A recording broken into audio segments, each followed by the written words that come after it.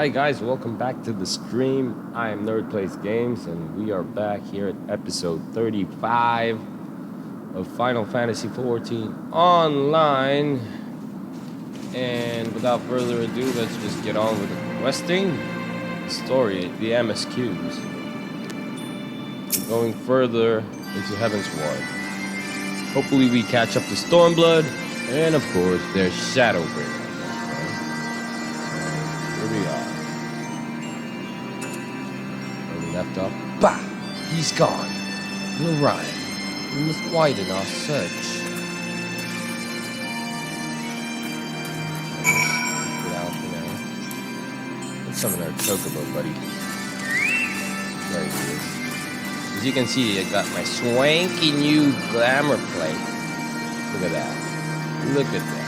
And also I'm on level 64 now. Because I did a bit of grinding off camp. So, yeah.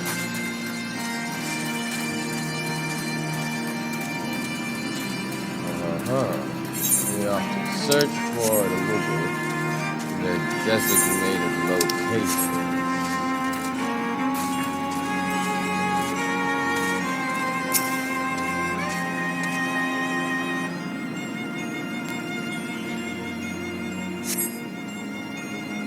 I have heard tales of these Moogles, but 'tis the first time I've ever laid eyes on one. They're rather adorable, aren't they? What? Why do you stare at me so? Can I not find a creature adorable? My heart is not truly made of ice. Oh. Yes, you are still a girl. Yeah.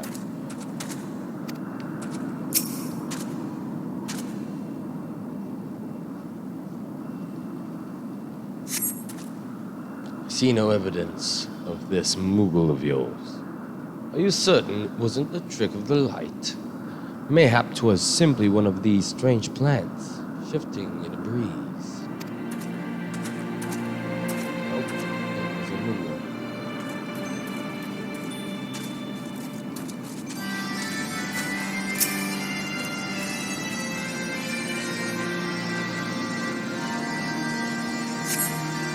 No sign of a Moogle in that area. Now report to Alpha now.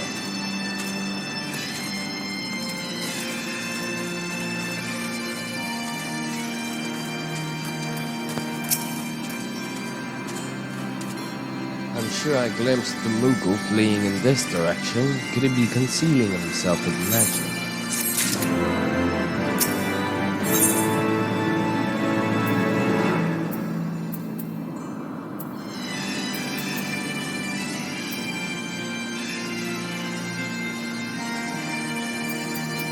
No piety material.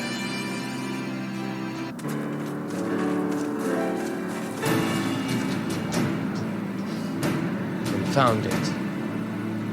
Could we but enlist the aid of one of the local Moogles, I am certain Reisfelder would not do this for long. Though the eye enables me to sense the presence of dragons, I can only identify Nidhoggs with any certainty. Would wander the mists for days, and not know we were any closer to his brood brother. In those days, we cannot well afford to squander. Shall we divide our forces then? Lady Yaseo, might I ask you to question any dragons whom you judge it safe to approach? I shall try. Yet I fear the influence of Nidhogg's rage will render most of the Dravanians in the area deaf to reason. And what of you, Master Alphinaud?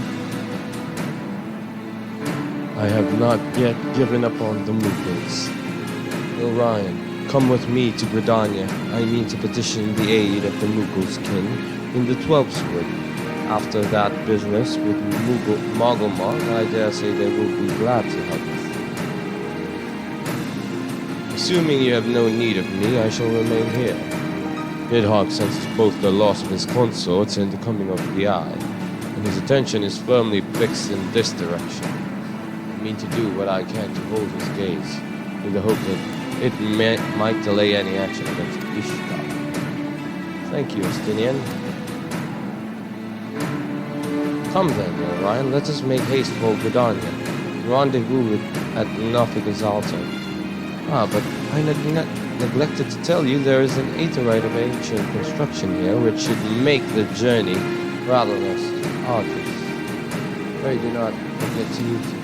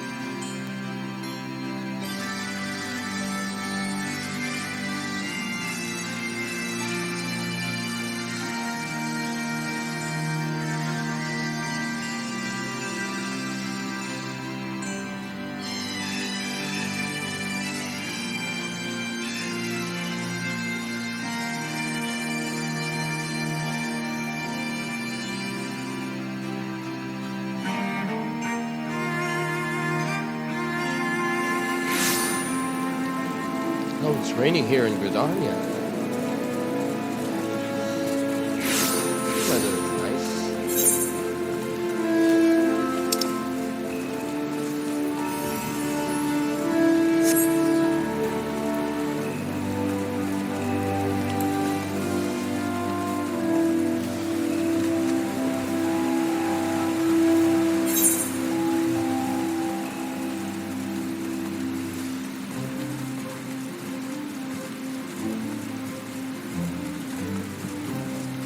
Wearing the Batman armor. I'm just kidding.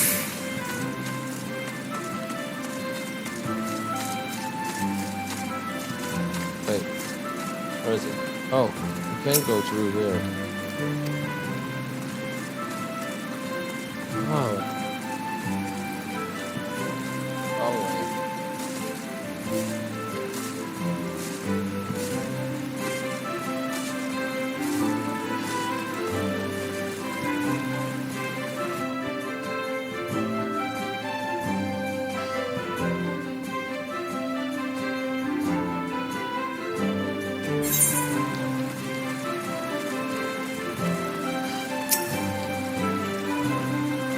Sent word to the elder seeds here upon arriving in Gridania, and I am pleased to report that she has agreed to grant us an audience. If anyone can help us to contact the 12-sword Mughals, it is she. We are expected at the Logostat. Trust you are familiar with the conjurer stationed at its entrance. Fools. The elder seeds here awaits you. Pray follow me.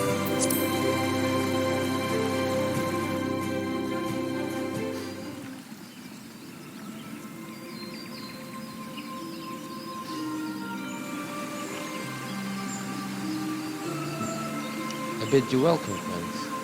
The Admiral spoke of having met with you. It is no less of a relief to see you safe and hale with mine own eyes.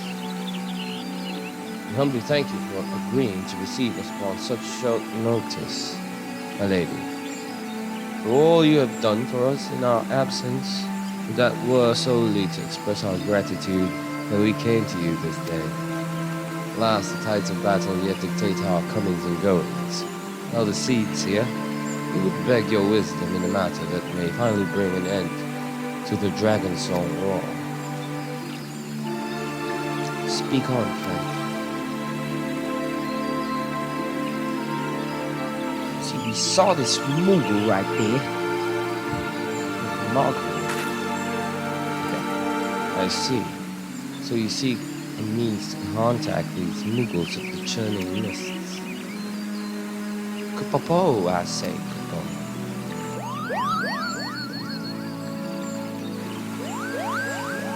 Greetings, Kupla Kop. To what do we owe the pleasure of your company? I was struck by the sudden urge to bring you some fruit, Kane, and I'm jolly glad I did. Tell me more about these Mughals in the sky, Kupo. I would gladly tell you all I know, though it amounts to precious little. We encountered a Mughal high in the clouds of Dravanya and had hoped that you and your kin in the 12th Fleet might agree to facilitate a meeting. Pray correct me if I'm mistaken, Kupo, but there are legends, are there not, which speak of Mughals who dwell beyond the clouds. Indeed there are, Kupo, long, long ago, back when the world was still young. They say my ancestors served the gods up in the heavens. Of course, that was before their masters took the bickering like spoiled children. Ah yes, the tale of good King Mogulmog XII. He is revered for holding fast to a rope of miraculous length, and his subjects might climb down from the sky and escape to the world below. Ignoring the most fanciful aspect of the tale, it may well be that Kuplo's ancestors hail from the churning mists. Given how long his kin have resided in the 12th Wood, it is perfectly possible that the details of their history have faded into myth. Indeed, Master Alphen, such stories often contain a measure of truth. It is like that the Mughals of the churning mist tell similar tales of the world below. I can well imagine why the one you encountered fled at your approach. Oh, fleeing second nature to us. We often hide when the larger races come tramping through the forest. Of course, where there's one Mughal, there's bound to be more.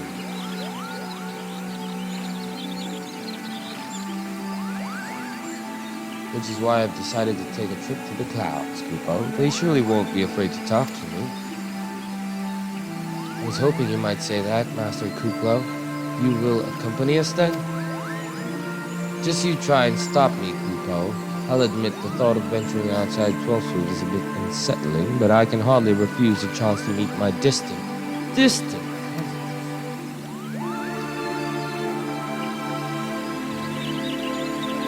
If you will have me, I too will accompany you on this venture, and lend my voice to your cause as the ambassador of Gridania. Wow. My lady, are you quite certain? How oft has our nation turned to the science of the seventh dawn in its hour of need? How oft have we asked the warrior of light to risk his life to save our own? Full many times, I say to you, and never have they refused us. Thus do I choose this day to offer mine aid to our allies for the good of the realm.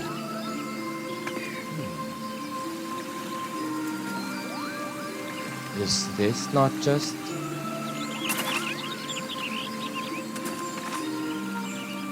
most unexpected and most welcome offer?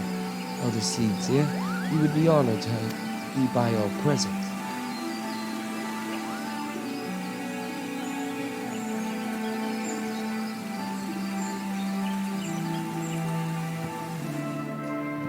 Yeah. You know, guys, this could work as a single-player game. Haven't you thought about it? This is one of the most amazing stories in Final Fantasy history. If they could just tweak it out a bit, it could be a standalone game on its own.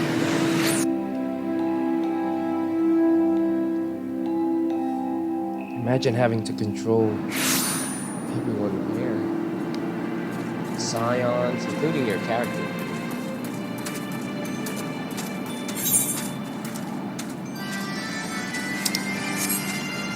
Speak with Alphen. Where is he? He's still in Gridania. Ah.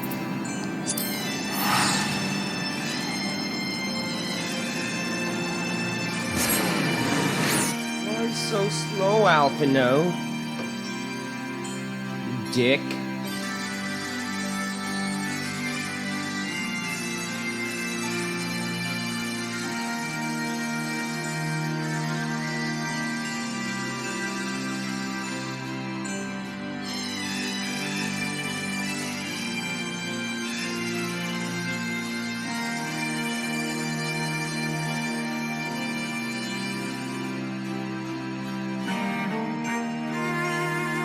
Hello.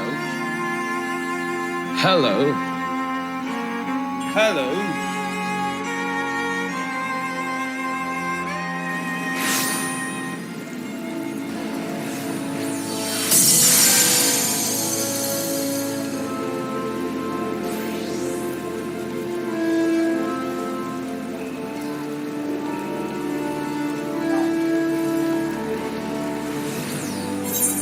Where is he?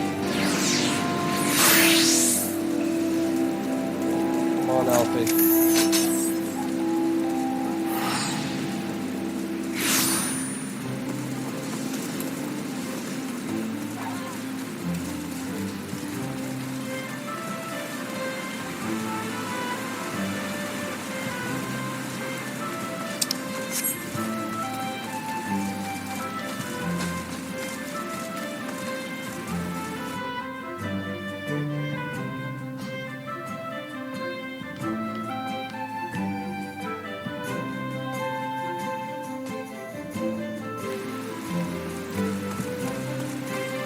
There you are, you little shite. Pray return to the summit and inform our companions of these developments. I will serve as the Elder Seedseer's guide on the journey back to Som'al. Being a path I have already trodden, I do not anticipate any great difficulties. Besides, we shall have the Elder Seedseer's personal guard to escort us.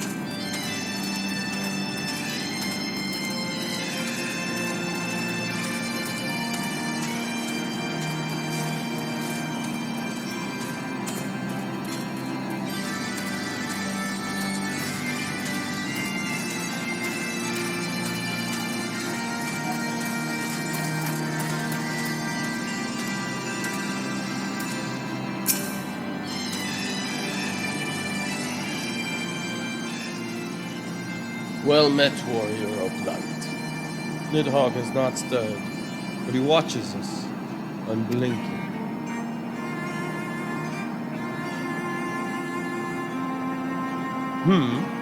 The Elder Seedseer herself answers your call, and there is naught to do but wait.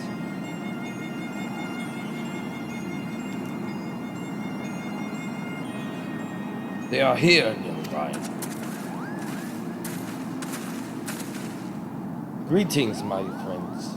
I am happy to report that our journey was mercifully uneventful, devoid as the road was of Provanians. It would seem the dragons have abandoned Som'al for the churning mists. Elder Seedseer, may I present to you Sir Estinian, Ishgard's Azure Dragoon. It is an honor to meet you, Sir Estinian. I've heard many tales of your order's extraordinary skill and courage.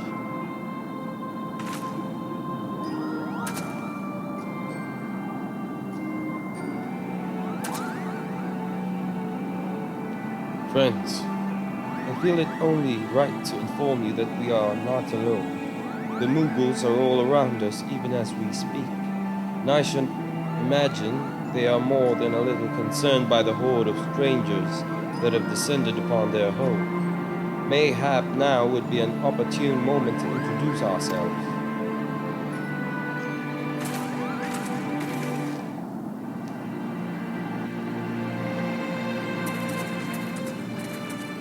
Oh, is that their home? This should say.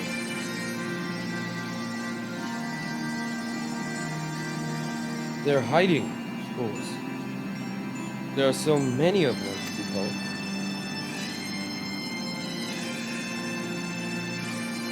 I am Khan Isena. My companions and I have braved the long road from the 12th Wood to share words with you. On this occasion of our first meeting, we bring an offering of light and light.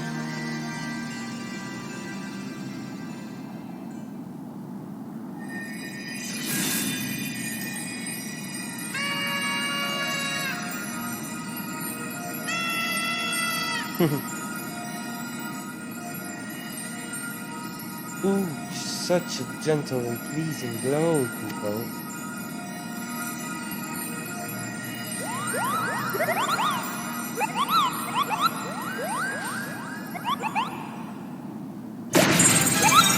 Whoa, Moglin.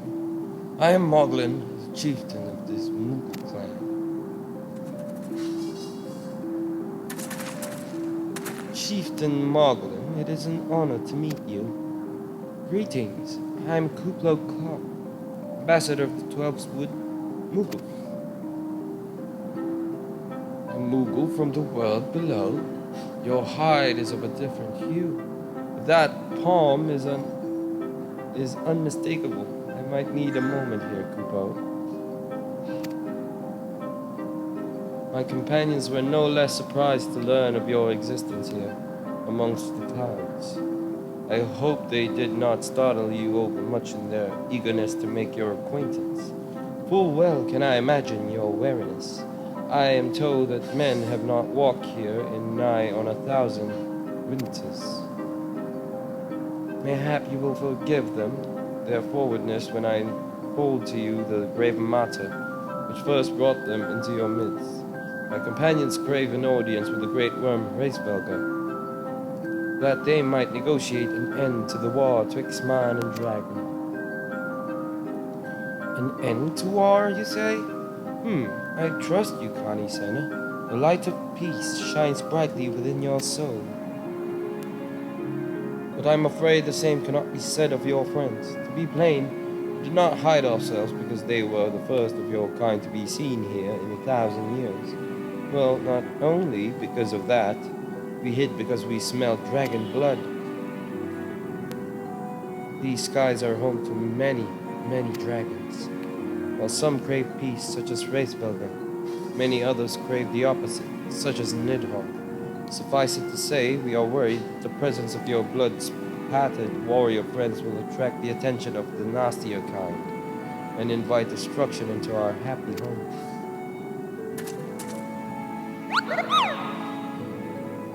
Now, just a moment, chieftain.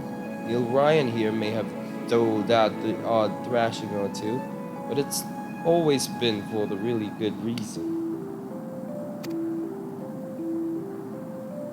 He's a champion of the 12th Wood Moogles, and I'll not hear his good name slandered. Now, Ambassador, let's not ruffle each other's fur. I shall of course take your testimony into consideration. If I may, chieftain, there is little room for trust strangers. Might we not take this opportunity to learn more of each other? Yes, please. Let's learn more. Like, what's your breast size? Or do you have any fur down there? Or...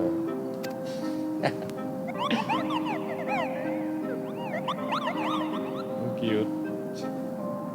An excellent suggestion, Kupo.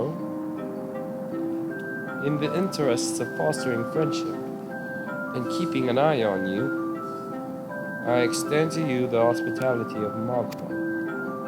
Prove yourselves worthy of our assistance and it will be yours. I shall be watching, Kupo.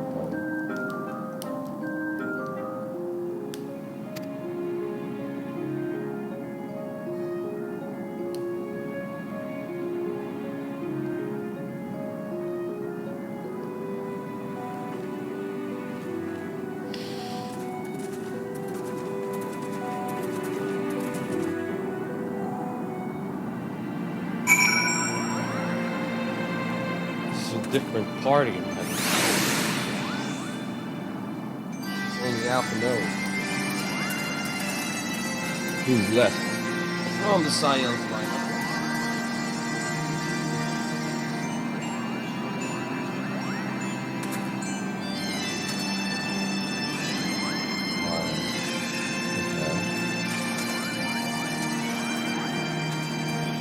Marvel. Are you surprised to see such a fierce-looking Moogle, Kupo? The Palms God must have been teaching Moglin and all of Moglin. Mind your manners in front of the chieftain and don't make him repeat himself. If your tummy's gloopy on your wings or droopy, I have a post for the fix.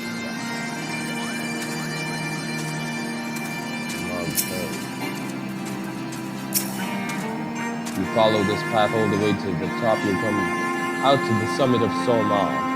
There's such a lovely view up there, Kupo.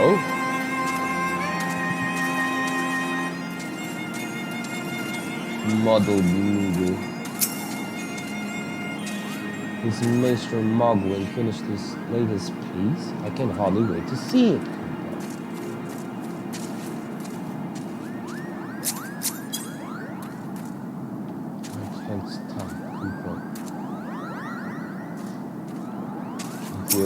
Margaret, of one of the most important and difficult jobs in Margaret, watering the flowers, people. You can't put too much and you can't put too little. Truly, it is an art form. Have you ever seen such a splendid flower, people? I water it every day. I can't wait to see it grow even more.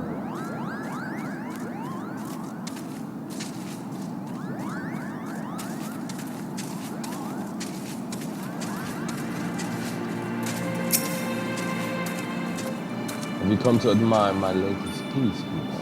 I've been attempting to capture an aura of an essence, the humble Kupo nut. The inspiration is fleeting, especially when the rumble in my belly overpowers my passion in my heart.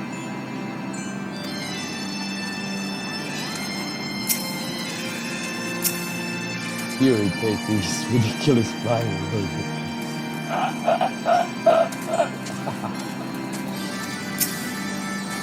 Warrior of Light, we have not spoken since the trouble with good King Morgan. I would prefer my apologies. Had I not been bound by my duty to protect the elder seeds here, I would have stood with you against your accusers and moved on. I owe the elder seeds here my life. My duty to protect those surpasses all concern. Just as they are cousins in the Trollswood, these Markholm Moogles excel in the manipulation of ether. There are few who can detect them if they so chose not to be detected.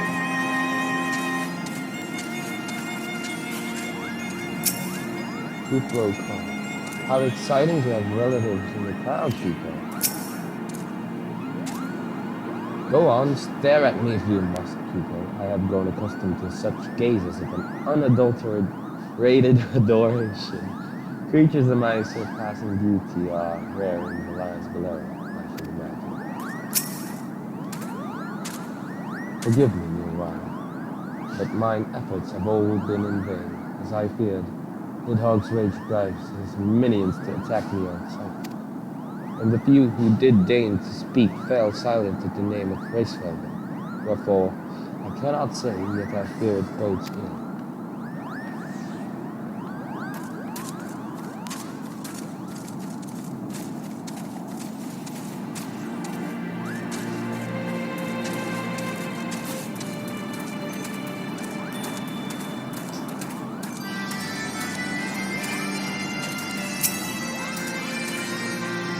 Tell me, in the world down below, do all of your kind look so different from one another? Must terribly be disconcerting. What was it, Kupo Pop called you again? You're right. Your names are as odd as your appearance. Have you ever considered a nice Moogle name like Moglin? Moglin is taken, by the way, Kupo. As are Moghan, Mogmog, and Moglin. These being the names of three wise Moogles who will administer the momentous challenges that I have devised to measure your work. I call them The trials of trustworthiness. Undertake these trials, and we shall soon see whether or not you are worthy of our aid.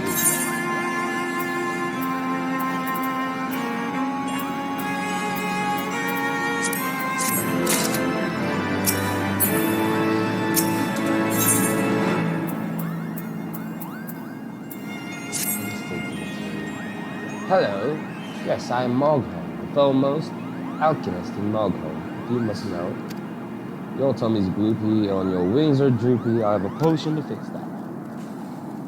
Or I would, if I didn't keep running out of ingredients. Luckily, you're here to do my chore. Trial. Yes, go forth, mighty adventurer, and mightily pluck 3 sprigs. Cloud's breath form. Find it blooming near the entrance to Ale Tom. It's not the safest of places, so don't let yourself be too distracted by the pretty flowers.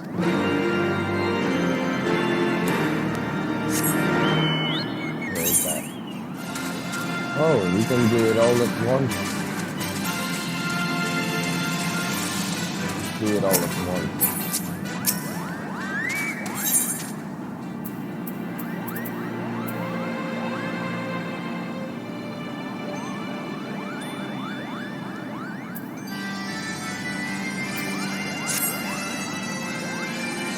Yes, you have the pleasure of speaking with Mogman, I know.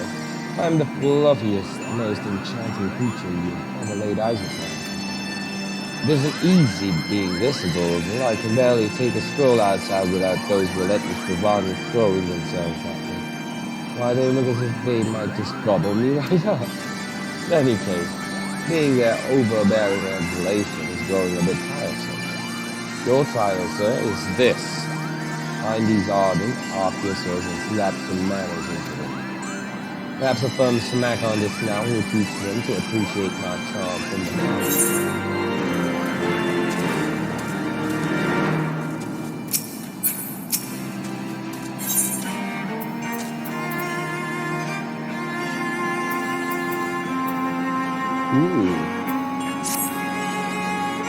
Mogul is the name and the art is my game. When it comes to painting, there are none in Mogholm who can match my talent with a brush. I know why you have come. Chieftain Mogulin has demanded that I test your trustworthiness. But as I trust no one to create art that will satisfy me, I instead charge you with retrieving a masterpiece I seem to have misplaced. It was an ambitious and innovative work, guaranteed to fetch at least 4 Kupo nuts on the open market. You must find it. Question the masses. Surely a pebble painted with such vibrant color and unmistakable panache cannot have escaped the notice of every mover in Mogholm.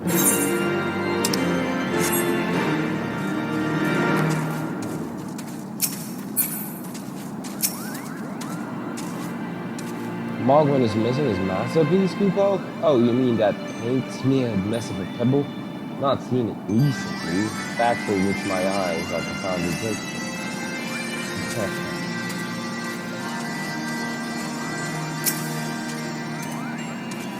Nostro Mogwin has misplaced his masterpiece, Kupo? Oh, happy day. I am the swiftly finding it. I will soon have a genuine Mogwin for the price of a little perspiration. Honestly, as for the Kupo message flying about, spending such money.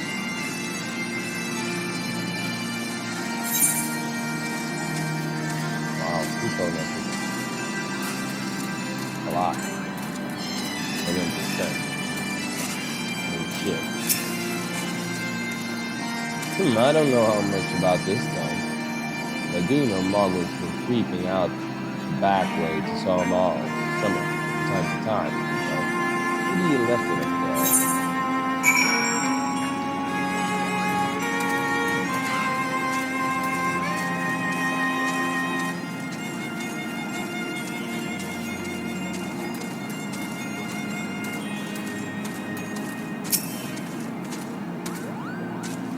Well, what did you find out, Kupo? Oh yes. Now that you mention it, I do seem to recall leaving my pebble out in the sun to dry. The second part of your trial commences. Go, adventurer, and retrieve my masterpiece before some art-starved admirer swipes the stone for himself.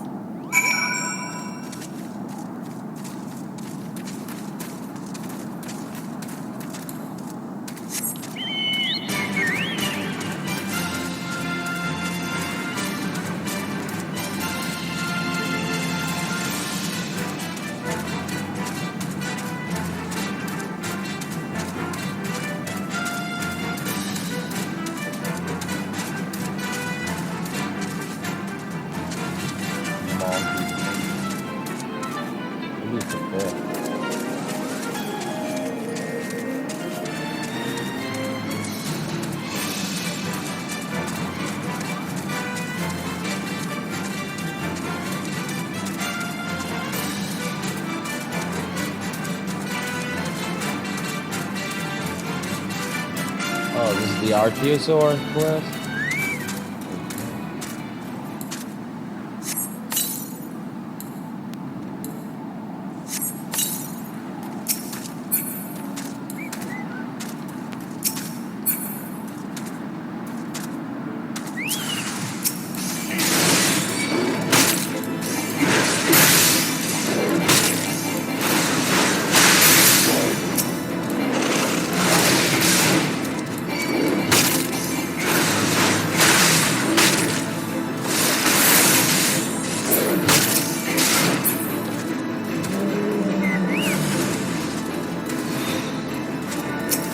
Another one.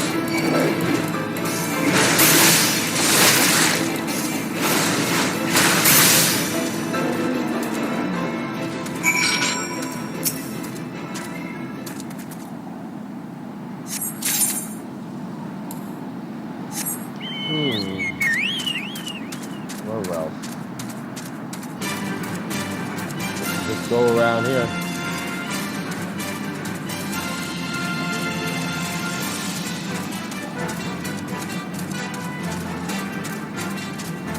Oh no.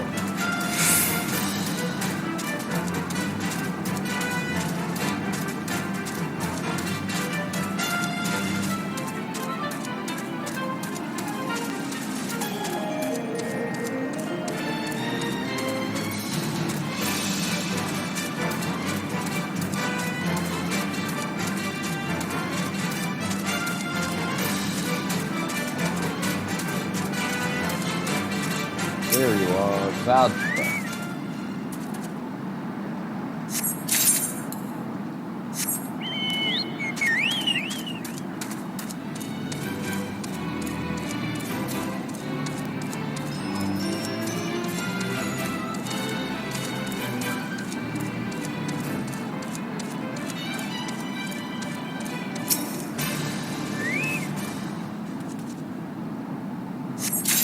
Okay, we got all three of them. Okay, the last one is over there.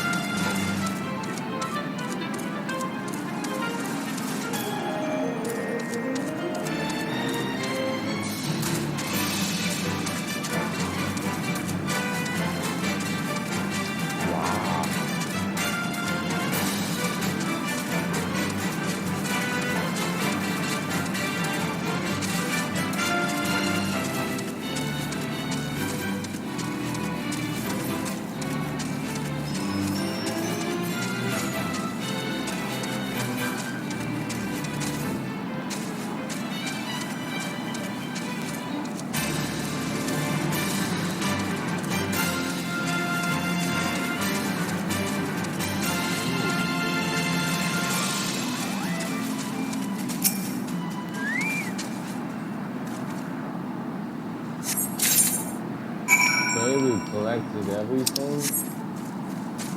Talk to Margaret. I'm gonna build the biggest collection of shiny landlord treasures any Moogle has ever seen. Kupo, and then bask in the envy of everyone in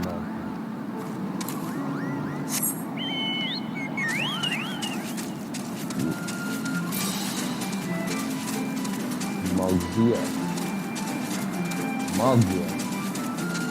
These are homes. No other place in Malcolm gets more nourishing sunlight. So this is the ideal place to grow Kupo trees, wild mallows, and other precious plants we want to protect from the brutish skylords, Kupo.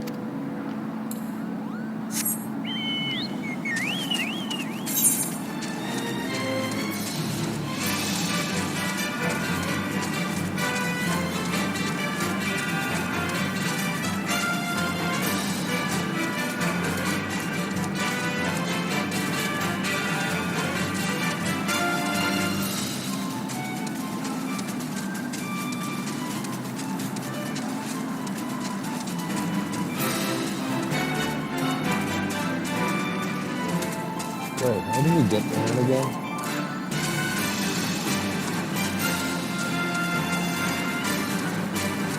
Ah, that's it.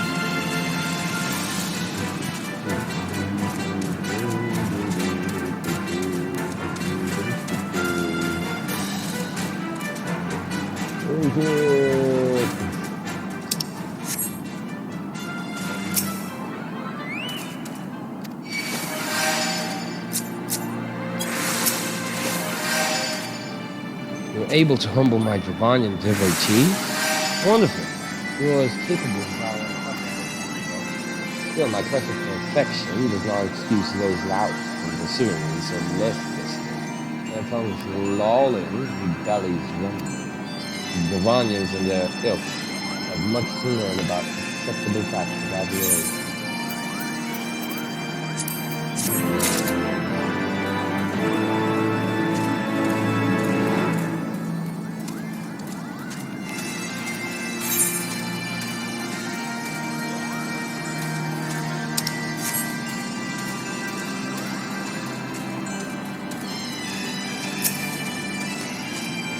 You have it, Kupo? Is my masterpiece safe? Yes, this is my work. Is it not exquisite? I call it contemplation of joy. Thank you, sir. At last, I can exchange my art for those delectable Kupo relics. Chieftain Mogul revealed this valorous deed. Valorous.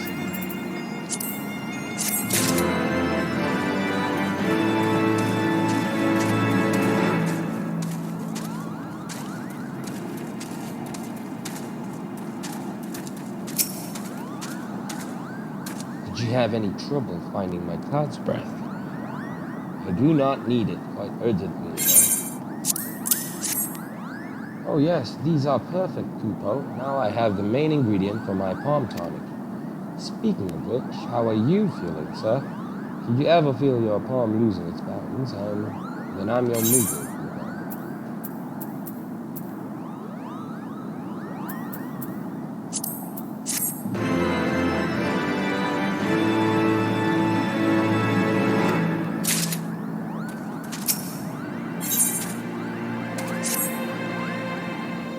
Neil Ryan, if that is what you insist on calling yourself, you have completed the trial of trustworthiness administered by the taskmasters Moghan and Mogmug and Mogmug.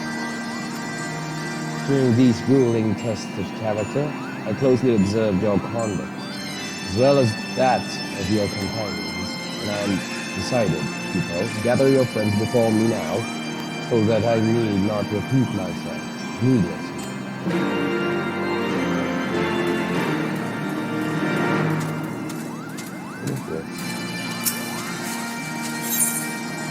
Oh shit. These are the quests.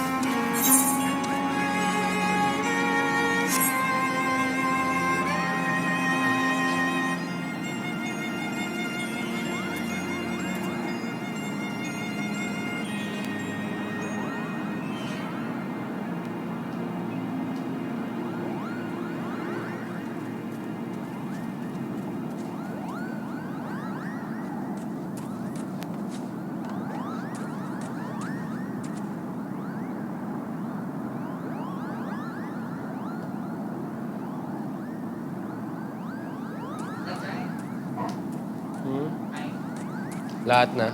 Kain na lahat. Okay.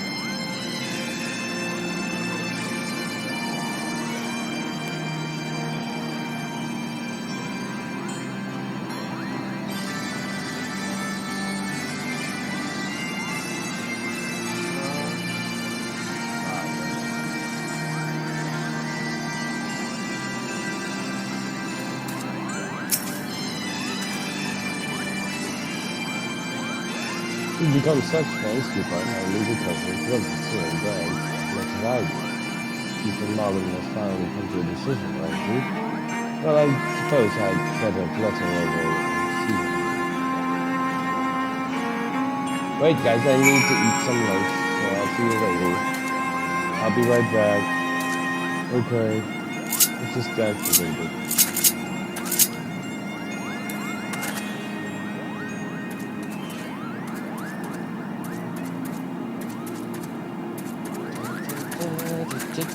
I'll be back, guys.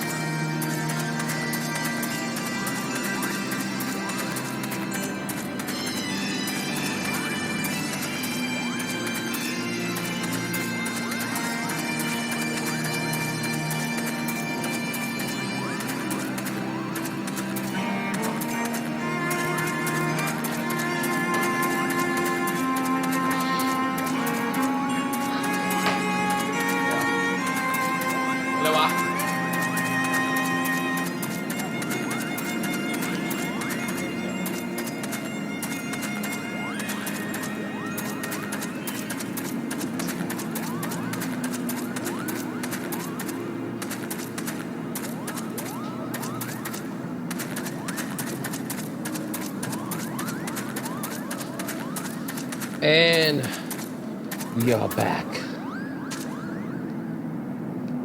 Okay.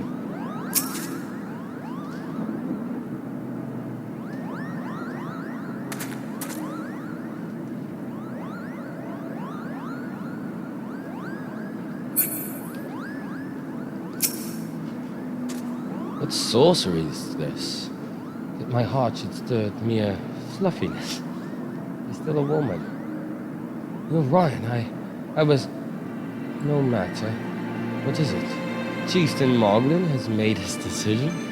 Well, let us not keep him waiting. Aww. Miss Ale, there's still a woman. Women love fluffy things. Women.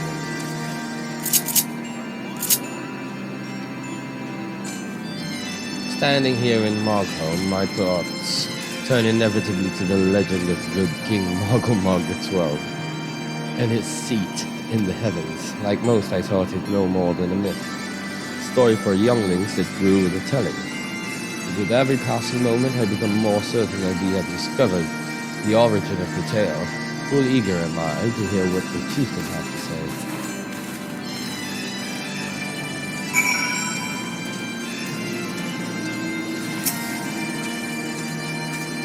How go your trials, warrior of light? I myself have been sent on a number of expeditions to chastise a local dragon population. Did not their chieftain wish to avoid inflaming the Dravanians?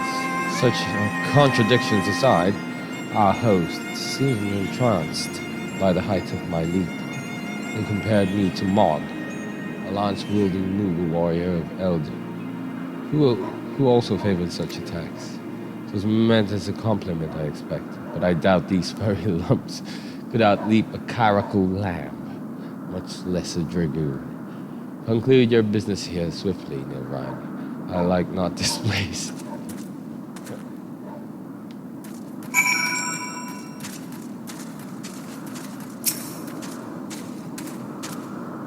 Are these trials over then? My tasks have been little more than household chores. If our hosts elect not to grant their aid after working us like a pack of chocobos, I shall demand compensation in couponets out of principle. But I hope it will not come to that. Let us hear the chieftain's verdict, shall we?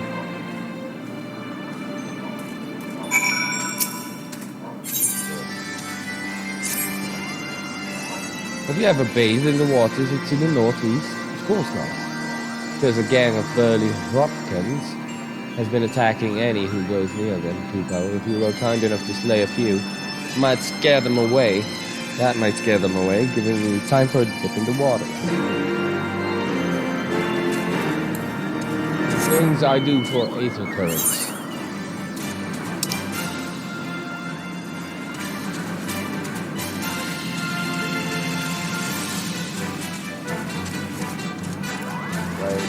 Before I do that, I'm just going to do this real quick.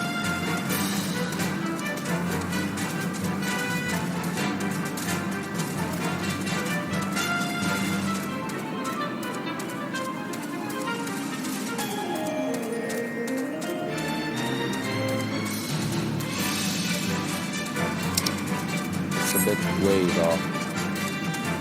In the distance.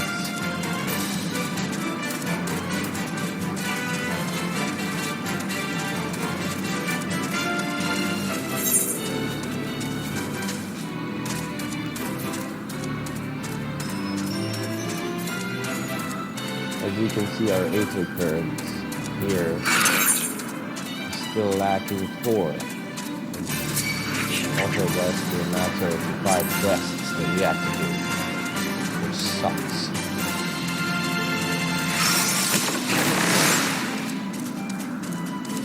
Again, we cannot beat the boss in that one.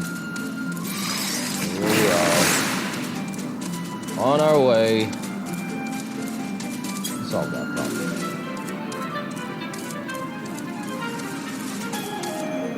Come on, let me out.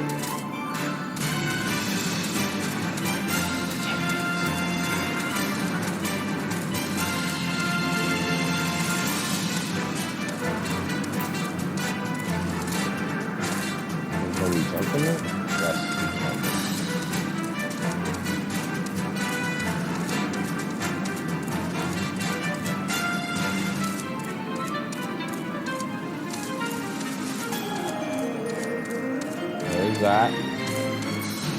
Oh, that's a dropkick. Let's go to dropkick.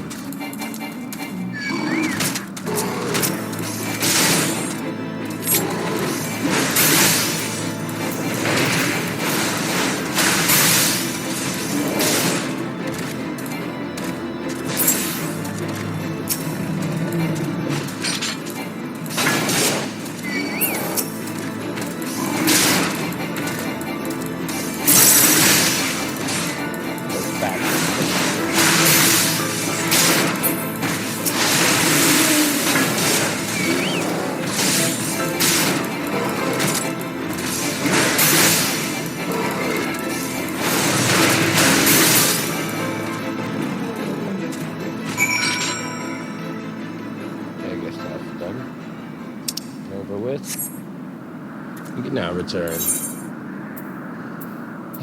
Okay.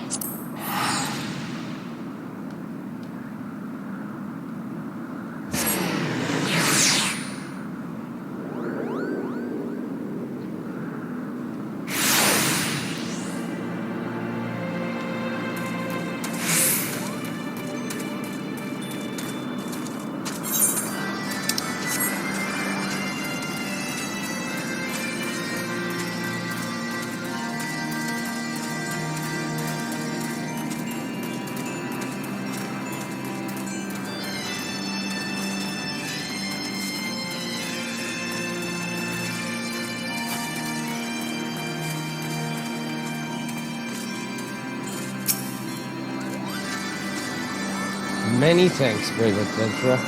Finally, I can enjoy back without the smell of raw dragon fish insulting my senses. Say, a dip in the waters might serve to freshen you up as well.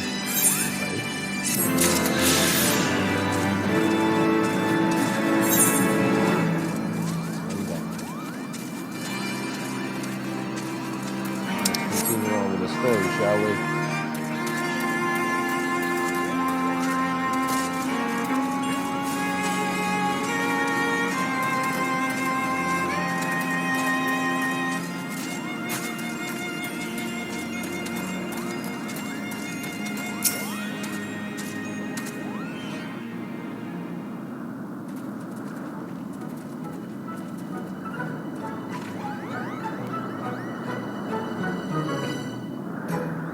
Never have I seen such determined workers. It would have taken us moons to complete all those dreary chores and niggling errands.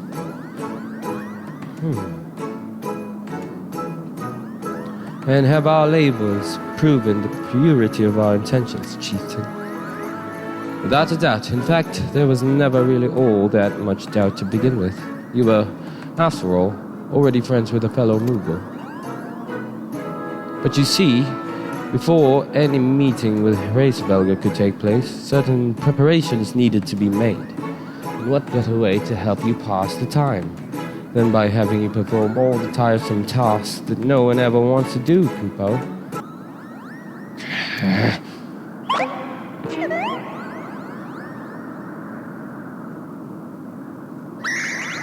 Oh dear, the thorn.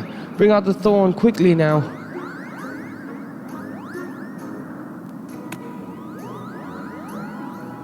We blow on this wondrous instrument whenever we wish to speak with the great worm, Kupo.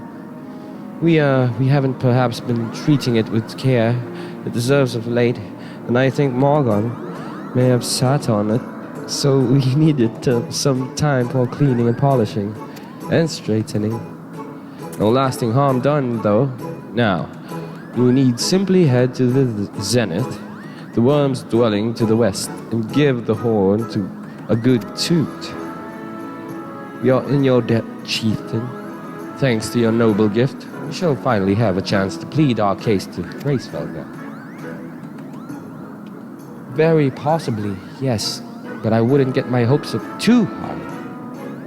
Kupo, the old worm isn't terribly fond of,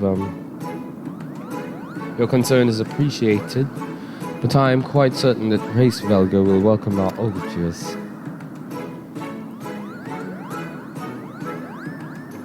Should we ever arrive at his lair, come. We have squandered enough time already.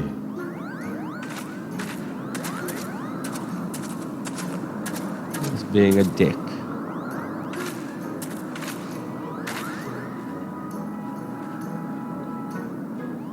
Chieftain Moglin, we thank you for your gracious hospitality. Though we must soon take our leave, I pray that we may continue to nurture the shoots of this new-sprung friendship twixt earth and sky. Of course, Kupo. Visit us whenever you wish. Consider Mogholm your home amongst the clouds.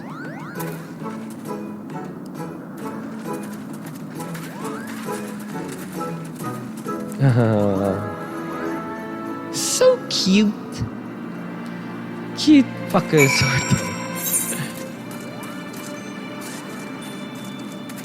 Okay.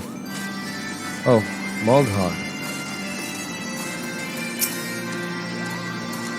Thanks for your help, Kubo. I doubt I would ever have found time for all those rotten chores. Hey, it wasn't my idea. If the chieftain had spent a little less time sitting about and a little more time chieftaining, things would never have gotten so messy in the first place.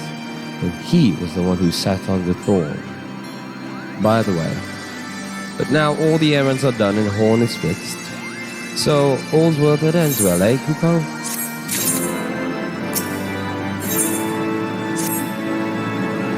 Well, I expect you'd eager to be on your way. Did I mention your friend was looking for you, Kupo? If not, Alphinaud is looking for you. I'll be waiting outside, stretching my wings. Let me know when you're ready to depart.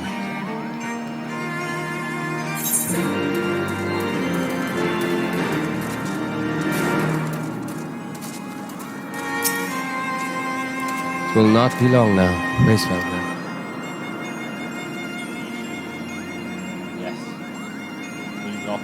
Be long.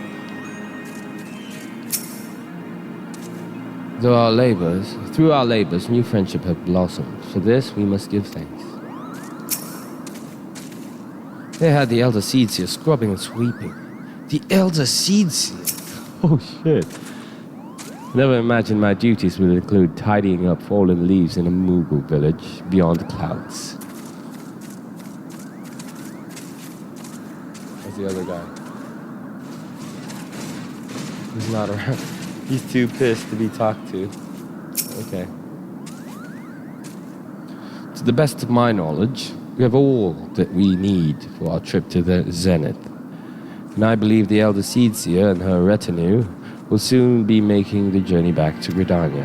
It would be remiss of us, I think, not to convey our gratitude to them prior to going our separate ways, shall we?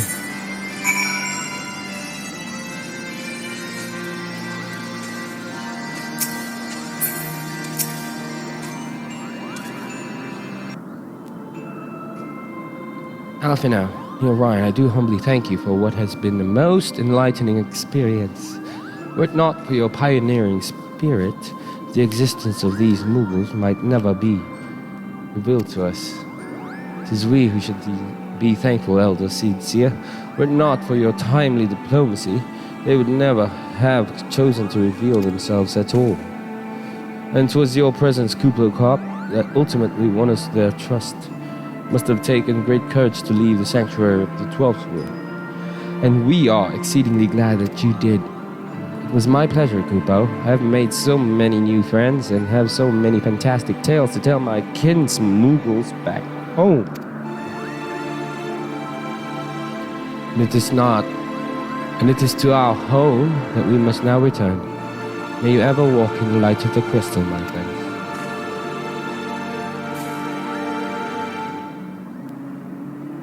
A safe journey, Elder Seedseer. We too must be on our way. Race Valga awaits.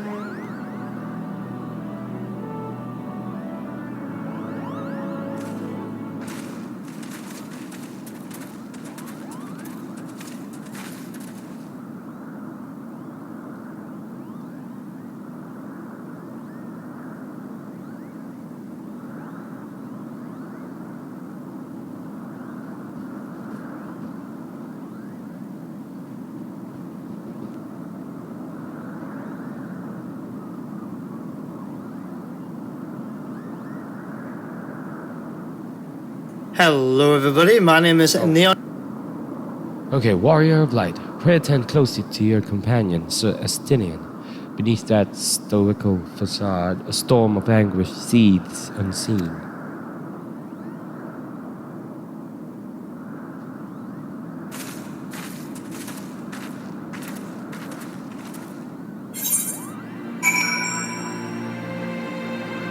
Wait, guys, I'm just checking out the Training Mists guide.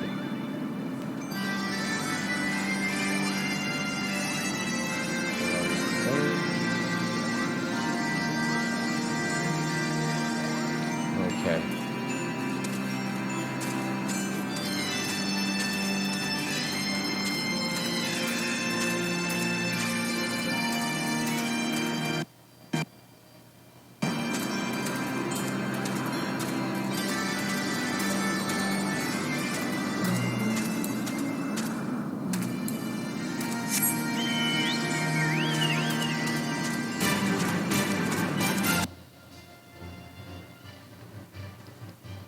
No, no, no, no.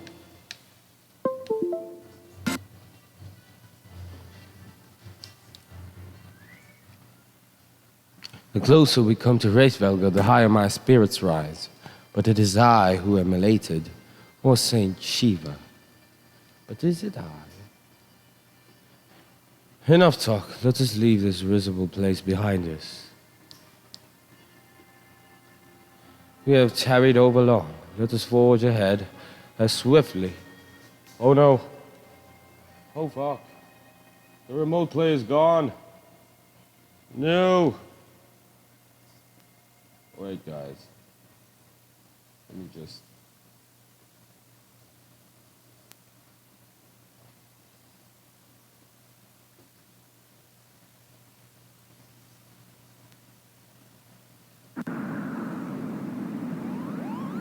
There you go. We have tarried along. Let us forge ahead as swiftly as we may, lest Ishgard bear the brunt of the Horde's fury.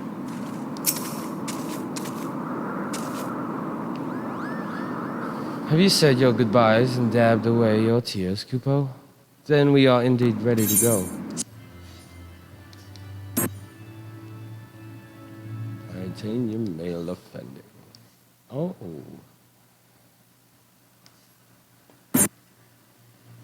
No. I think the internet has a problem.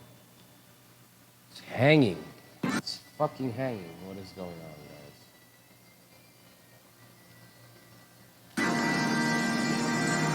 There we go.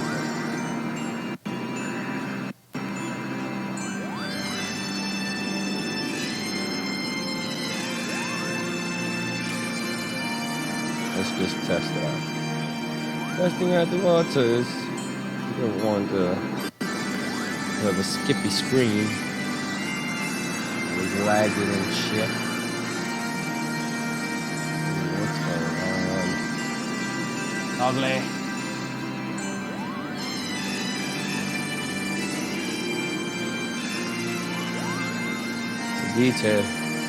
The detail is getting worse.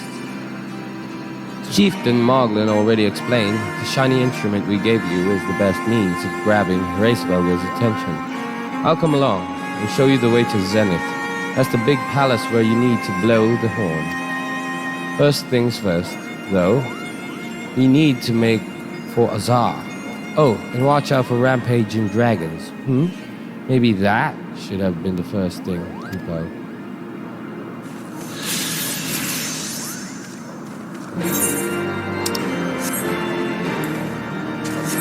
The road to Zenith. Okay. Oh, there's Mogzy. Okay. This is good. Oh, yes, please. You aren't thinking of heading towards Azar, are you? Best watch yourself if you are. Our Chaos Souls stalk the road looking for an easy meal. If only someone could drive them away, Kupo. You seem the type for dragon hunting. Why don't you slay 3 of the Chaosars and open the road back up for Moogle traffic? Once the deed is done, let Moogmont and Azar know.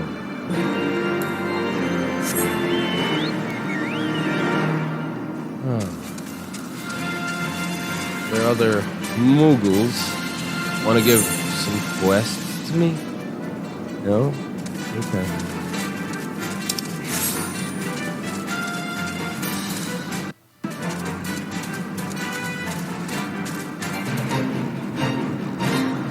Oh, there's fate.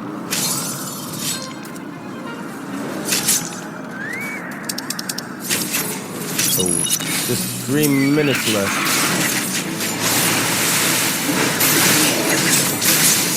You can do this.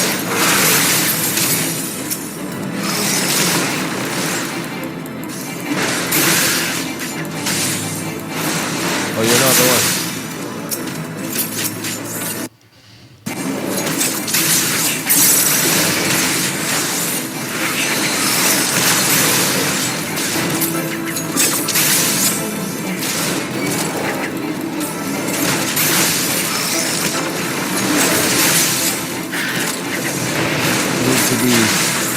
Really fast with this.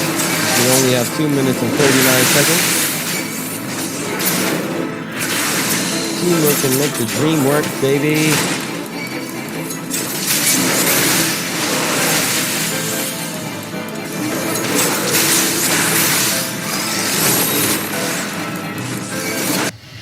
Come on. Fuck, stop hanging.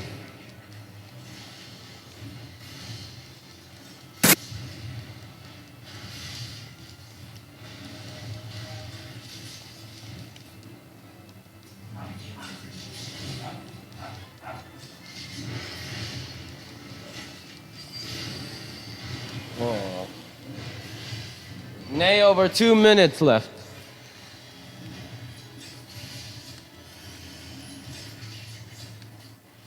Oh, fuck. Why is it disconnecting? Fuck.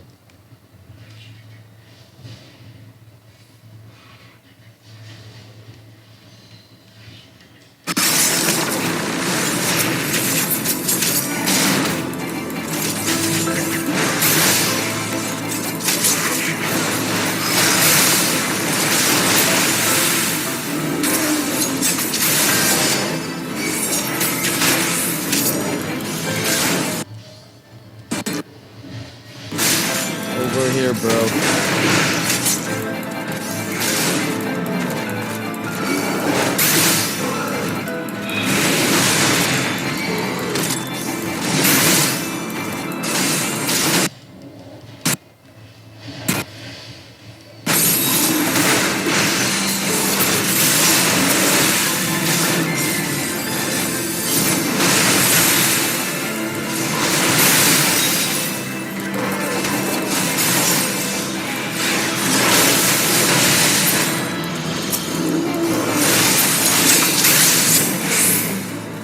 Hey, we did it.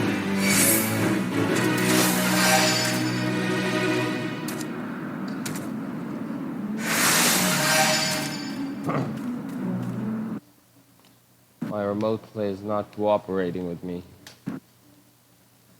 What the fuck?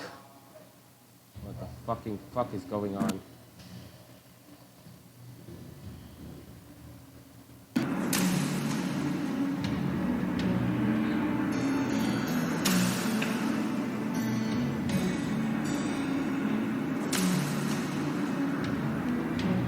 See?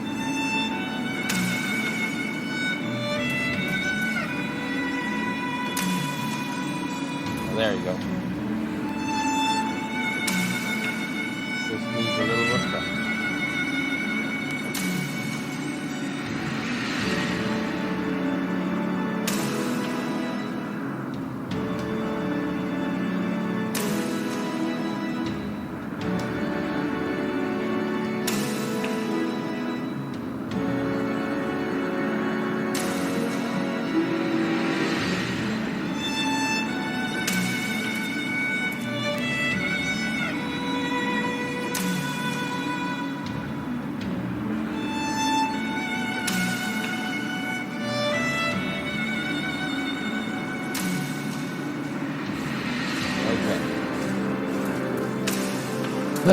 Glad that's out of the way. Let's go.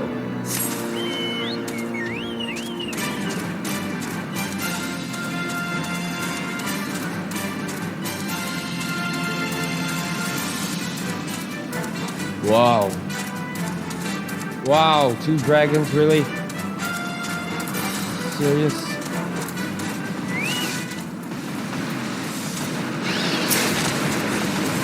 Fuck. 2 dragons.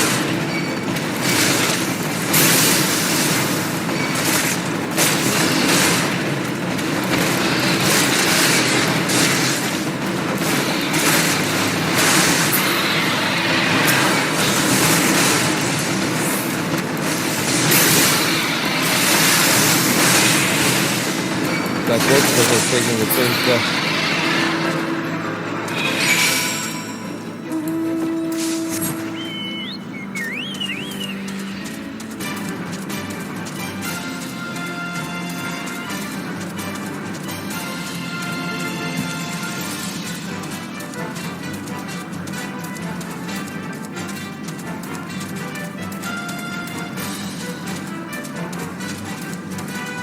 Archaeus.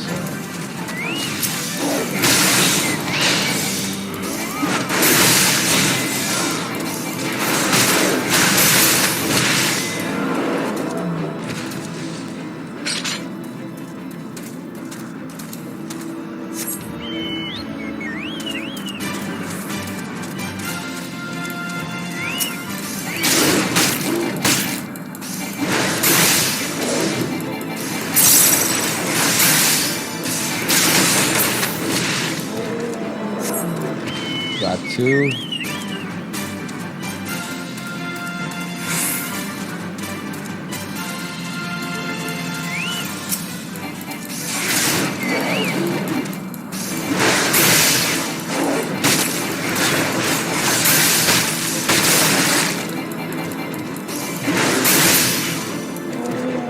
Okay, we're done with that. And then the house collapses. There's another fate. What is that? The west.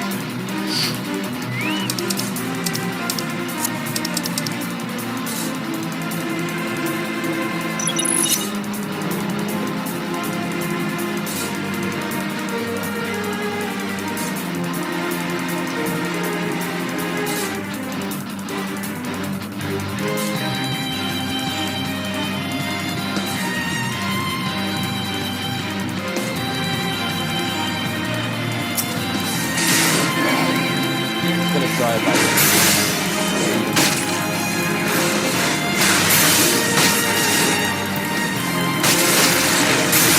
nice. Feeling really good about this.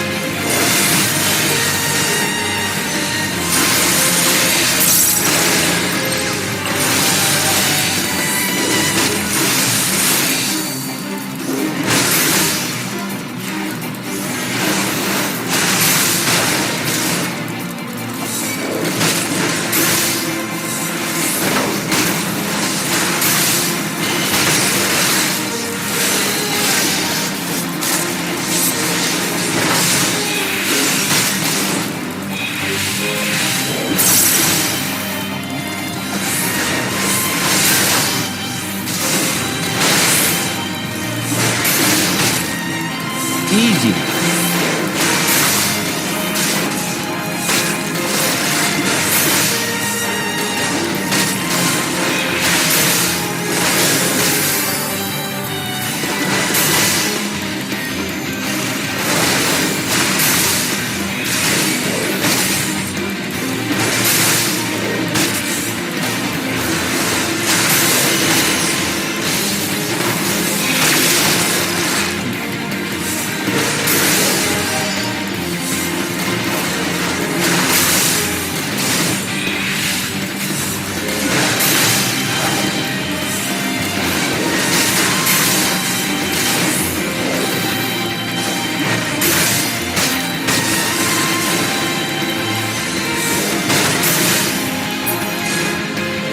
done.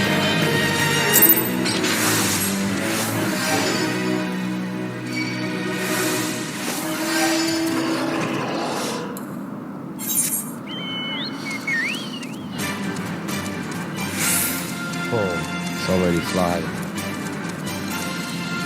Lucky bastard.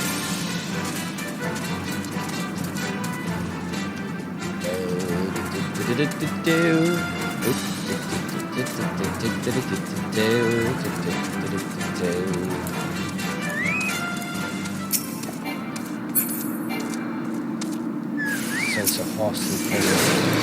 Ice dragon in wait. Whoa. Where are all the bosses? Where are all the bosses in turn? Reflux, right? It's funny. Don't seem that powerful anymore.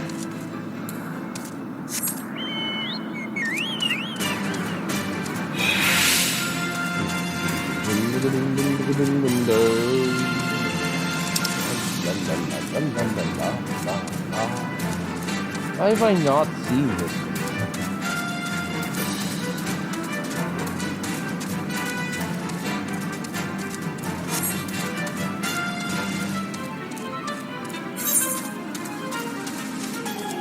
This is an entirely new area.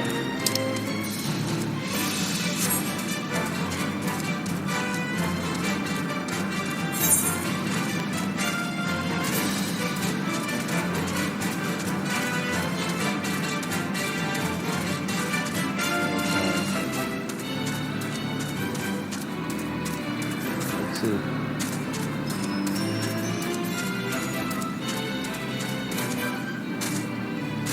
Come on, let us up there. Discover the new location. Wow. Even more broader now. Okay.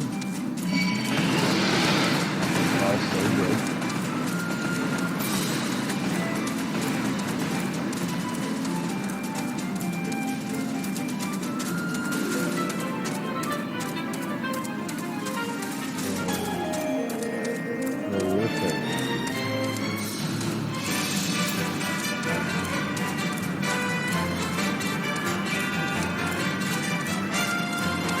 How do we get up there?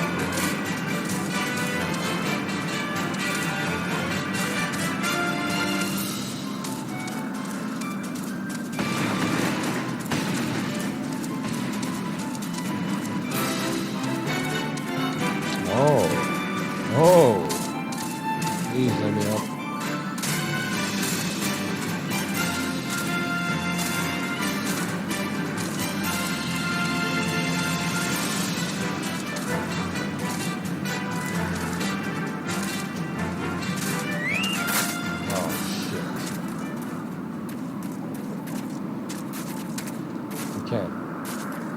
Can't reach it.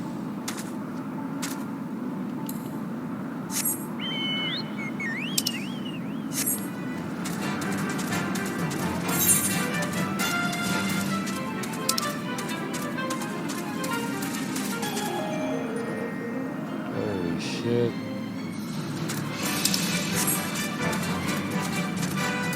Still a ways off, guys.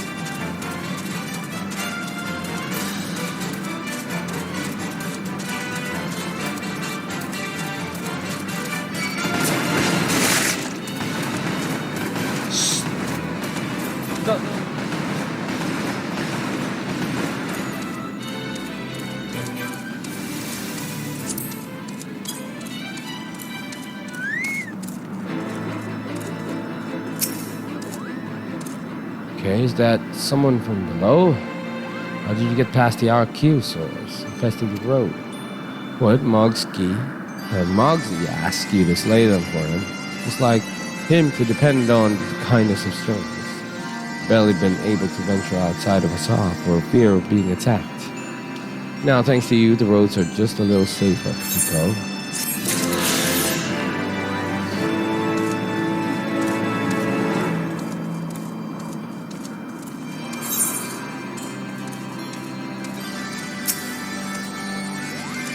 from the surface? Certainly didn't come here on account of the flowers, Kupo. So what brings one such as you to Asa? Well, I am standing diligently in defense of Asa, Kupo. Any of those vicious dragons dare to attack the Mughals residing here, I shall join the fight with all my might. I know what you're thinking. Then why are you flitting in the middle of the bridge, away from the danger, Kupo? And to what I'd reply to that is, this is the best place to be, where I can join the fray no matter which end the dragons attack from. Mughals use this place to rest their tight wings. You see, Asa is right in between Mogholm and Zenith, and no one can be expected to make that long journey in just one day. It's a perfect place for a nap or a few Kupo nuts. But the Mughals didn't build this place, or else it'd likely be much smaller. This bridge has been here for much longer than I can imagine. Who did build it remains a mystery to us. The great worm Hraesvelgr has been alive for much longer than any of us. Surely he knows all about this ancient place.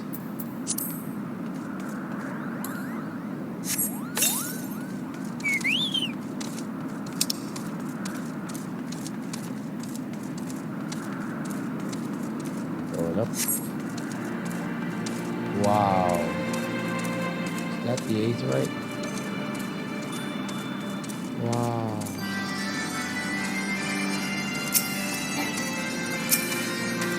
Flowers are one of the most precious things that grow here, Kupo. One day I want to grow a whole field of them and invite people from the surface to come gaze on their beauty.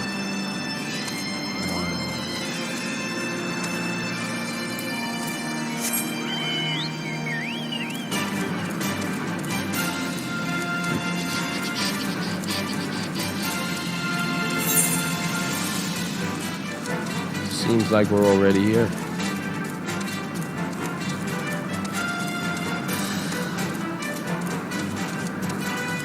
There's one Aether right over there. Aether current! Aether current alert!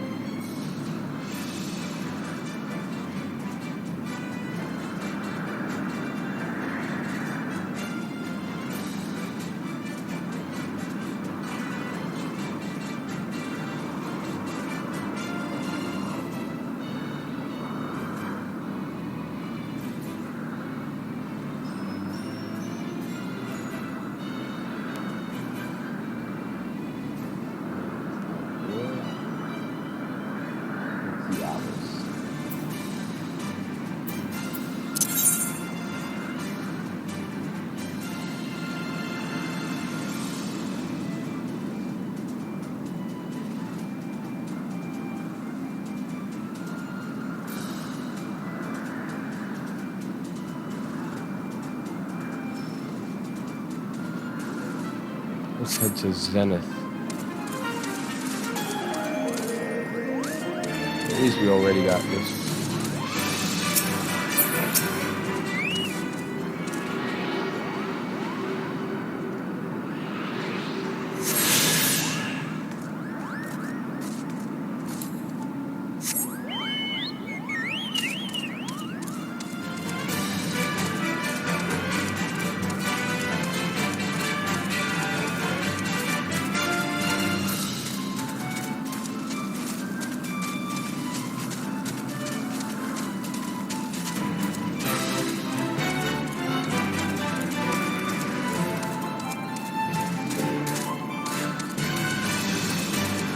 Wait, I don't get it. Why is the map not reacting to the area?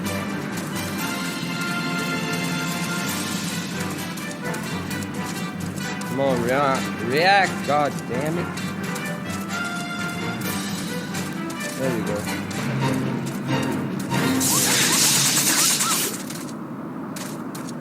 Zenith Dragon.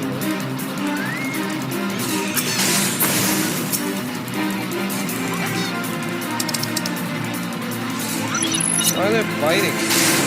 I'm not fighting, I'm moving.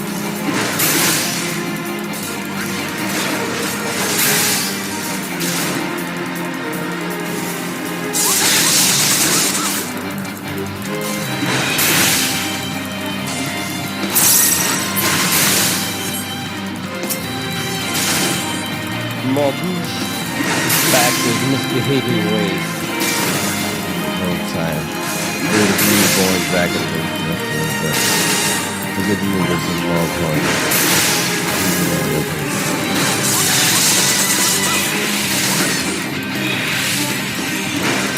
Let's go by here.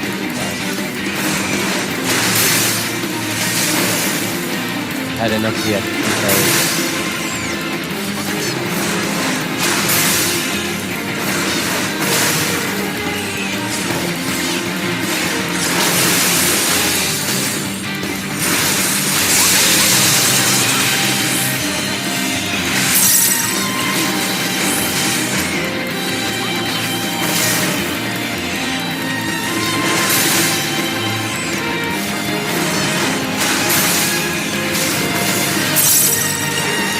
What the hell?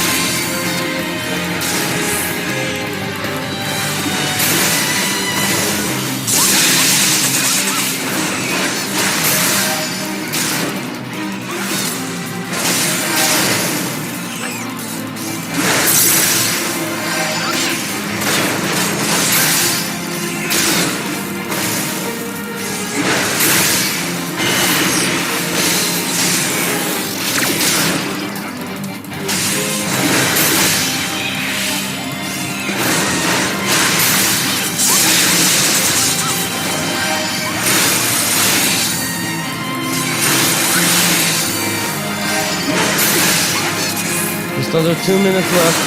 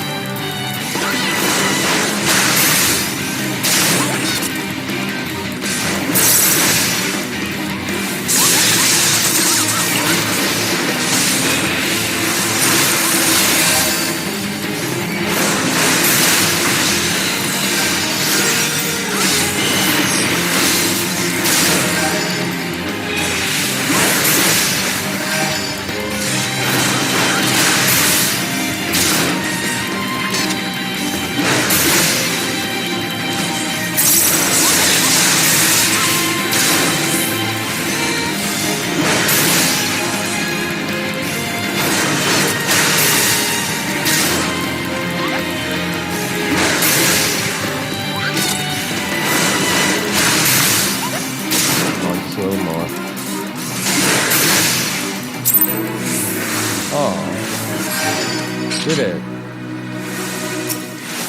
Oh, until next time. Ano mo klase? Ang galing mo na, te.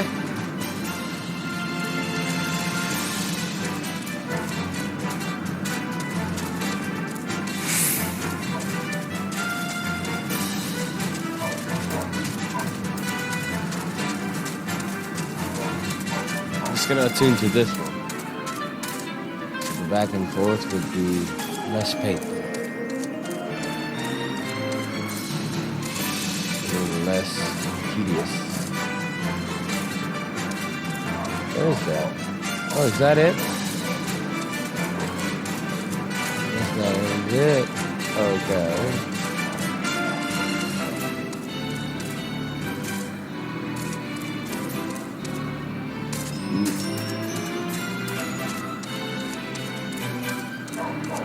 Yes, the 8 right is here.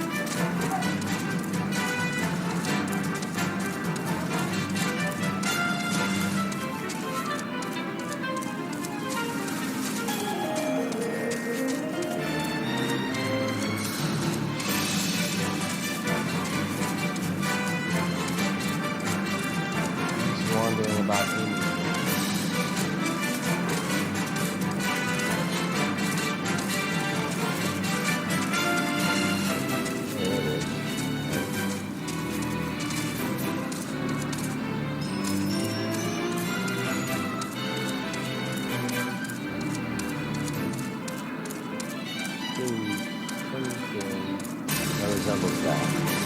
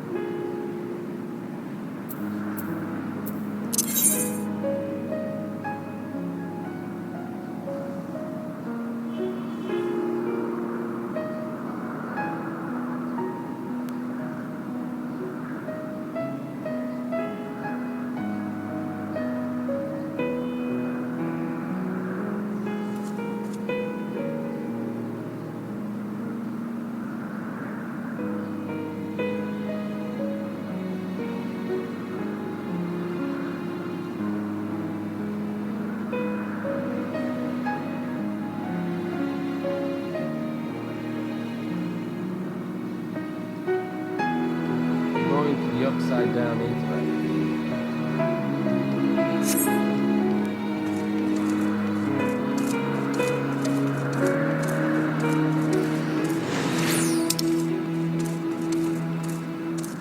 Where is it?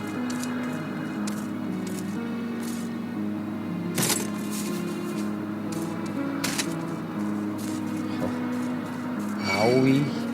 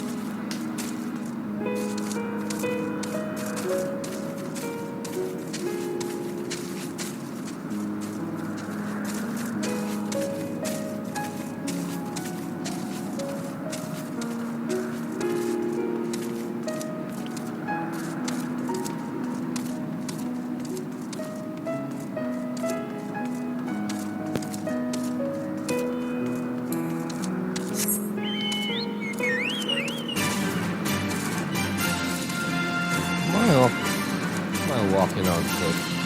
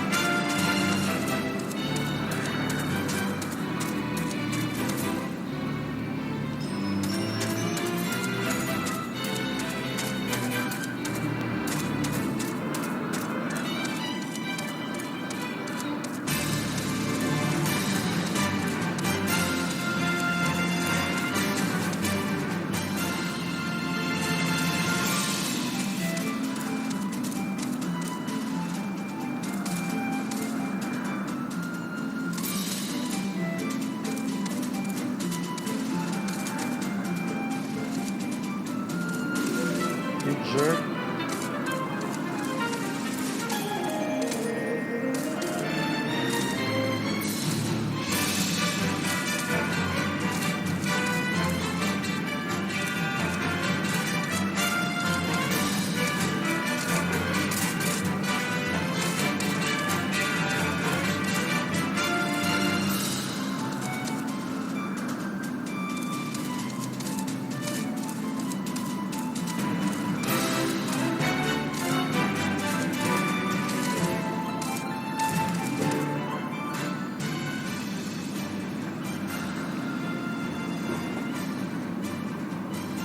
It's over there.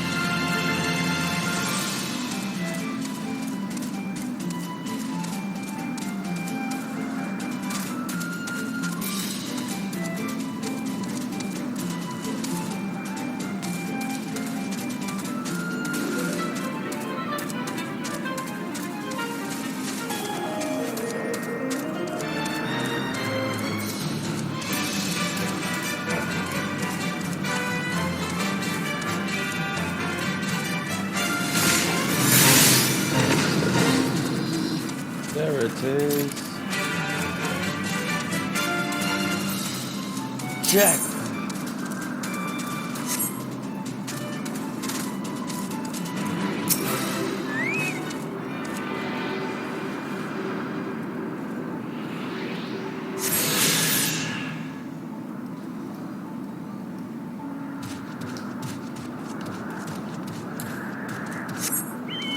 One left.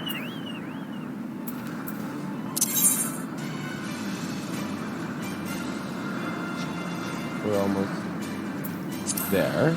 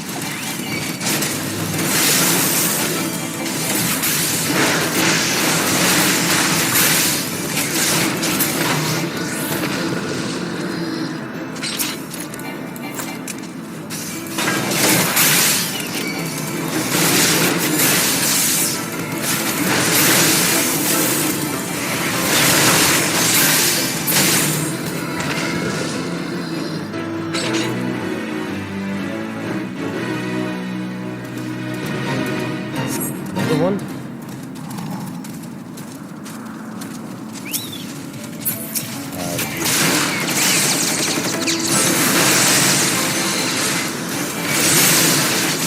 Avis.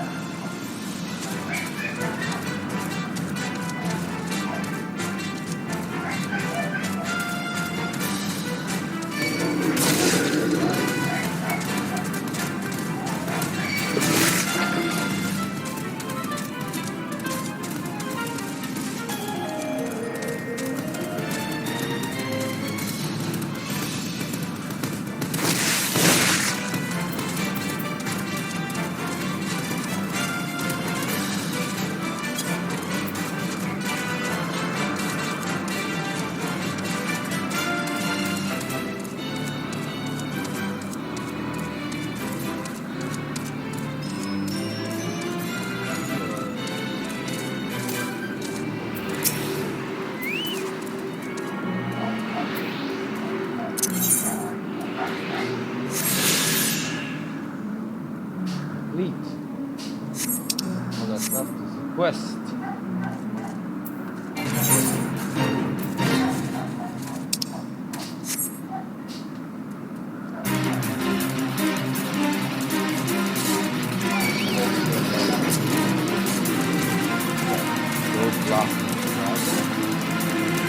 Holy shit, that is forever.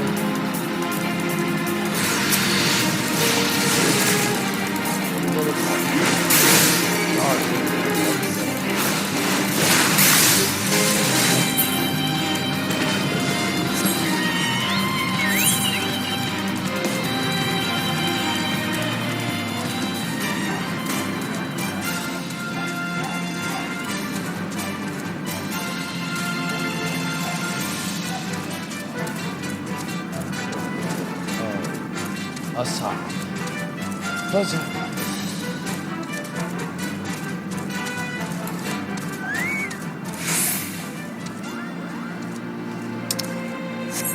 Okay, let's continue on with the story.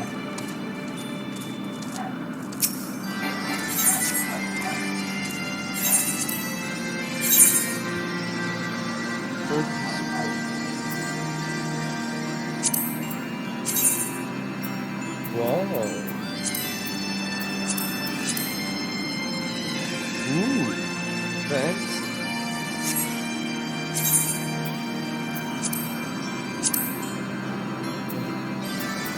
Weak. Footbounce.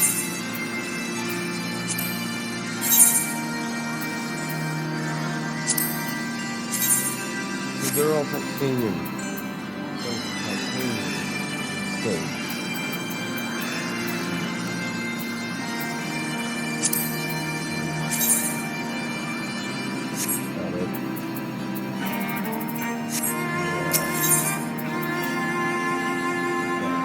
Feels good.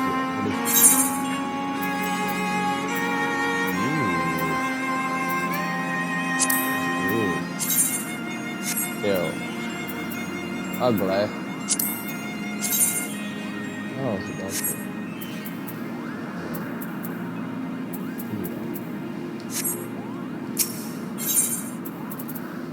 Let's just repair our gears.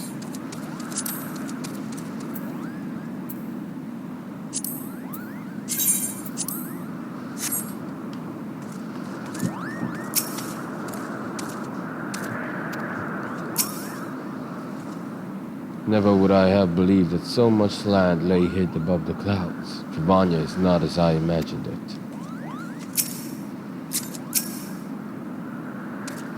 Do you see that sculpture to the southwest of here? I'm all but certain it was carved in the likeness of Saint Shiva. West of here?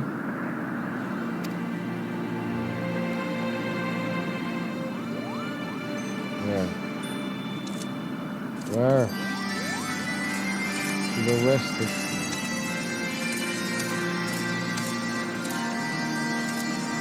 I really see nothing.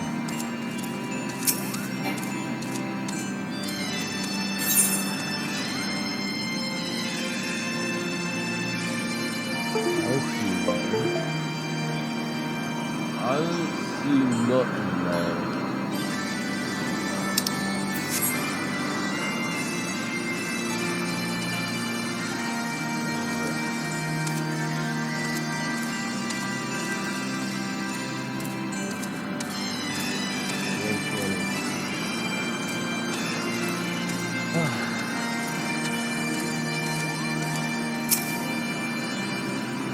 Histories make no reference to the existence of these ruins.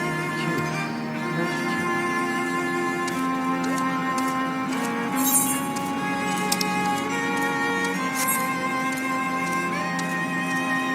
Whoa.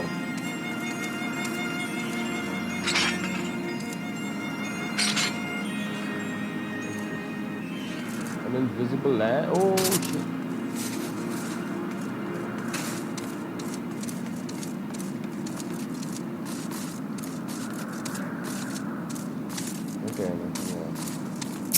Got nothing.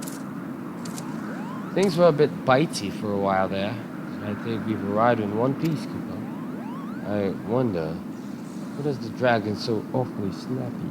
I mean, the bad ones are always bad, but they seem worse than usual.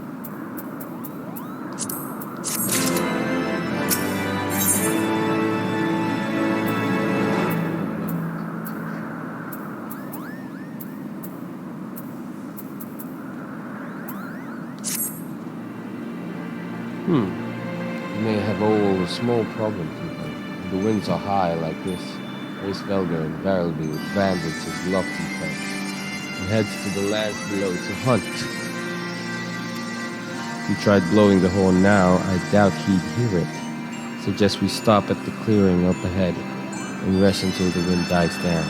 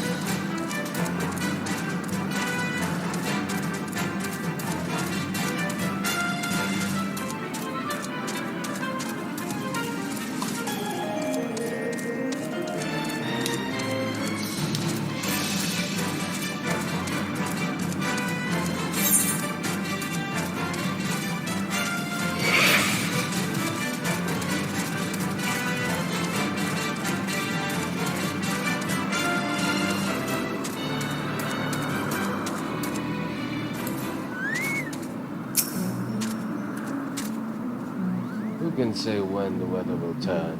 I have a mind to make camp.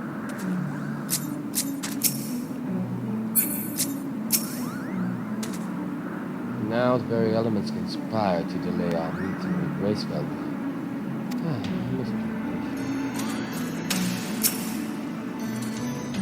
Fates may mock us to be so close. This would do nicely, but the winds will likely have died down by tomorrow. Until then, we might as well make ourselves comfortable. If we must pick up our journey to close to its end, I suppose this place is as good as any. Mayhap the brief respite from the hardships of the road will help to clear our minds in readiness for the coming parley. Very well. Then, I believe a campfire is in order. With the gathering of fuel to me, I acquired 2 loads for firewood during my time in the frozen wastes of Corona.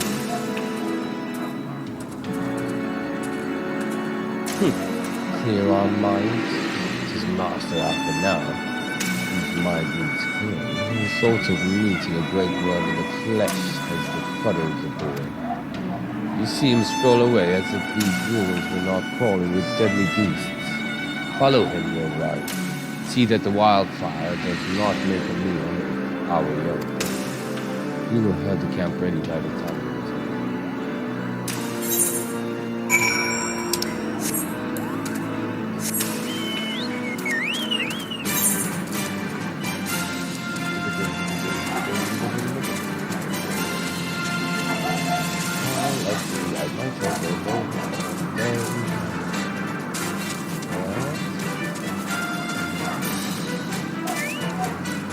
What is you doing, Alfie?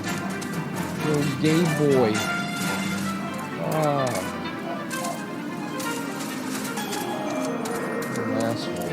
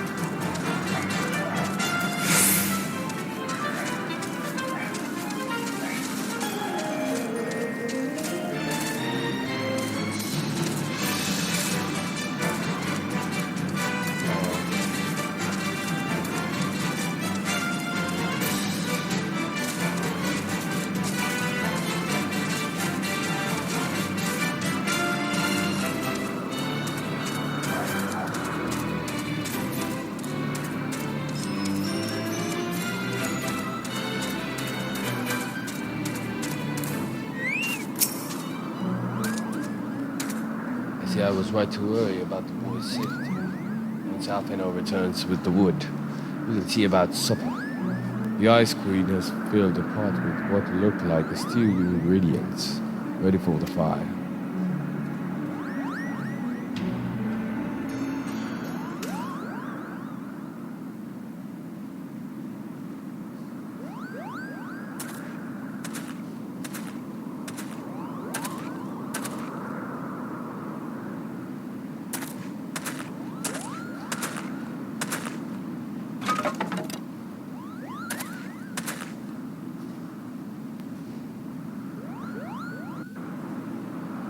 Doesn't look like her. Oh yeah, Final Fantasy 15. Reminiscent.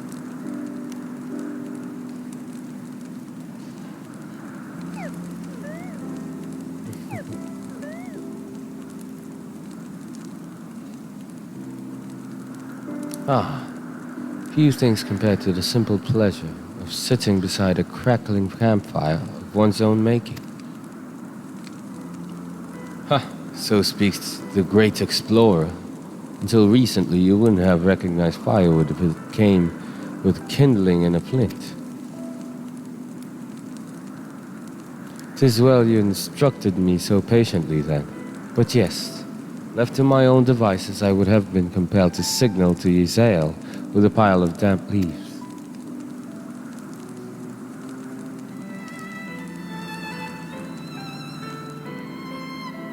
I was born with the pampered son of a Charlian dignitary, and alongside my twin came the youngest student ever to be accepted into the studio. How proud I was to match wits with scholars and philosophers, how ignorant of mine own shortcomings, that hubris invited manipulation and betrayal, and led to the downfall of the Scions. The all of us are guilty of similar ignorance. How many men lay down their lives, never knowing what it is that they fight for, never questioning that which they have been taught to believe. It was only upon meeting Reisvelger that I learned the truth hidden within our history. Were it not for the chance encounter, I would never have vowed to tear down the Holy See and expunge the falsehoods with which it fans the flames of conflict. I would have lived and died in ignorance. The truth has driven me to do terrible things, I cannot deny, but I would rather sin in the pursuit of peace than imagine myself virtuous for perpetuating a needless war. If this journey has taught me anything, it is the importance and difficulty of holding to one's convictions in the face of failure, striving always to replace one's ignorance with knowledge. You are well on your way, Master Alfino. At your age, I was but a fool swinging a spear, with scarcely thought in my head. Even now, I struggle to acknowledge the misconceptions under which I have labored. Sitting here, amongst these grand ruins, how can I deny that man and dragon once lived in peace? But for all that such an age existed, we are now in a time of war. Nidhogg killed my family, and no quirk of history will exonerate him.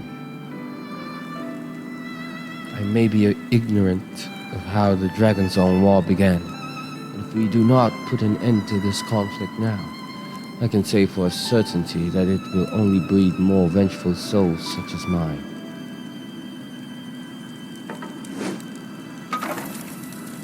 Wow. In my hands resides the power to vanquish a great worm. If Ishgard's survival rests on me wielding that power, I will slay Nidhogg myself. Orders or no. Stinian, you gave your word. My word is contingent upon the success of our parley. Show me the strength of your convictions, Lady Iceheart. Convince Reisvelger of the righteousness of your cause.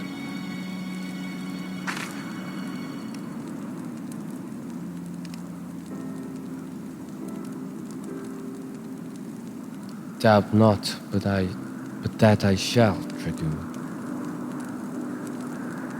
Well, winds willing, we shall have our answers on the morrow. Let us sleep now and face our fate with the rising of the sun.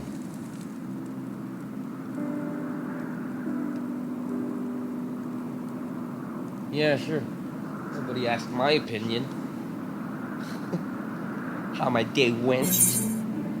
Bunch of sensitive assholes.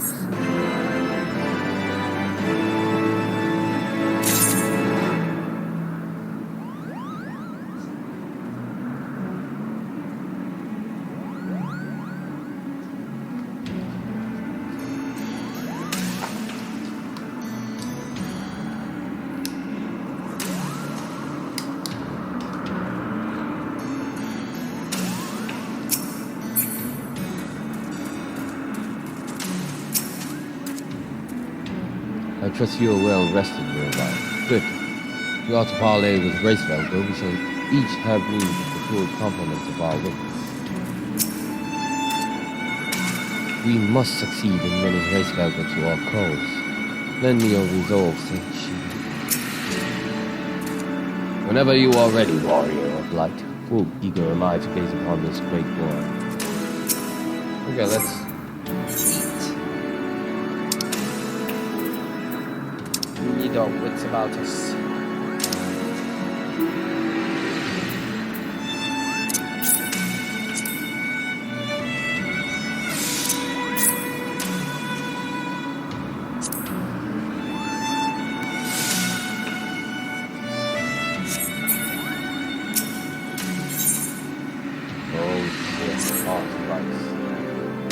The campfire was so cozy, you must have fallen asleep. Do you feel how the winds have shifted?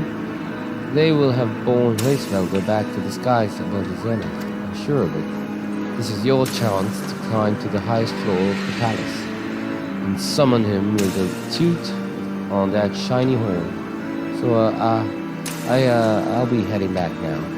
It's all the same to you. Good luck, good fellow. It was nice knowing you.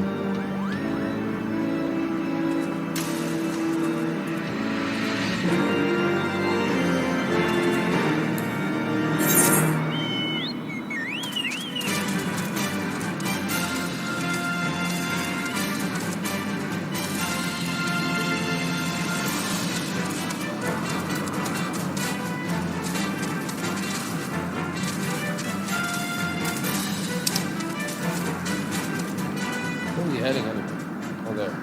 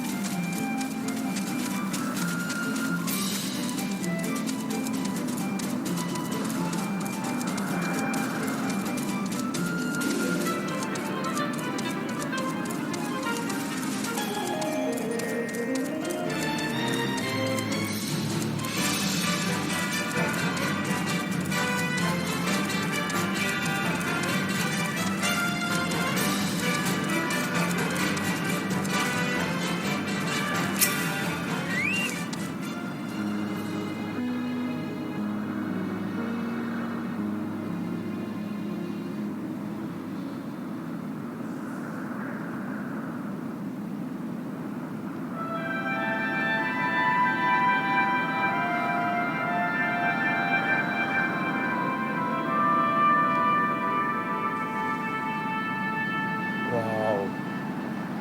Sky just died. Mortals, why do you disturb my solitude?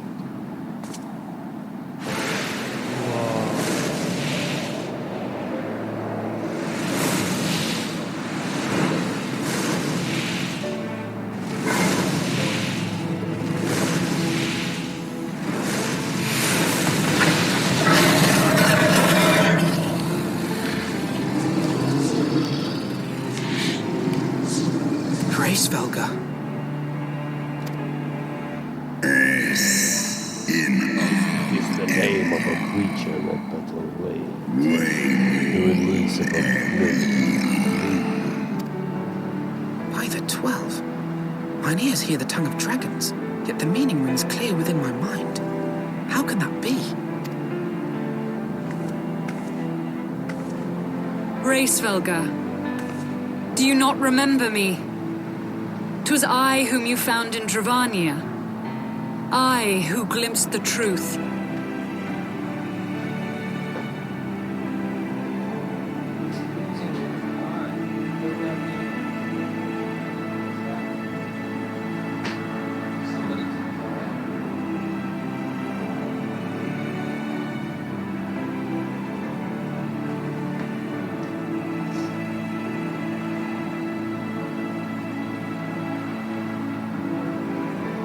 The truth about your past.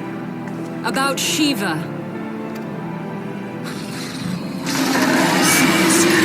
Not her name, mortal. But speak it I must. I have summoned Shiva's soul from the beyond and offered myself as her vessel. She has made her heart known to me. Foolish girl. Thinkst thou my beloved spirit hath descended from the heavens? Yet the secrets of her heart are thine to know? I have surrendered mine to her. Do you not see, my love? I am Shiva reborn. What? Gullible fool. The light that illuminated the past with you did not grant thee omniscience. The spirit thou hast summoned belongeth not to Shiva, 'tis but a shade conjured by thine own fancy. In an age-long past, mine own kin were guilty of my crimes, beguiled by the Dark One's lies. They attempted to resurrect a king amongst worlds, yet the divinity they called forth merely borrowed the semblance of my fallen brother. Such gods are not summoned but created, phantoms funded from the dregs of misplaced faith. Then the spirit that answered me. Was but thy dream. Thy soul hath been corrupted by a deity of thine own making.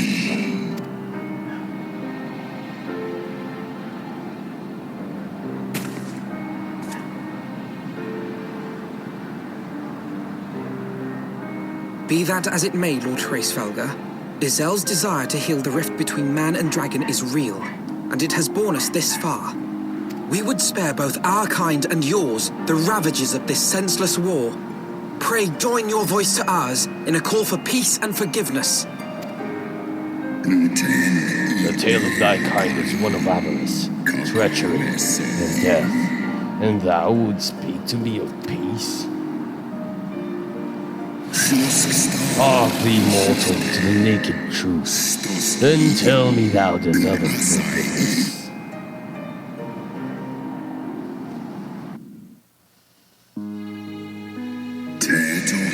1,200 years ago, my beloved Shiva's sacrifice served to bring an end to the war twixt man and dragon, paving the way for an age of peace and cooperation.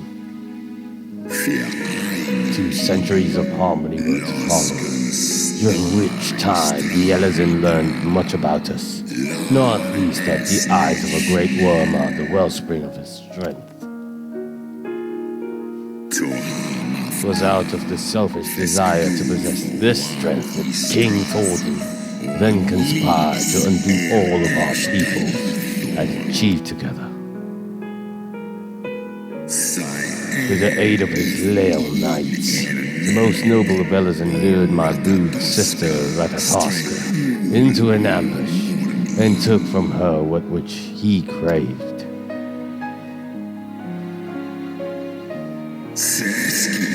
Fain would I strike your image from my mind, but still the seeds doth linger of my brood sister's tattered corpse, defiled by her Elezen hands. They had torn out her eyes and feasted upon them in the manner of wild beasts. But that was not all. For from their bloody banquet, the beings had gained strength beyond that of mortal men. Even now I labor to comprehend the enormity of their betrayal.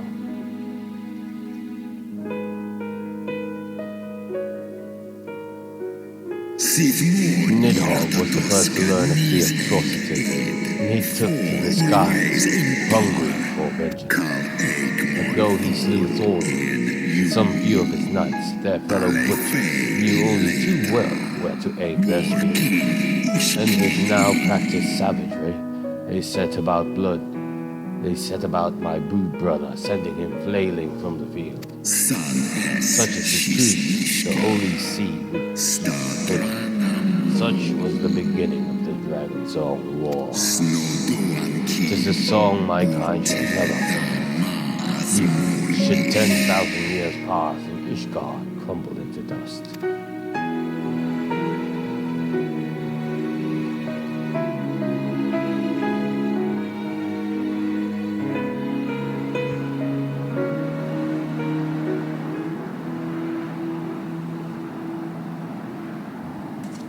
Your tale bears scant resemblance to the one I was taught. How convenient that it should absolve your kind of all responsibility. But tell me, Dragon, why should I believe your version of events?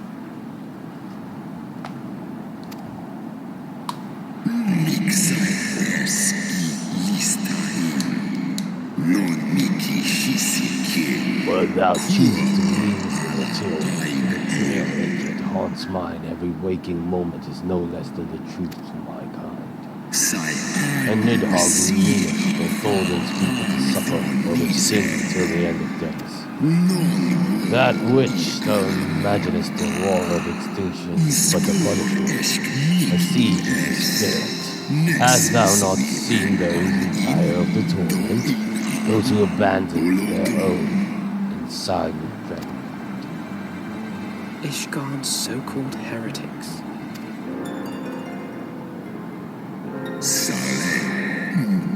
Know that all the dragons supposedly bear a trace of Krakatoska's essence. But a single sip of our blood is enough to awaken it. Then the seed lies within us. It's for this reason that those who abandon their loyalties are rewarded with a drink. Thus they are transformed to join the ranks of Nidhogg's ever-growing army as newborn dragons. One by one, to death or defection, my brood brother shall account for all of the betrayer's children.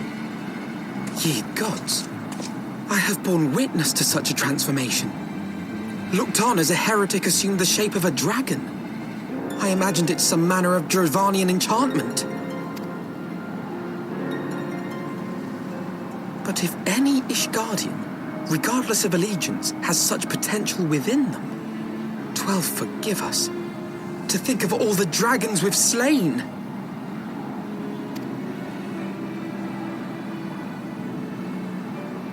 There will always be some those who choose to fight until the bitter end. Like thee, Drogo. Drogo that thou might, thy youthful vice, will be spent here. Thou reachest 2 and 10, and Nidhogg shall remain to torment thine offspring. Oft have I wondered why Nidhogg did not simply raze Ishgard to the ground. Now I have my answer. He has no intention of winning the Dragon Song War, for it is no war at all, but vengeance, an eternal requiem sung for his murdered sister. Thou hast the right of the dragon's name. Comprehendest thou now the futility of thy quest? I have not come this far only to admit defeat. We can still return the eye to Nidhogg and beg forgiveness for our ancestors' crimes. Mayhap our words will sway him. Stubborn child, thou thinkest in mortal terms. Our perception of time is too broad for thee to grasp. be simple matter for thee to offer thine apologies. Thou didst not perpetrate the crime. Despite thy visions, the deeds of history seem distant to thee.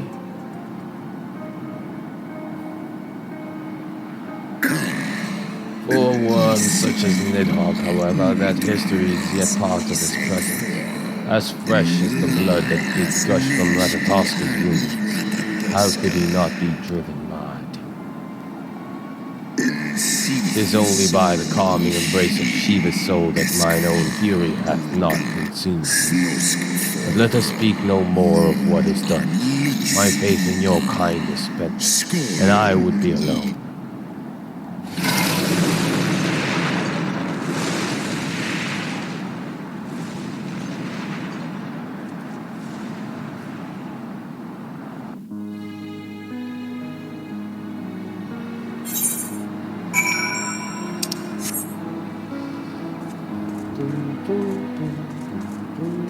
So nothing. We went here for nothing. What false god is this Shiva? What manner of phantom have I welcomed into my heart? As predicted, Iceheart's faith in the worm was misplaced, which leaves us with but one recourse. You know I have the right of it, warrior of light. Racevelger was every bit as awe-inspiring as I imagined. His voice fairly dripped with power. The will behind his words so undeniable that it transcended my ignorance of the dragon's tongue.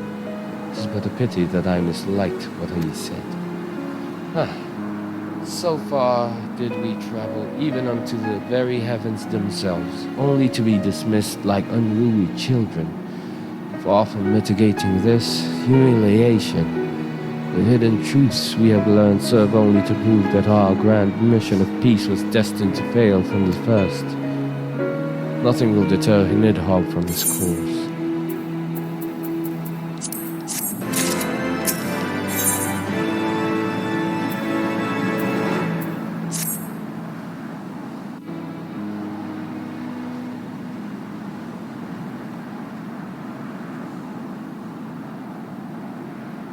Well, what do you propose we do now? I, for one, am intent on continuing to the east. What is there to be found in the east? Nidhogg's lair, the Eyrie, is said to lie in that direction. And the eye tells me he is near. You cannot still mean to slay him. You cannot still mean to stop me. I have been true to my word, and aided you in this fool's errand with Racevelger. But your efforts at parley have come to naught, Lady Iceheart.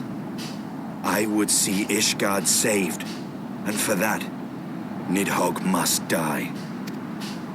With the tale of our ancestors' vile betrayal yet ringing in your ears, you speak of continuing this war? Nay, lady. I would but pierce its vengeful heart. When Nidhogg dies, this war shall die with him. A moment, Estinian. You yourself spoke of the Great Worm's strength, that you believed him powerful enough to raise your city to the ground. How then are we few to challenge him? Even behind the stout walls of Ishgard, with an army of knights manning the defenses, our victory would be hard won. Yet you propose to contend with the beast in his own lair. In close combat, this will afford us an advantage. And if the tales are true, the Warrior of Light has bested many an invincible foe. But such speculation is meaningless if we cannot even find the worm. Our first task must be to seek out Nidhogg's lair.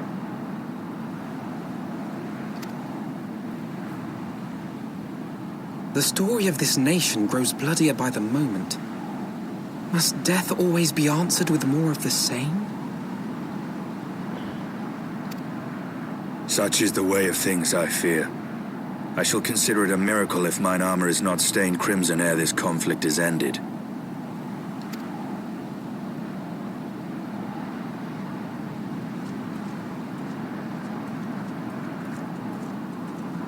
I should be blinded by my own lies.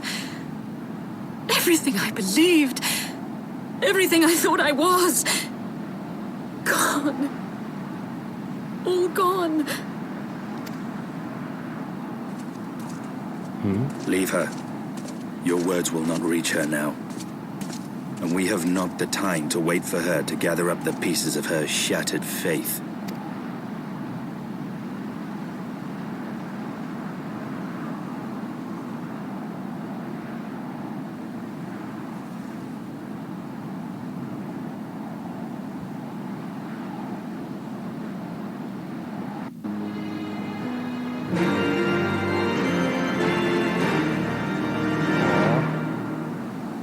Really gonna leave her? What false god is this Shiva? That sucks.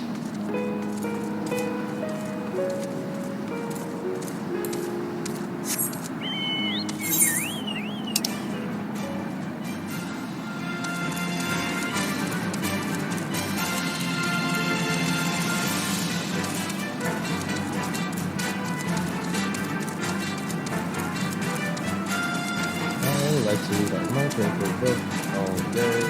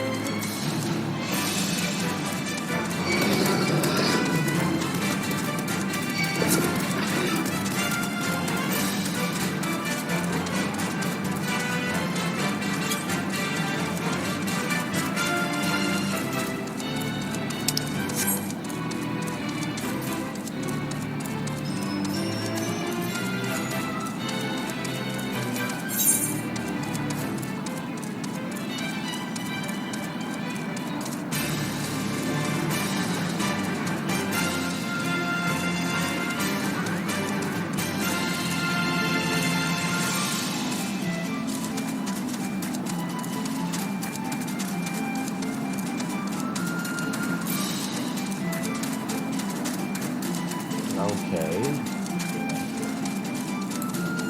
Kind of a cycle going.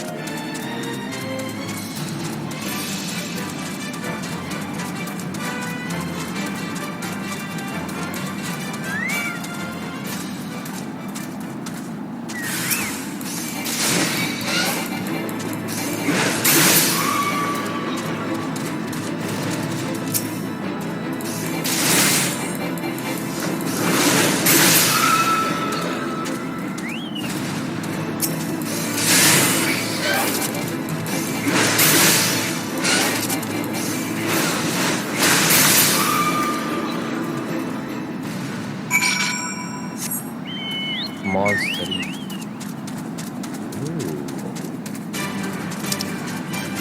There's another quest over there. I'm pretty sure that's Super Girl quest.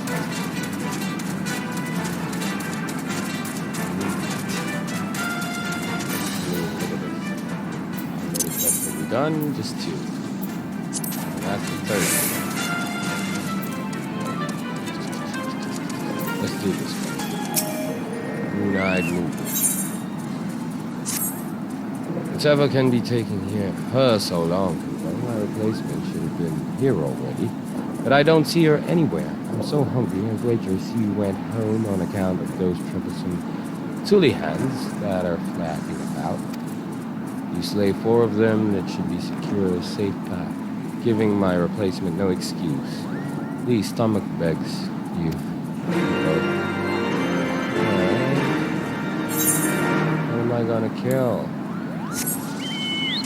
Oh, that one? Yeah. I'm gonna kill them.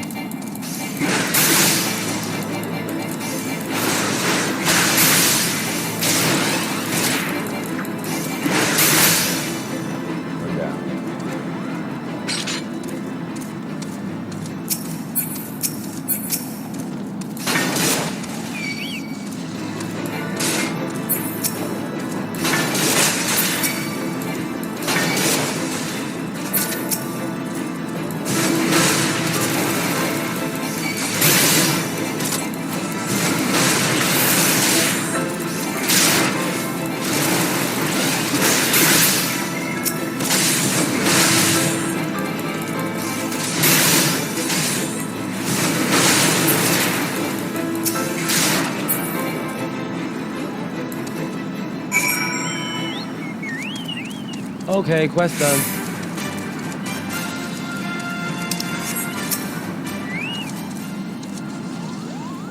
Thank you. Now that the Tulihans are out of the way, it's only a matter of time before my replacement gets here.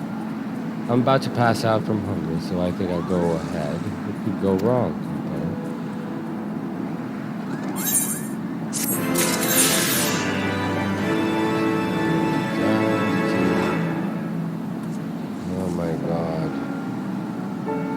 Area, man. It's really giving me a headache.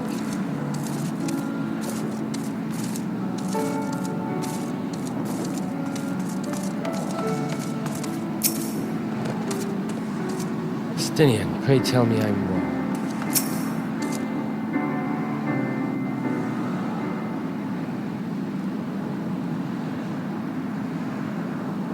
Is that it?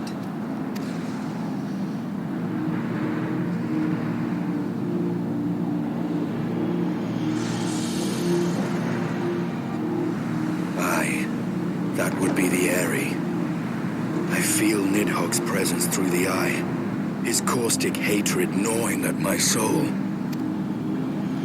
'Twould seem the death of his consort has put him on guard. Mark how he wards his lair with tempestuous winds.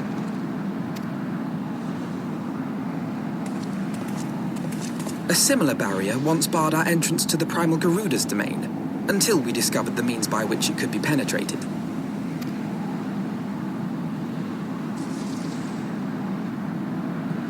Mayhap it is time we called upon Master Garland. 'Twill be just like the good old days, no?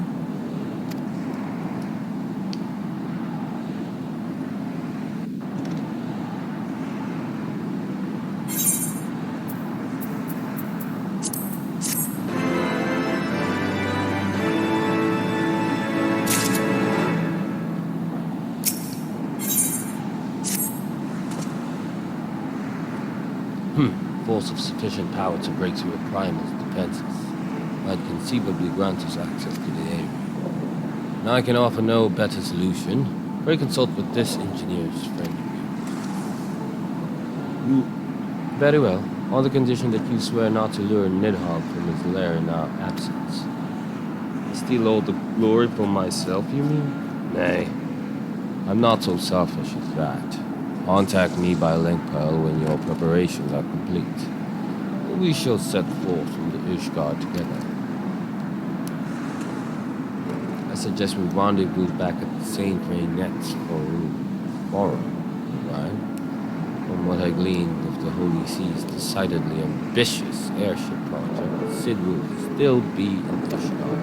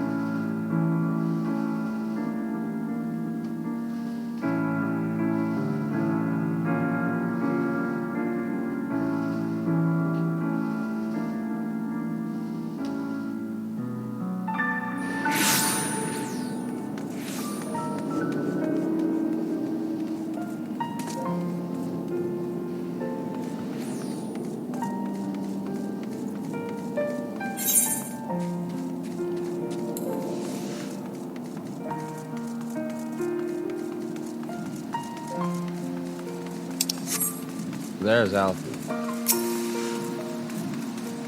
Last you saw Master Garland, he was advising his guardians on their ailing airship, correct? In that case, he might still be at Camp Cloudtop. Failing that, we could try the airship landing, or mayhap even the sky still manufactory. But let us not waste time searching aimlessly. Someone in the city is sure to know where to find him. The question is who? Sir Emmerich would seem the obvious choice, but there is no guaranteeing he will be able to grant us an audience at short notice. I have it. Count Edmond's youngest son prides himself on knowing all the Holy Sea's juiciest rumors. Let us return to the manor and see if Lord Emanuelanes is about.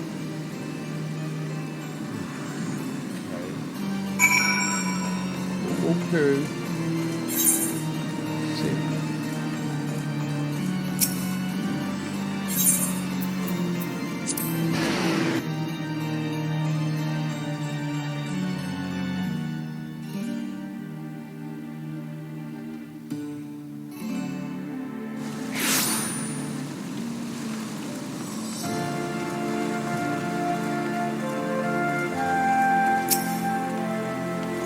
Welcome, Master D. Shall I show you inside the manor? Yeah, sure.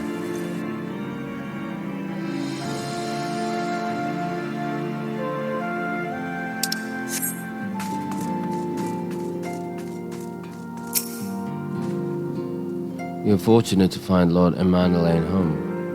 The tavern keeper's loss is our gain. When it comes to exchanging information to uncertain origin, Lord Emanuelaine is something of a prodigy. It is in very face of fire and ruin that one must remain calm and collected.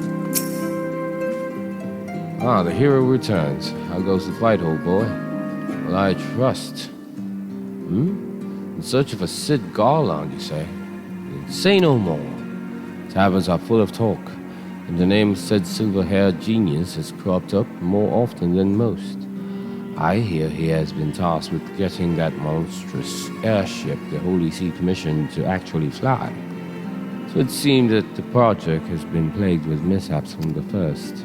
In any case, Garland Ironworks employees are known to frequent the airship landing. I'll wager their master does too. The airship landing? Yes, I thought as much. Come, Neil Ryan, we must find Sid and trouble him for his expert opinion.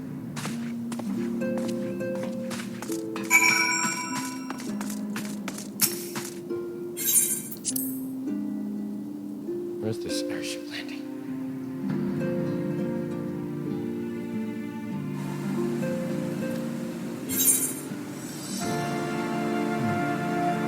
Oh, it's just nearby.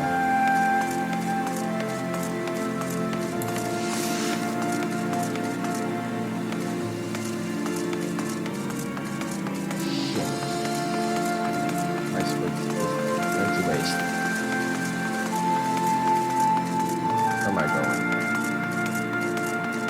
am I going? Up.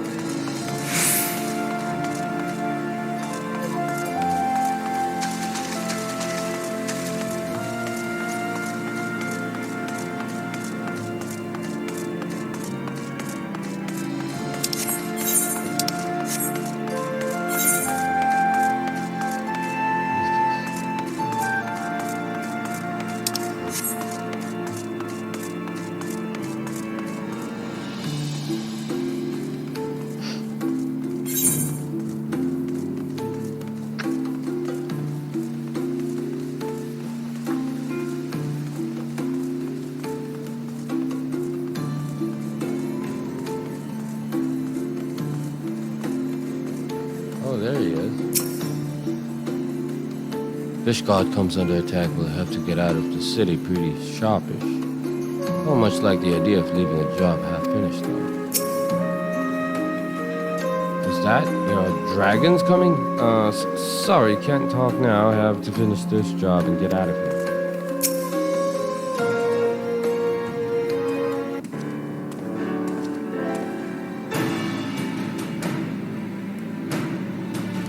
Neil Ryan, Alpha now. How fare you both?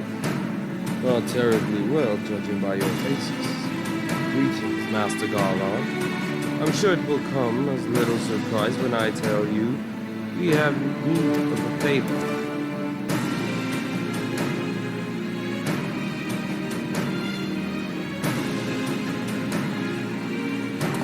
Another wind barrier? You say it was conjured by Nidhogg.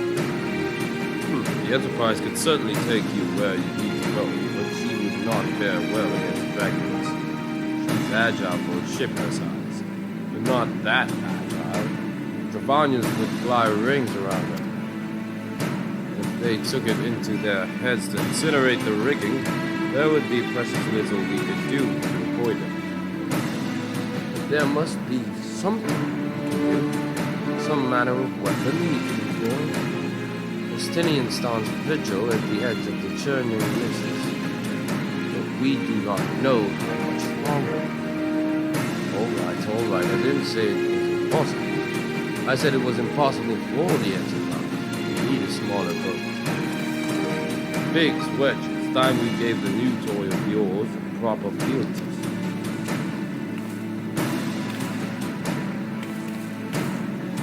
Is that the tiny Bronco? Probably best if I let the lad show you. Come on, the manufacturer's not far. Please call it the Tiny Bronco.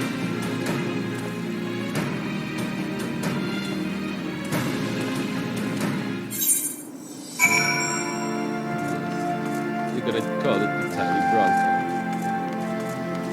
Please.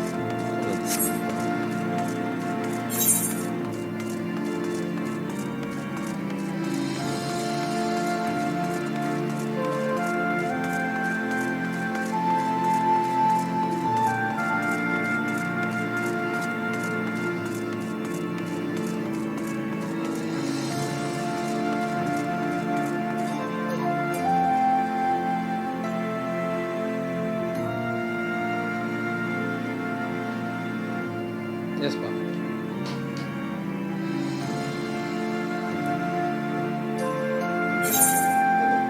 Oh, wait.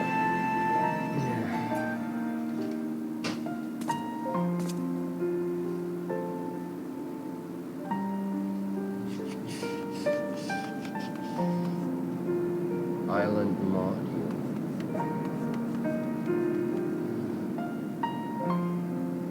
Hey guys, I'll be just doing my job here.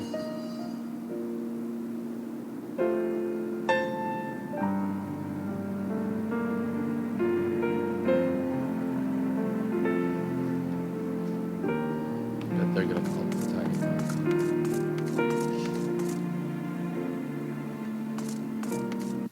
Where is it though?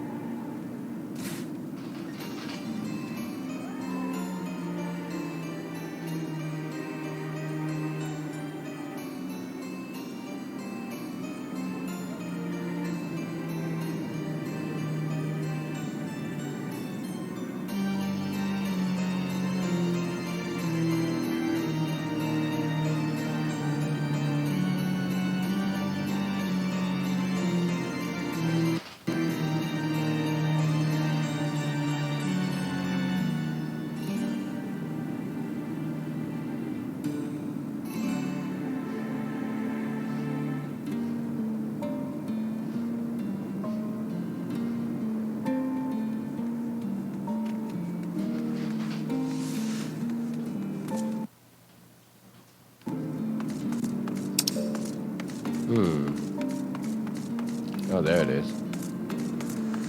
It's nearby. Sky Steel Manufacturing.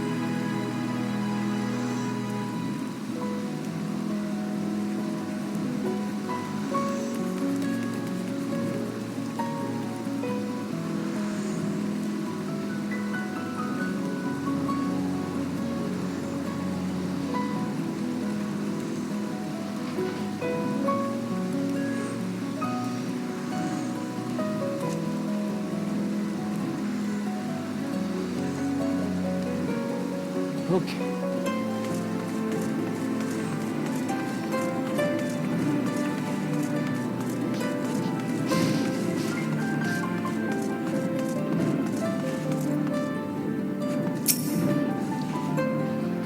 Our little project's just inside. Oh, you're going to like this one.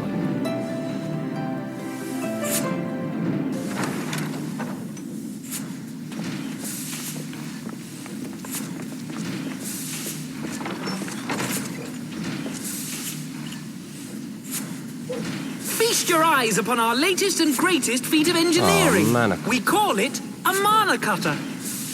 Cool. Tiny Bronco would have been better, but... Wow. That looks amazeballs. After you put down Gaius, Wedge and me struck out on our own for a bit and started work on the successor to the Tiny Bronco. Oh, it's already called the Tiny Bronco. Okay, I got it. Impressive little thing, isn't she? My talent for ship design has plainly rubbed off on them.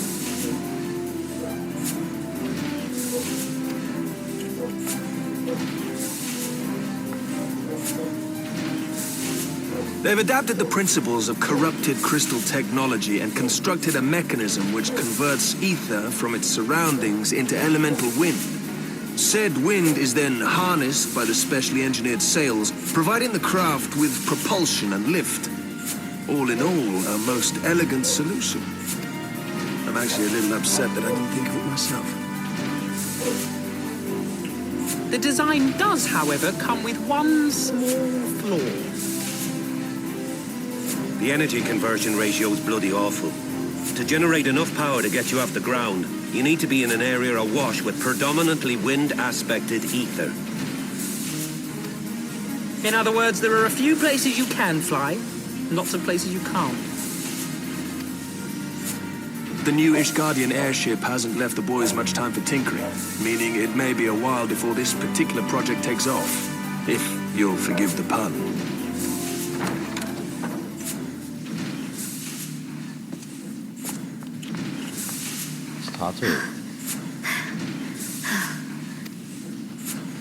Tataru, what's happened? Tataru. I've been looking all over for you. There's been word from Aldar. It's about Her Grace, the Sultana.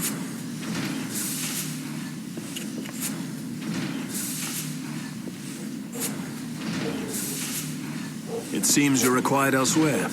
Leave the mana cutter with us. We'll see that she's airworthy and suitably equipped to slice through those winds.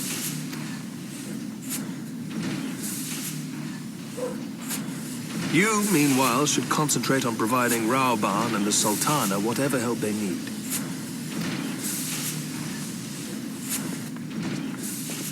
Aw. Story's delayed.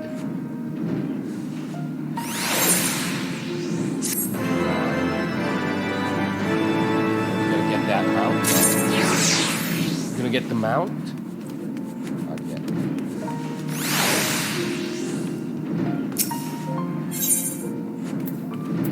General summons.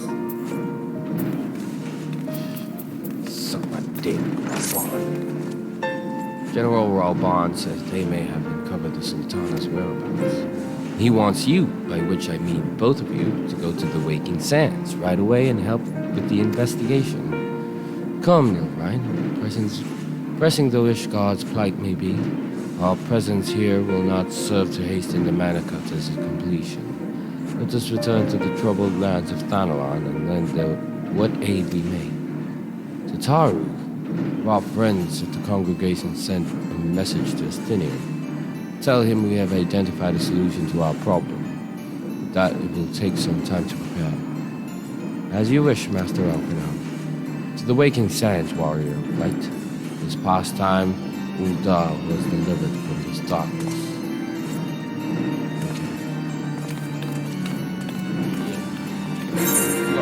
Save Uldar. Save Uldar.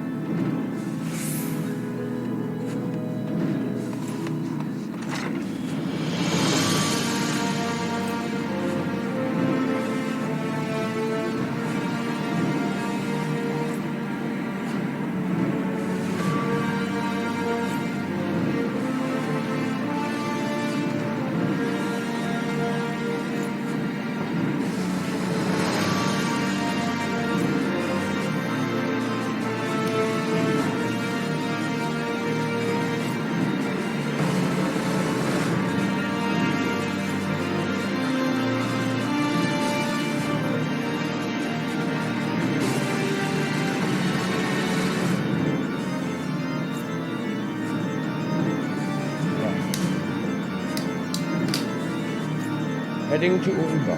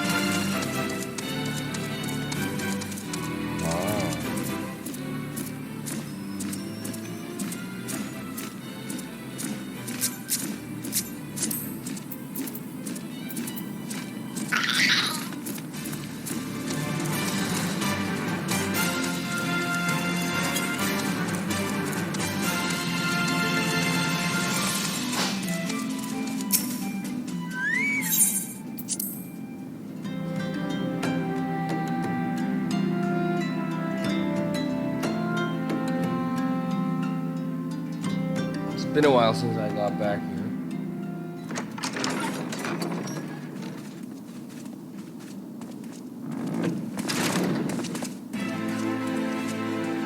Yes? Thank you for coming. No thanks are necessary, General. I trust your recuperation continues apace. I cannot complain. Thanks to Higiri and her ministrations, I've regained much of the strength I lost during my imprisonment.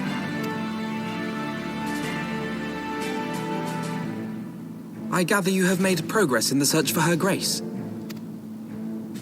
Aye, some good fortune at last. A few days past, Dulala informed us that a sizable shipment of alchemical supplies had been delivered to the palace.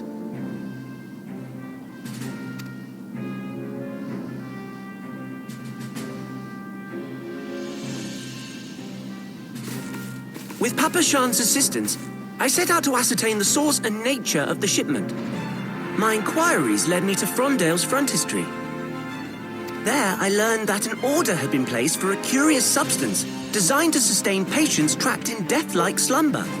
An invention of the former head alchemist, apparently. A death-like slumber? This cannot be a coincidence.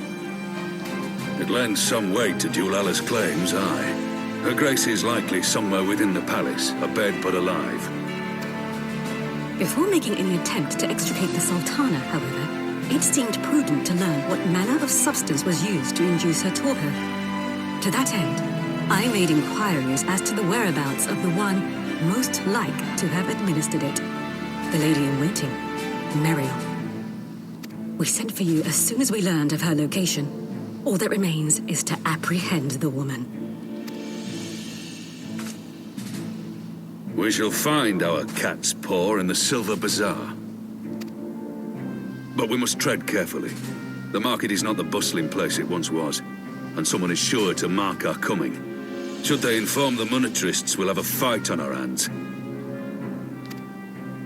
We must be prepared for the worst, and being short an arm, I thought it wise to take another in its stead. What say you, Warrior of Light? Will you lend me yours? Then I pity the bastard that stands in our way. Come, my friends, for Nanamo, and for Ul'dah!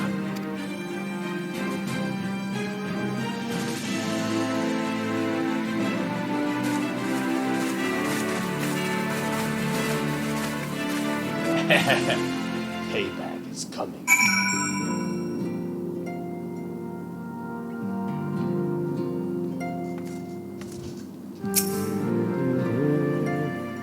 Our target is Muriel, Sultana's former lady-in-waiting, a woman of Midlander heritage. I'm told the two of you have met. Sources indicate that she left the palace shortly after the incident, quietly rejoined the dwindling population of the Silver Bazaar. I suggest we begin by questioning the market's residents and confirm that Muriel is still hiding there.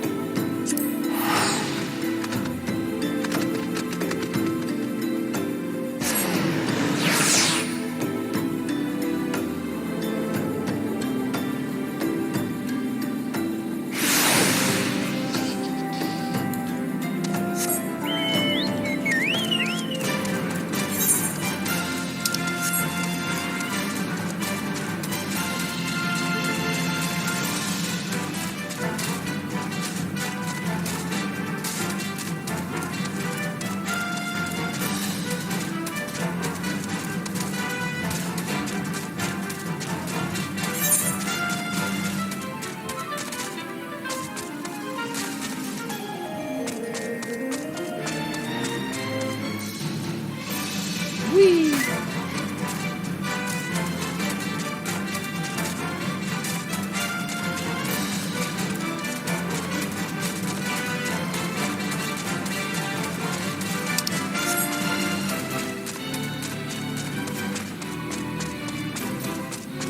No, fuck you.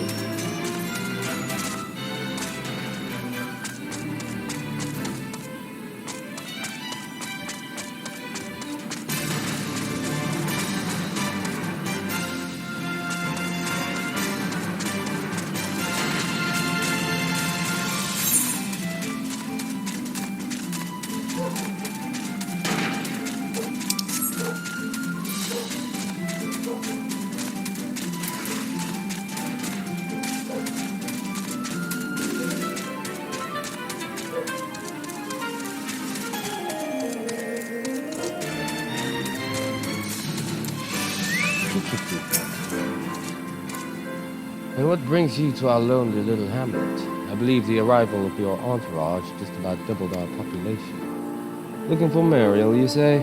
If you're hoping to lure her back to Uldar, you may as well give up now. The girl's gone with the silver ladder.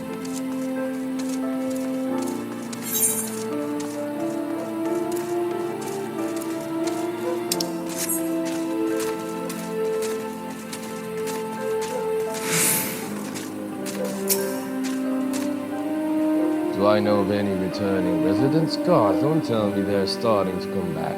The masters will not be pleased to hear of this.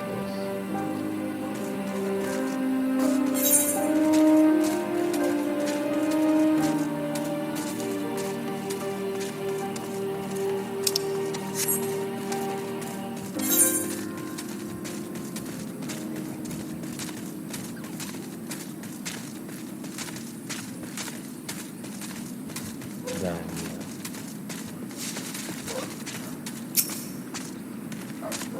Mariel? Aye, she's here. Left the city for good. She says barely leaves her house. Oh, okay. So, it's the one closest to the market entrance.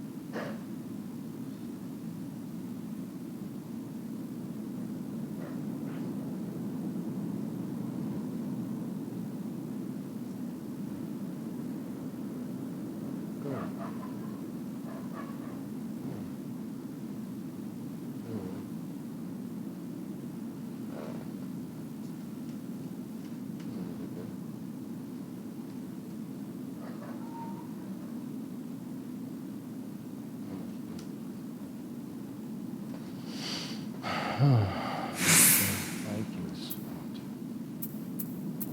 Yep, 3999.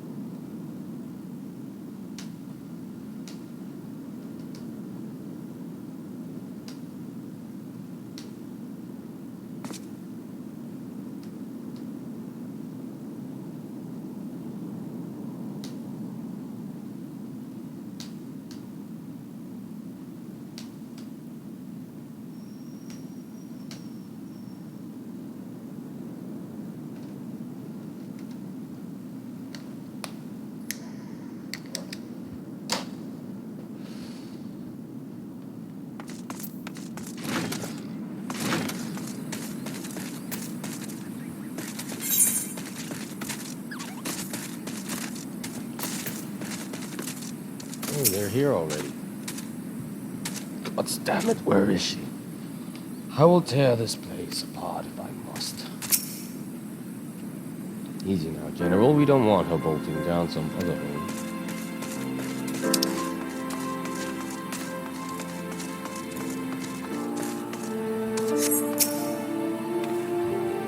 I suppose it was too much to ask that we stumbled upon her buying fruits in the market square.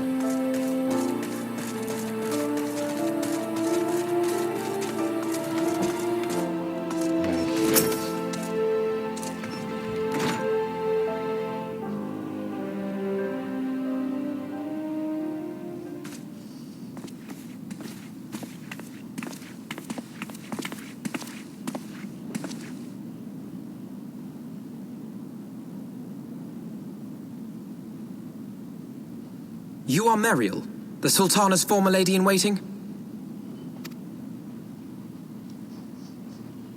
Oh, yes. I know no one of that name. Pray excuse me.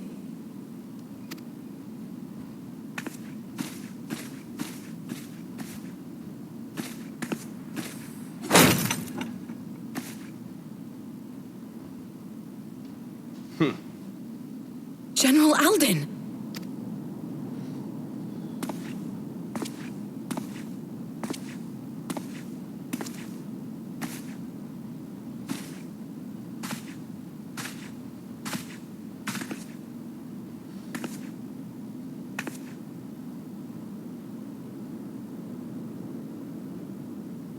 We will have the truth from you, girl.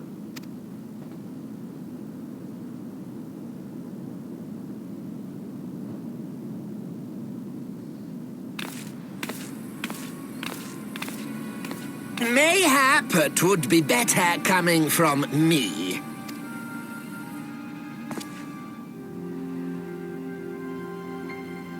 Lonorito, you'd best talk fast. As you know, Teleji Adeleji's Cartano reclamation bill was no more than a facade, a means to get his grubby little hands on that Allagan monstrosity Omega. When he learned of Nanamo's intention to abdicate, however, he was forced to amend his plans. Suddenly, assassination seemed the most promising way to further his ambitions. I am told Teleji had discovered a maid in whose veins ran the blood of House Thorn, a new, more pliable puppet to sit the throne. 'Twould have caused an uproar, of course, but few could have contested her claim.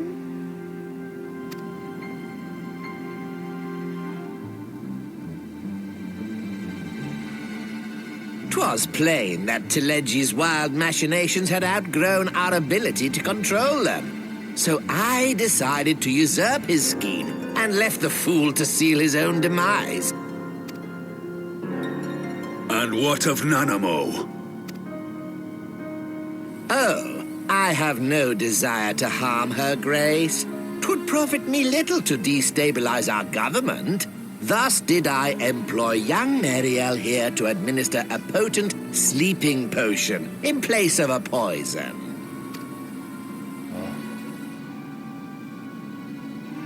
You should know, General, that your dear friend Ilberd was fully aware of my plan. I had him lie about the assassination as a means to prime your rage against Teleji. We weren't entirely sure how you would react, but things went rather better than expected. You conniving little worm! You had your claws in the Crystal Braves before their first recruit had sworn to serve! But of course, when a new game begins, 'tis only prudent to have a piece on the board. Ilberd was mine.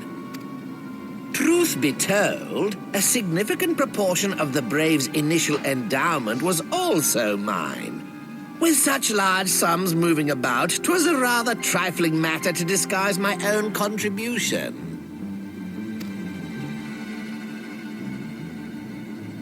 Ah, Ilberd. I secured his services with a promise to support his cause once my authority had been solidified. I swear, the man thinks of naught but prizing Alamigo from the grasp of the Empire. Unlike you, General, the poor fellow seems quite unable to forsake the land of his forefathers. Mayhap that's why he called you a traitor to your people and a disgrace to your homeland, amongst other things. What was it he always compared you to? Oh, yes, an overgrown lapdog begging for scraps at the Sultana's table. Oh, how we laughed. Alas, Ilbert's entertaining little outbursts eventually gave way to wearisome tirades, and the zealous brute became rather unruly. I had no wish to see you executed, you understand, but he would not take no for an answer. Rest assured, his employment with me has long since ended.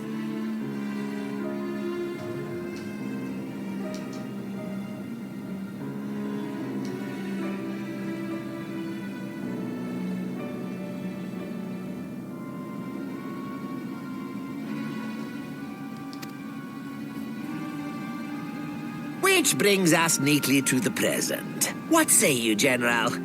Both you and the Sultana are alive. We have one corpse and one fugitive. And preparations have been made to restore your good name. Shall we cry quits and start again with a blank ledger?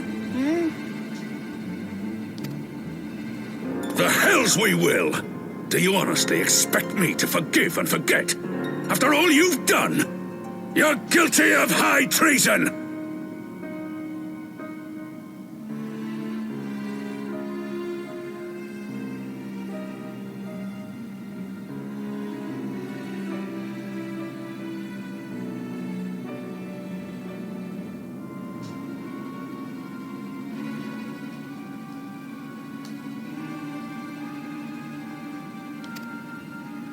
Stay your blade, Master Alden. You yourself are not innocent. Or have you forgotten your own crime in executing Teleggi Adeleggi without trial?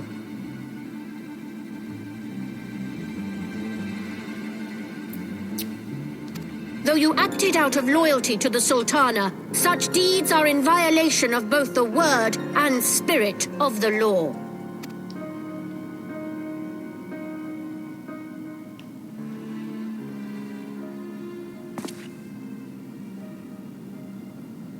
If you would, Lord Lolorito?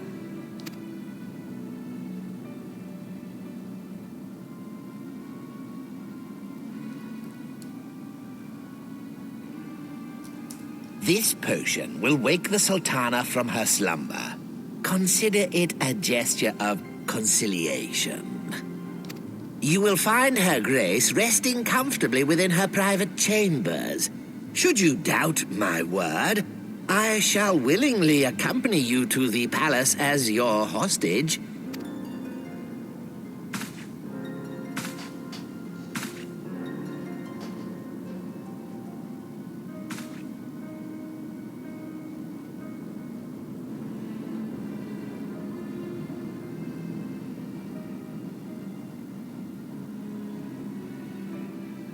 I like not your motives, Lolorito.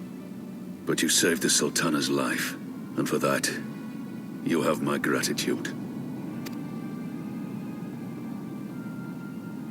What about the Scions?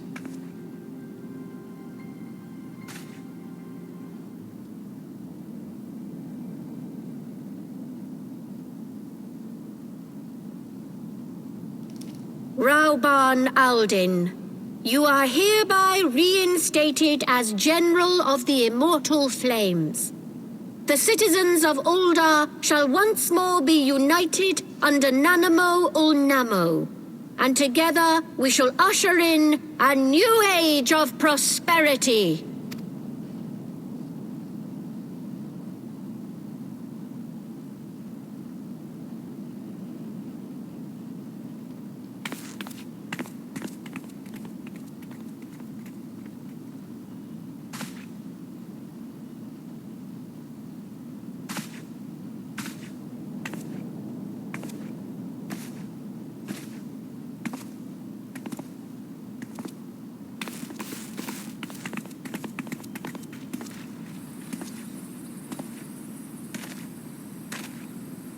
gonna leave us there.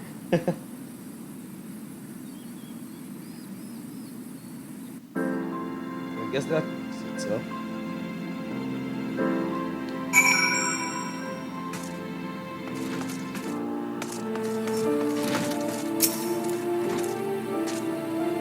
You had killed the one you served. Ah, pray excuse my mutterings. I was reminded of a line from an old poem. By the 12th, feared Lord Lolorito's arrival heralded another bloodbath. Little did I suspect that he of all people would gift us the means to rouse.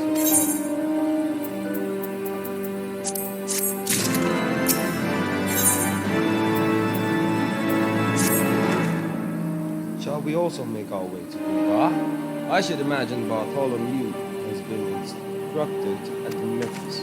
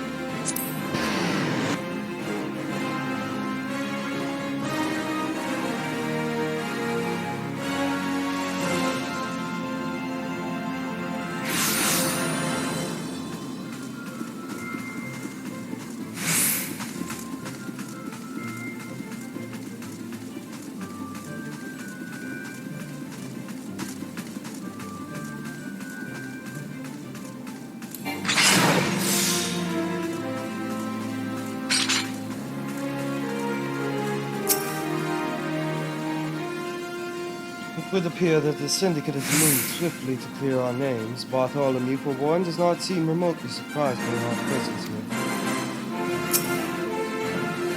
I hope Lord Lolorito's potion is as effective as he claims.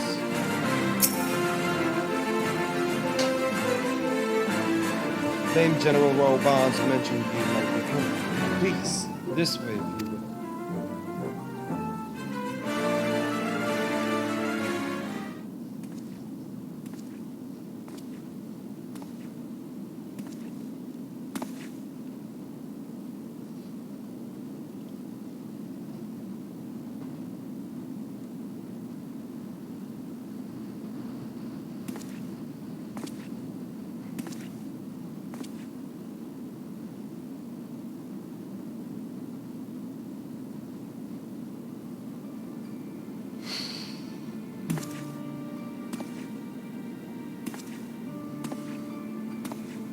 Oh my god, my PS4 is about to explode.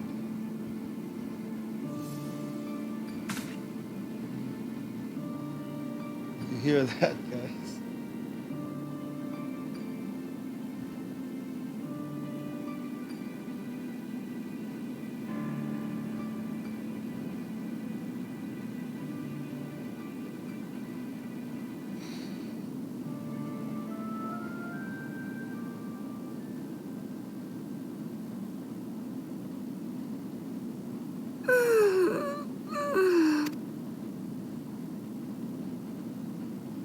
Aw, he's up.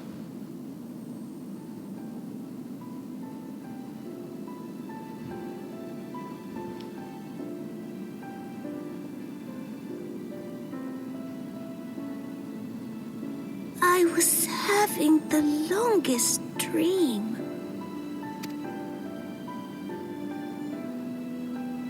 "'Tis time to wake up, Your Grace. Another day begins in Thanalan, and the sun blazes bright upon the sands.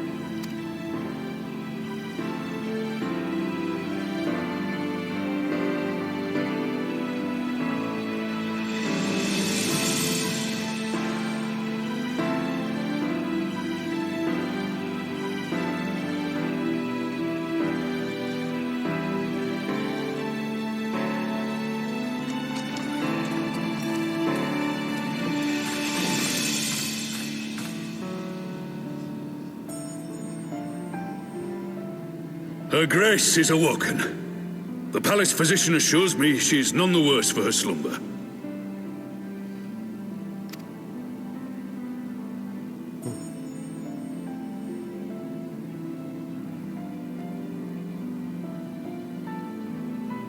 I believe Her Grace will soon resume her plans to place the government of Uldar into the hands of its citizens. Whatever path she chooses to take, I shall walk it with her, and we shall tread slowly, lest the nation be unsettled in our wake.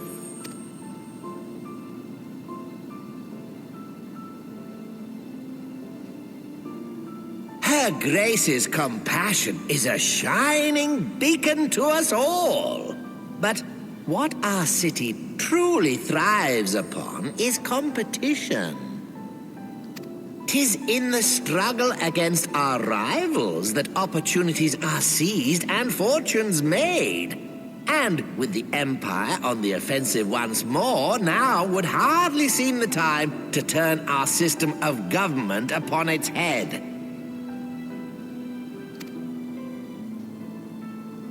Are you privy to new intelligence, my lord?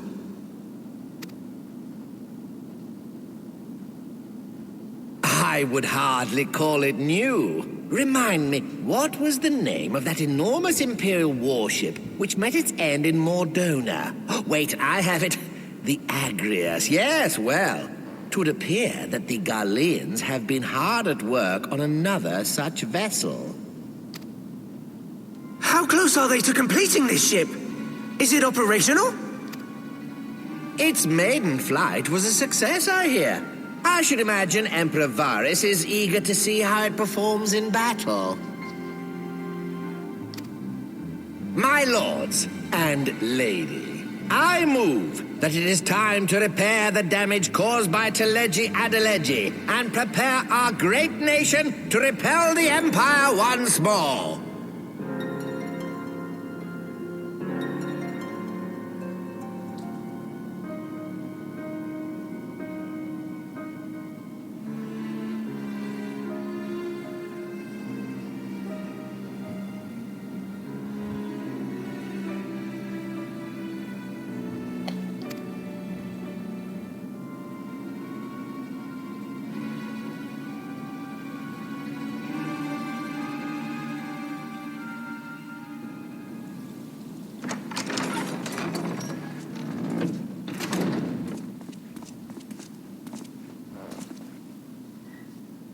"'Tis well that the Sultana has awoken. The Syndicate yet needs to put its house in order, but 'twould seem the worst of the confusion has passed. Uldar has taken control of its future, and I must do the same.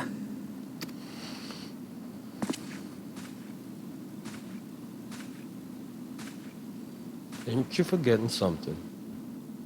I have decided to disband the Crystal Braves. Among the recruits, there were those who supported our order's goals and convictions with all sincerity. 'Tis my hope that these loyal men and women will choose to remain our allies in the battles to come.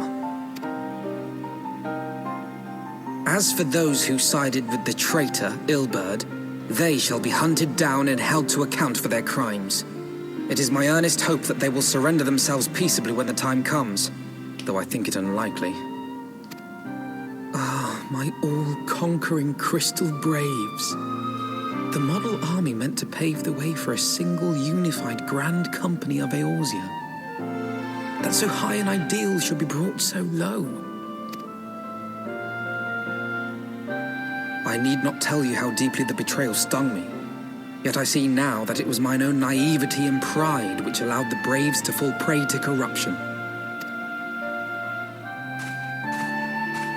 As ever, it is to your own shining example that I turn for inspiration. Like you, I mean to stand firm in the face of hardship and give mine all for the cause. Let us resume the search for our missing comrades, that we might come together to shine the light of dawn across the realm once more. The role of Crystal Brave Commander suited me ill, and I shall play it no longer. Henceforth, I shall be no more or less than Alphino, proud member of the Scions.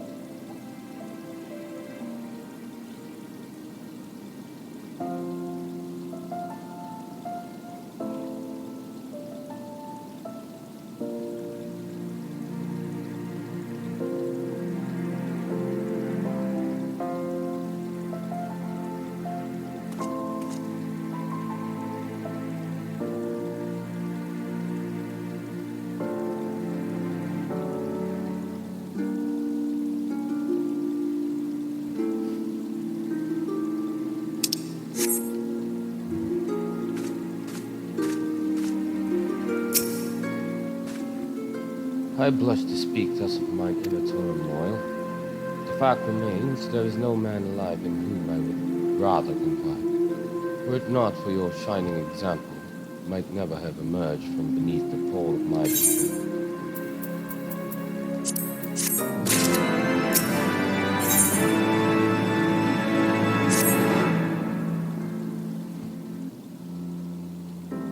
Still no word from Master Garland.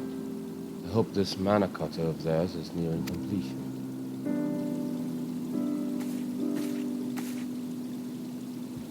I am assured that Her Grace will make a full recovery. I, and Uldar too, shall flourish once more. General Rauban and his colleagues have matters well in hand, I believe. Lady Ugiri, a question if I may. I believe your people have been keeping a close watch on the Crystal Braves. Might you know how things stand at the Rising Stones? Ah, yes, of course. You will be pleased to know that the 3rd Unit Braves abandoned Revenant's Toll when they learned of Captain Ilbert's defeat. The only blue uniforms to be seen there now are the worn by soldiers loyal to you, Master Alpino. To me, I see. I'm grateful to hear that at least some of our members were true to their oaths. Ere we return to Ishgard, I must go to the Rising Stones and thank these stalwarts for their service. It shall be my final act as Crystal Brave Commander. Will you join me, Orion? You were there at the company's inception. It is only fitting that you be present at its end. And I appreciate the support.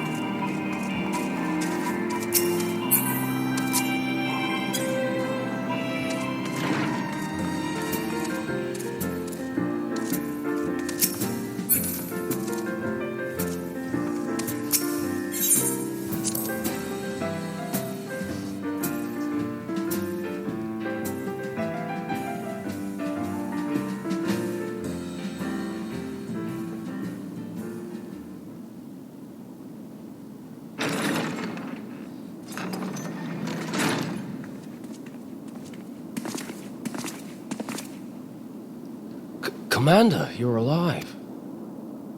Ah, and Neil Ryan too. I knew you'd scrape though. My splendid Crystal Braves, I have wronged you, all of you. My promises of glory and salvation have brought you naught but blood and betrayal. Bah, you'll not hear us complaining. 'Twas a sight messier than expected, We were still fighting for the freedom of all, just like we swore. Ain't that right, mates? Aye.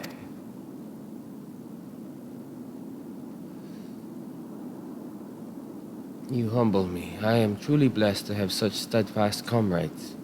It is with the most profound regret, then, that I must. That's enough of that, Commander. We know what you've in mind to say, and we ain't having none of it. We've talked it over, see, and we're all agreed. You can take our uniforms and strip us of our ranks, but we won't be no less of a company. The Crystal Braves may be finished, but the ideals upon which the company was founded live on. They bind us to each other and to you. Commander Alphinaud, our minds are made up, so you may as well get used to it. Let us help the Scions. Let us help you find Benfilia and the others.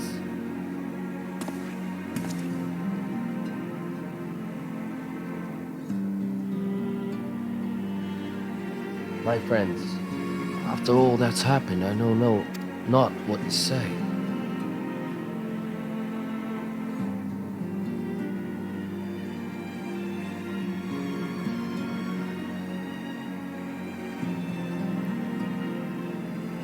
I look like a villain. Shit.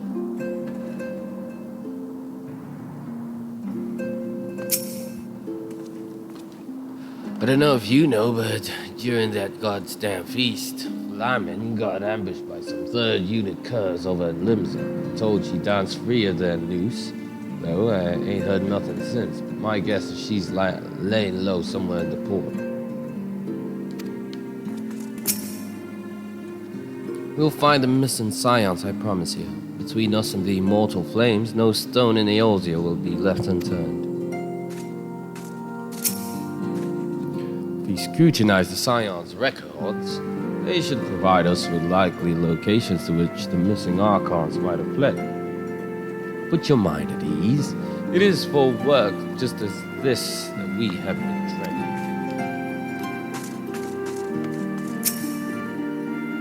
Feel blessed to have witnessed such a display of camaraderie. First things first, we must needs put the Rising Stones in order. We cannot have the Archons return to find their headquarters such in shambles. We must repair this damage if our minds are to find focus. Now, where to begin?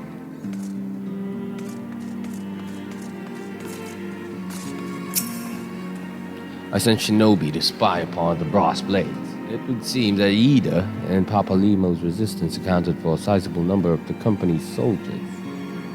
All we know for certain, however, is that our friends' corpses were not found amongst the bodies they left behind.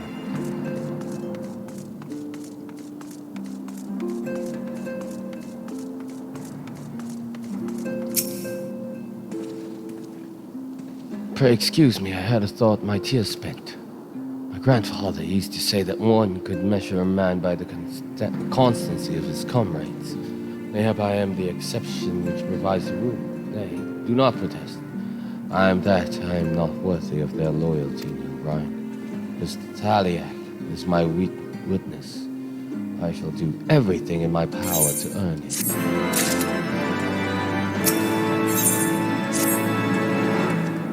I must speak of future plans with the remaining Braves. Any information we uncover on the missing Scions will need to be shared with our allies across the realm, specifically Urianger in the Waking Sands, Tataru and Ishgard. While we are organizing our various channels of communication, I would ask that you call upon Master Garland at the manufactory. I will join you in Ishgard as soon as I am able. So let's go back to Heaven's Ward.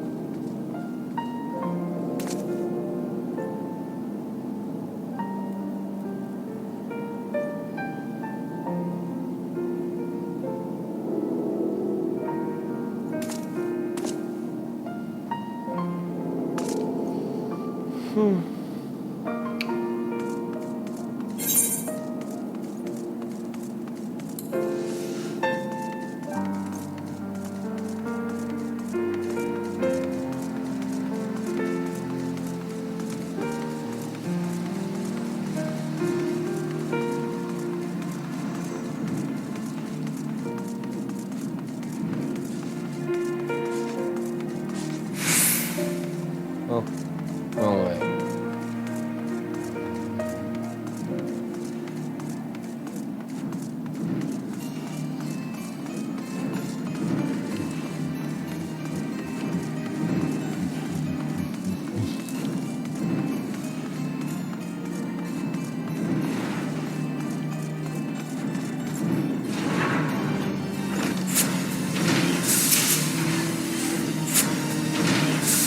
Yo, Ryan, how in the seventh house did you?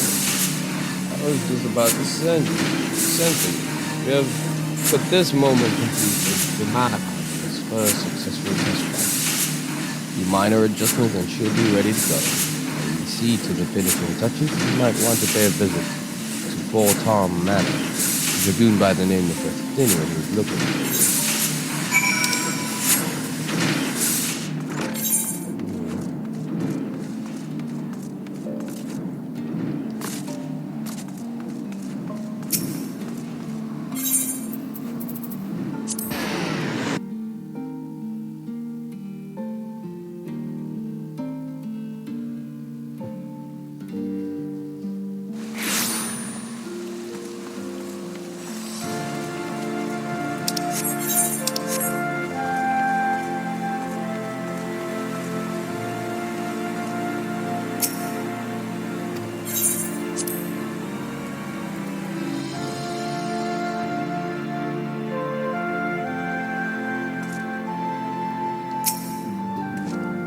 You have fulfilled your obligations to the old aunts then. Mistress Tartaru has been keeping me apprised of the situation. Once I learned that the present Nidhogg seems content to remain in the area, plotting his revenge. Might not this be an apt moment to unfold our plans to Sir Emmerich? I think we have kept him in the dark long enough.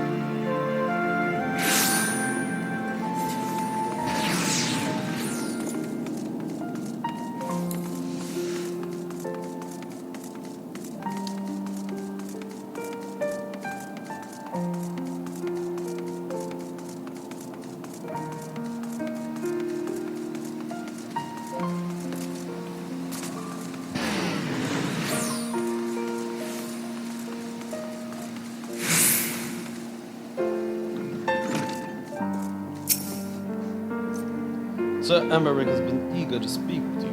Proceed. Nice.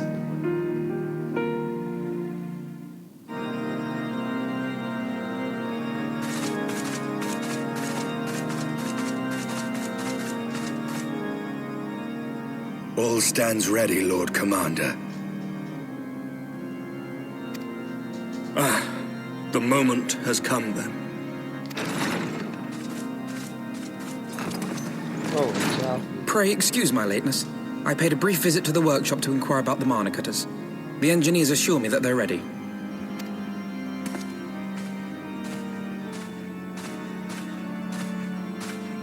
The area is now but a short flight away.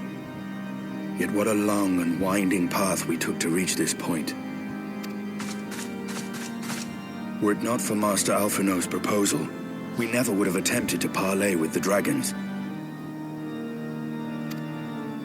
Though our negotiations yielded little, our expedition with Lady Isard taught us much.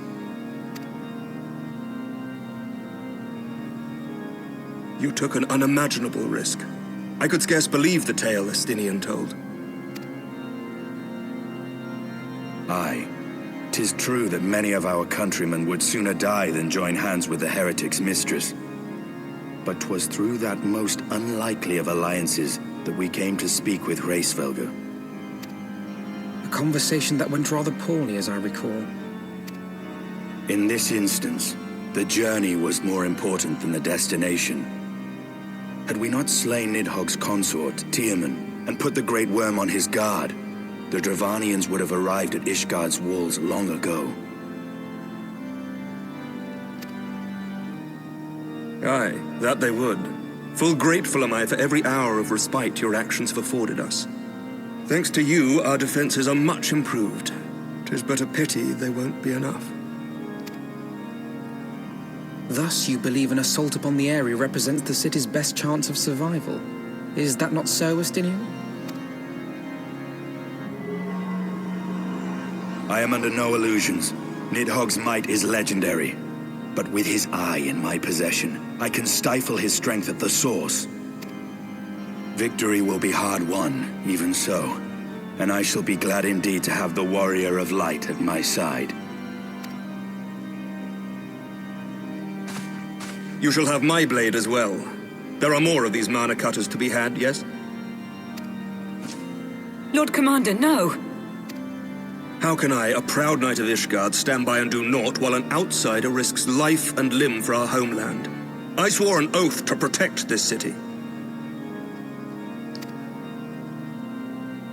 Pray leave the slaying of dragons to dragoons, Sir Knight. Your duty to command the city's defense is no less vital. Should we fail, and Nidhogg slip through our grasp, who then will hold the walls against him? Will you leave Ishgard in the hands of the Holy Sea's zealots? There are others. Who but you has the authority and the standing to orchestrate a city-wide defense? I do not, and neither does the Warrior of Light. That is why it is our place to fight, and yours to remain here, Lord Commander. What? You too, Master Alphino? By the Fury. You have shown some promise, but this adversary is far beyond your skills.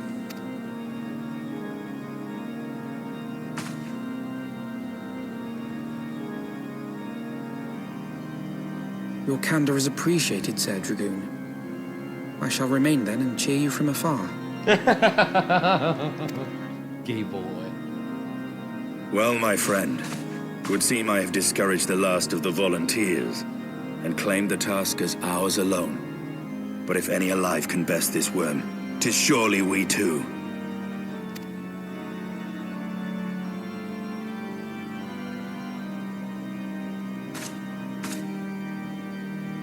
That's all I can say. I don't know, man.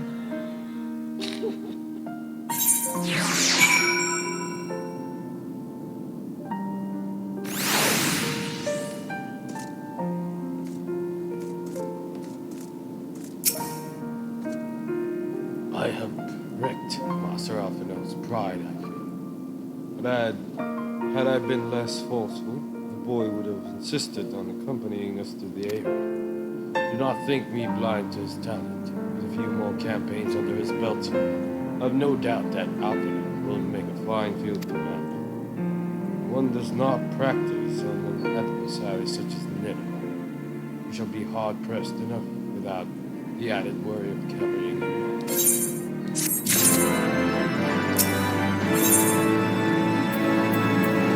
Ooh.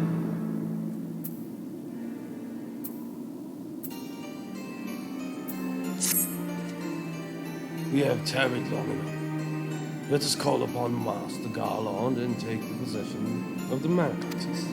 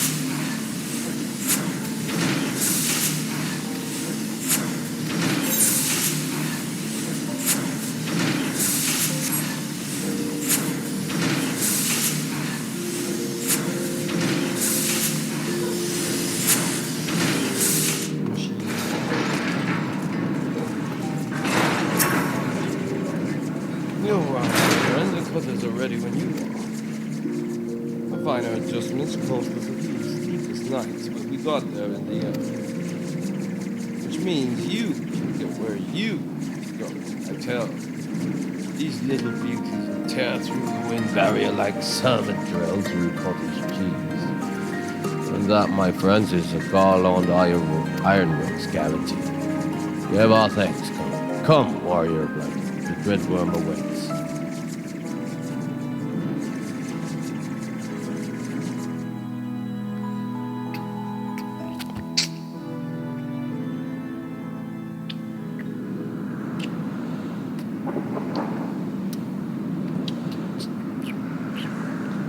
Oh, I'm wearing his armor.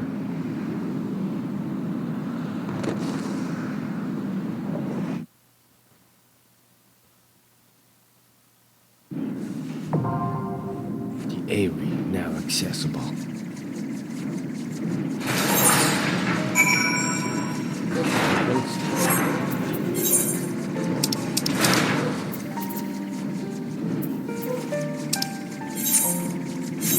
There's that blast.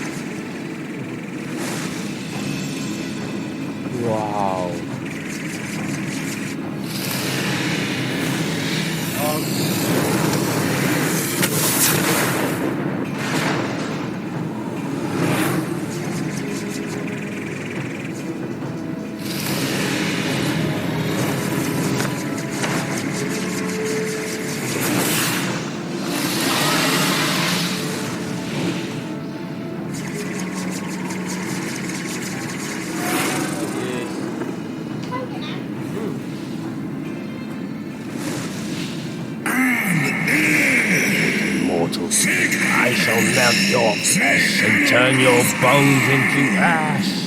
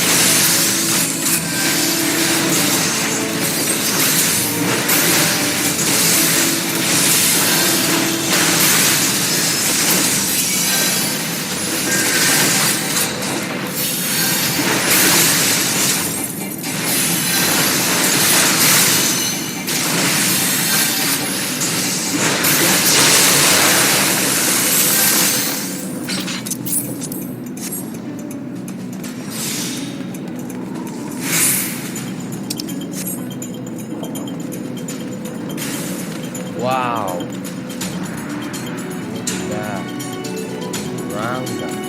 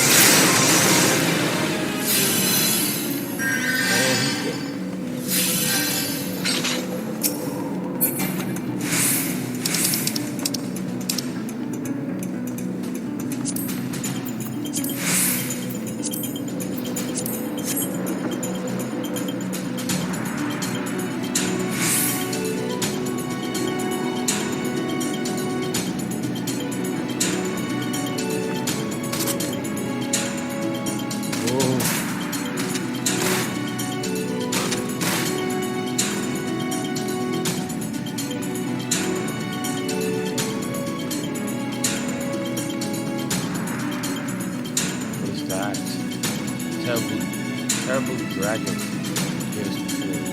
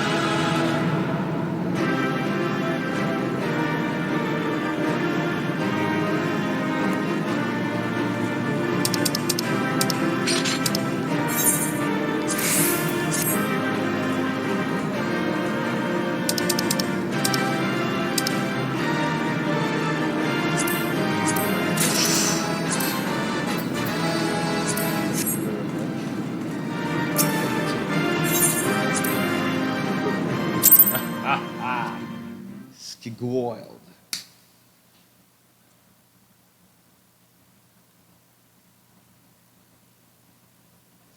To commence speaks of how my quality of play as a tank speaks for itself.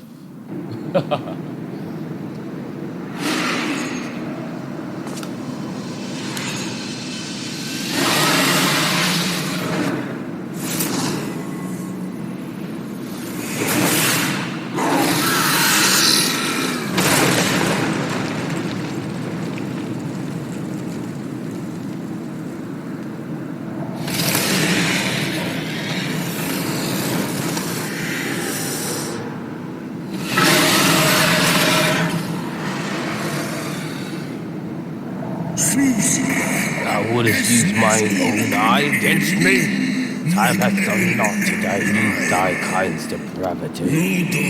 I have not forgotten thee, Dragoon. Mine essence claimed thee once, and shall do so again.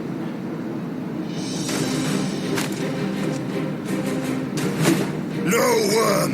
This ends here!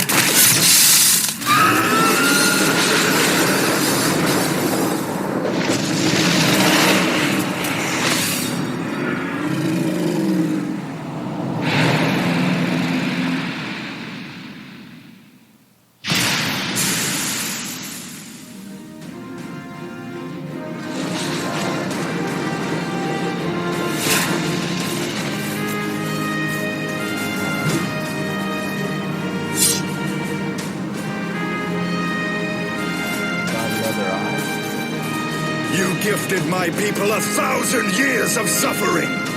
Now I gift you an eternity in darkness.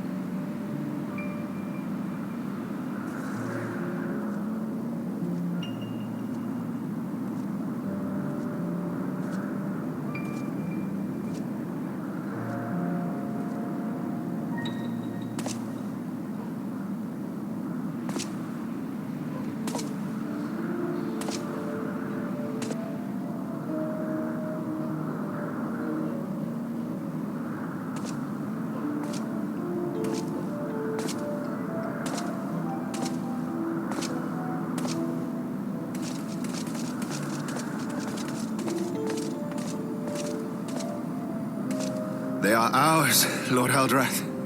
The eyes of Nidhogg.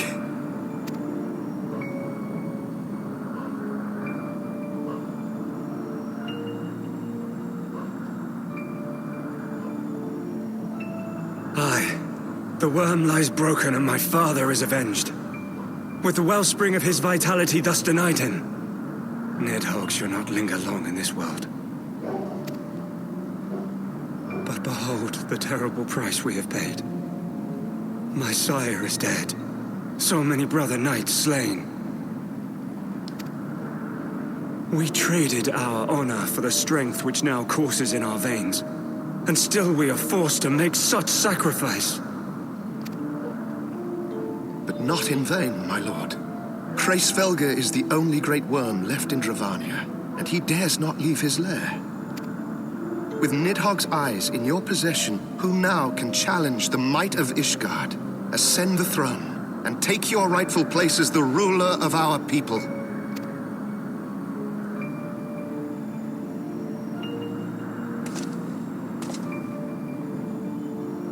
Nay, my friend.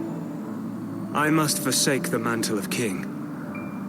Though Nidhogg be defeated, his wormling horde yet darkens the skies with wings beyond counting. As one who partook of Ratatoska's strength, it shall be my penance to bear a knight's arms until death grants me leave to retire. When that day comes, no prince shall perish, but a hell's-bound hunter of dragons. But Lord Haldrath, what then shall become of the royal line? Think of your people, my lord. Without a king, who will the common man turn to in his hour of need? How will he find his way without your benevolent hand to guide him? I thank you, Sir Flavian and Sir Silvertrill, for dispelling my remaining doubts. With men of such wisdom and compassion in service to the realm, 'tis plain that Ishgard has no need of a king. But if you must bow to the demands of tradition, you need look no further than yourselves for one worthy to wear the crown.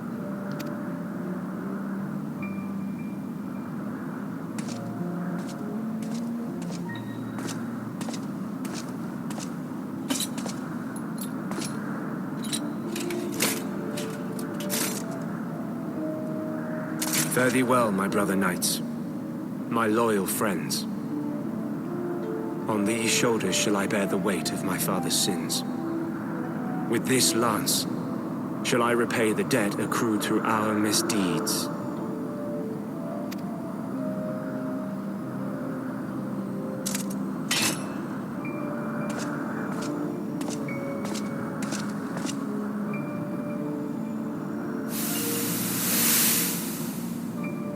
What cruel jest has fate played upon us?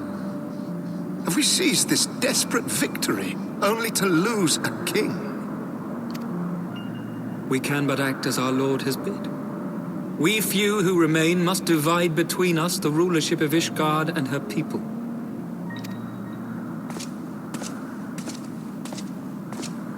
Not I.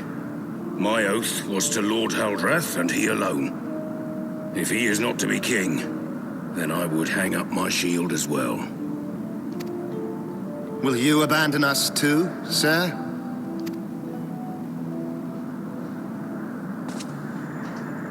I would wash my hands of blood and betrayal, and take up an honest trade.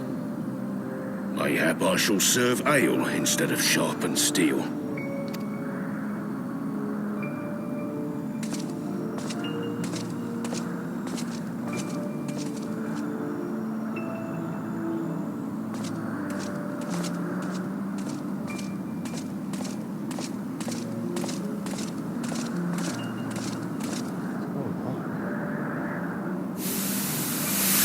We four, then.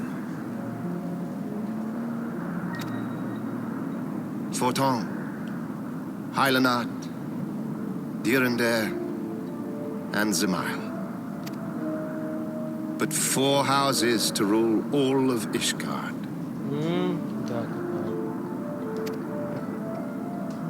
And what of the throne? We keep it empty, Until the day a king rises once more, we must assume the role of stewards. We shall shape our nation anew with a history of our own making, and let the truth of this dark day die here, upon the battlefield.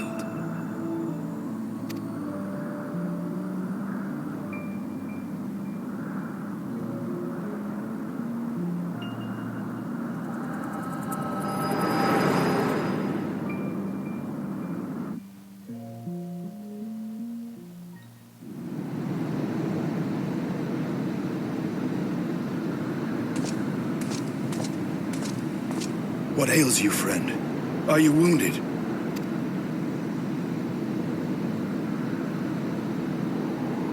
You have borne witness to history, to the culmination of the first battle with Nidhogg. The legend of Ishgard's founding tells that our ancestors were led to the land of Kurthus by the valiant King Thordan.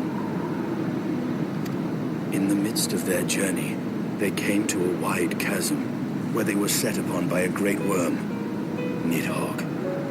A furious battle then ensued, with Thordan leading the van. Though the brave king was slain defending his people, his son, Haldrath, the first Azure Dragoon, fought on undaunted.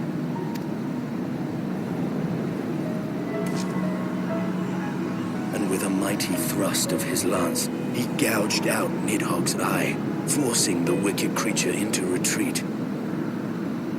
Thus, did this eldritch orb become a sacred treasure of Ishgard, lending its power to every knight deemed worthy to bear the title of Azure Dragoon. A rousing tale, is it not? Would that I could still believe it. But your vision, which we must accept as immutable truth, leaves no room for doubt. Save on one point. If Haldrath took both of Nidhogg's eyes, then how came this eye to be lodged in the worm's skull?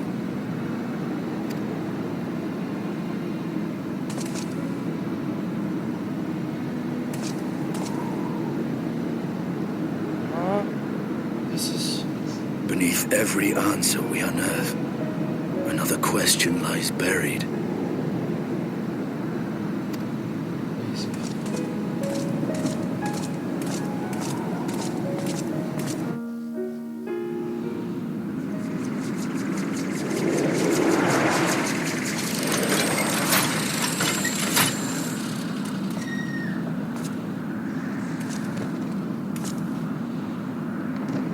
Twas a fierce battle, but one I knew we would win. Your fame is well deserved, warrior of light.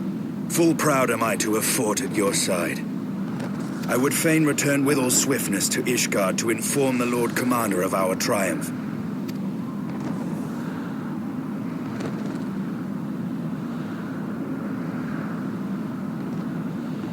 But we must first have words with Hraesvelgr. There are parts of this tale that the worm has kept from us, and I would know wherefore.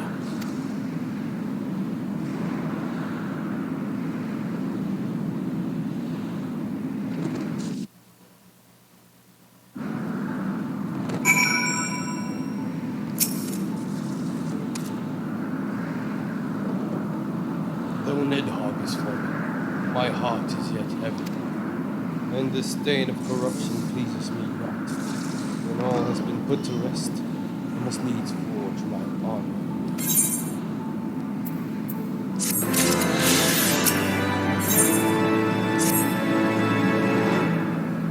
Nidhogg fallen. None save Hraesvelgr remains to answer our questions. Let's trouble the worm again.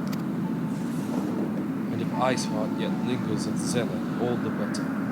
I would have her hear the truth from the dragon's mouth.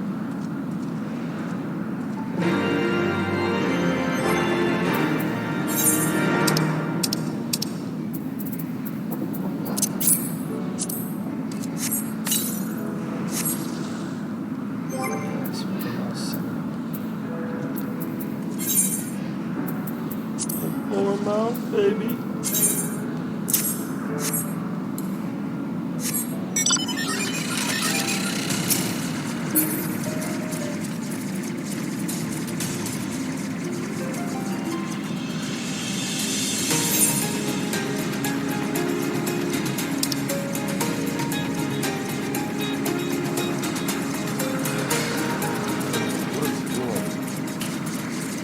could just teleport there.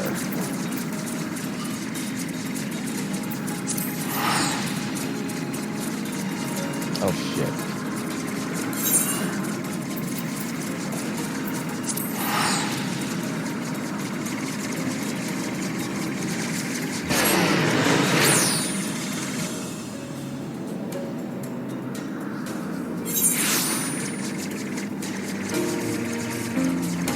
Ooh, there's another quest over here.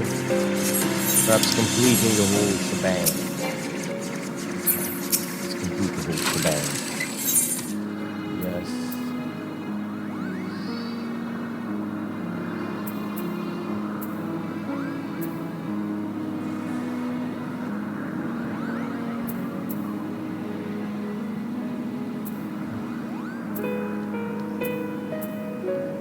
Aether current.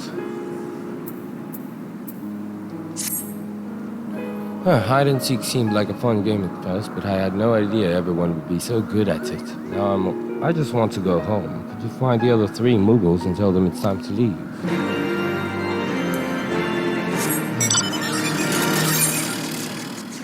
Oh, your Mughal friends.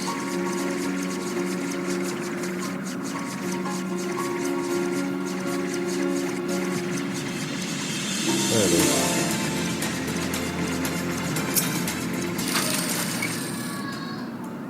Can't believe you found me. I'll find an even better hiding spot next time.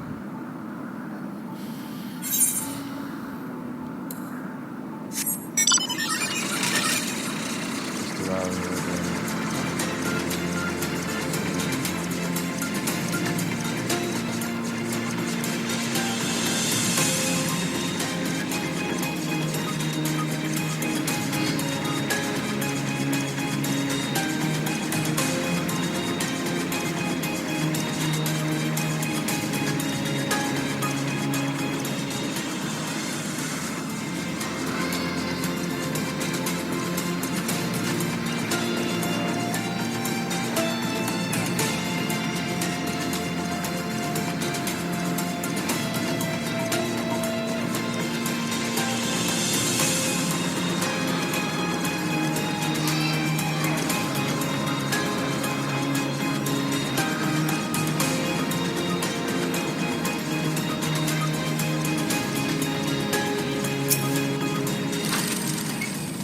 You actually found me? Oh, well, I suppose it's time to go home.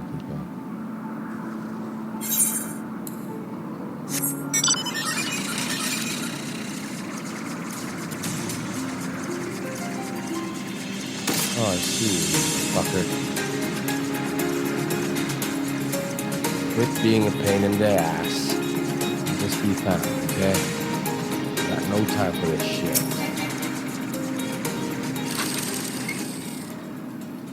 Fell asleep in my hiding place. I think I'll return to my comfy bed. Finding the Mughals is done.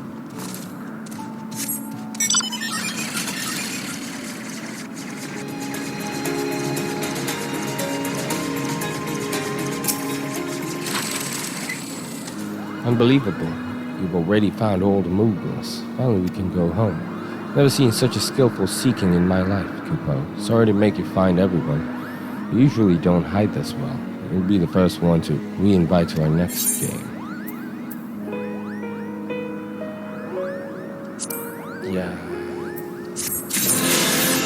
Oh yeah, free bird churning lists. Woo! Bitches!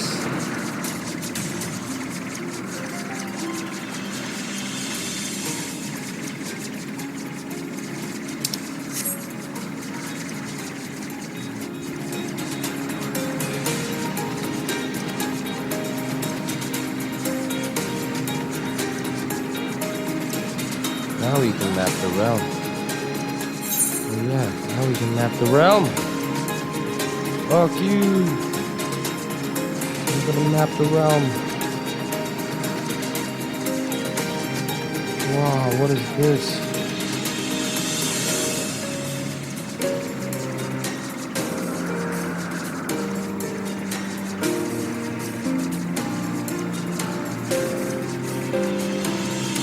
This is St. Shiva, I guess. Holder of the Shield.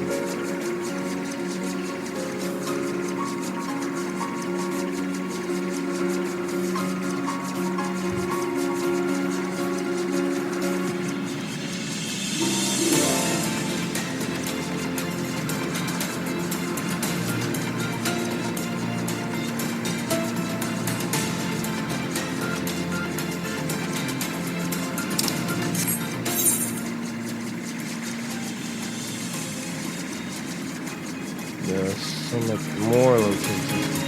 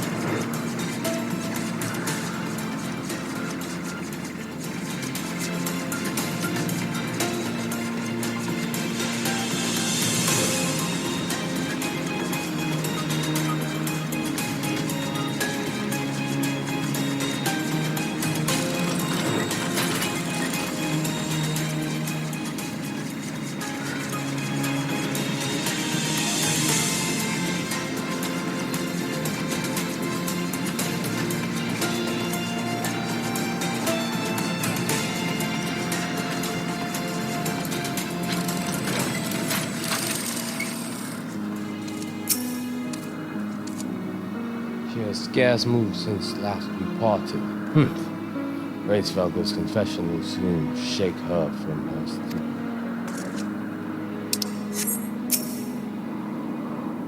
It was you, was it not? The furious screams of the dragons carried far. You have slain Nidhogg. What more could you desire from this place? Will you not allow Reisvelger to mourn the death of his kin in peace? Spare us your sanctimonious judgment, Ice Maiden. We have a gift for the Great Worm, and a mystery that can no longer lie buried.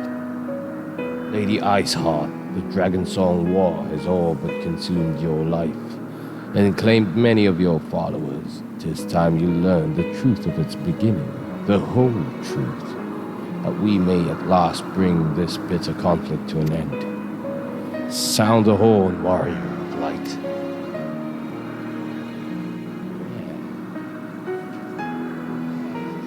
Hello, Dickie.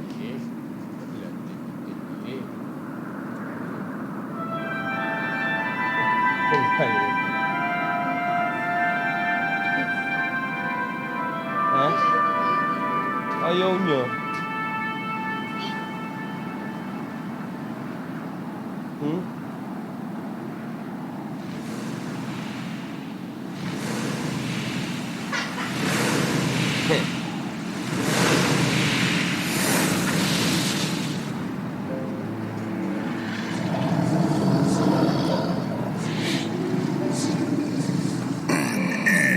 Impenitent mortals ever seeking to bury old wrongs under new.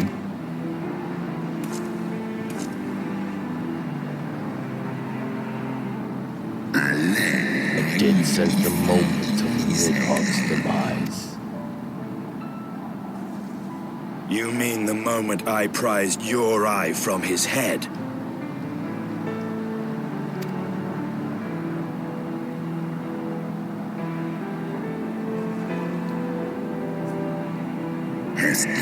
Good cheat thou hast uncovered my secret. Unto the blinded Nidhogg did I yield one of my half of my strength.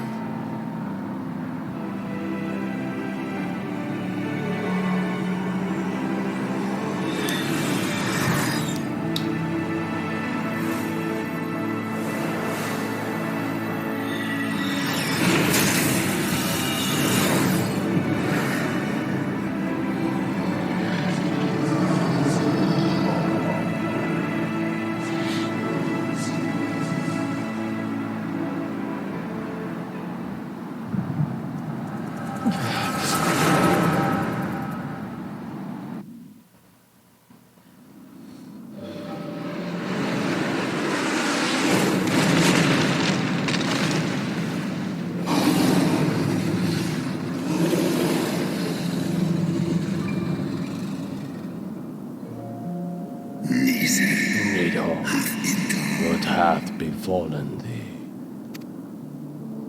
We are undone by covetous mortals. They did take Ratatoska's arms and glut their appetites upon her. She is slain. Then, what madness happened made our peaceful accord? Did I not warn thee, good brother? They have ever been untrustworthy creatures, these short-lived Ellison.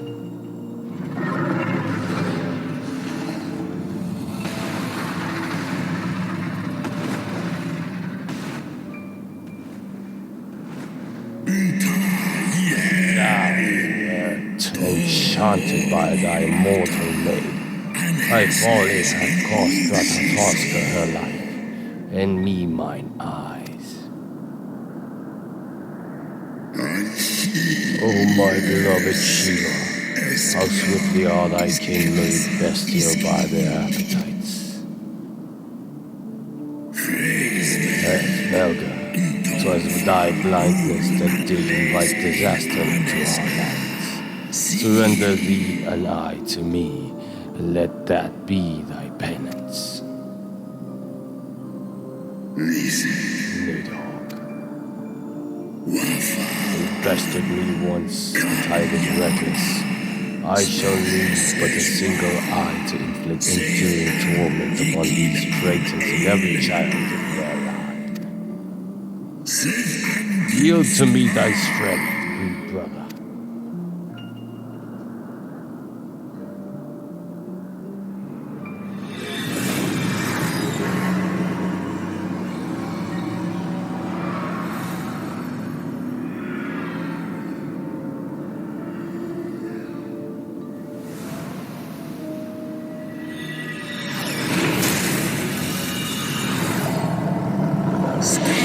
My vengeance is begun.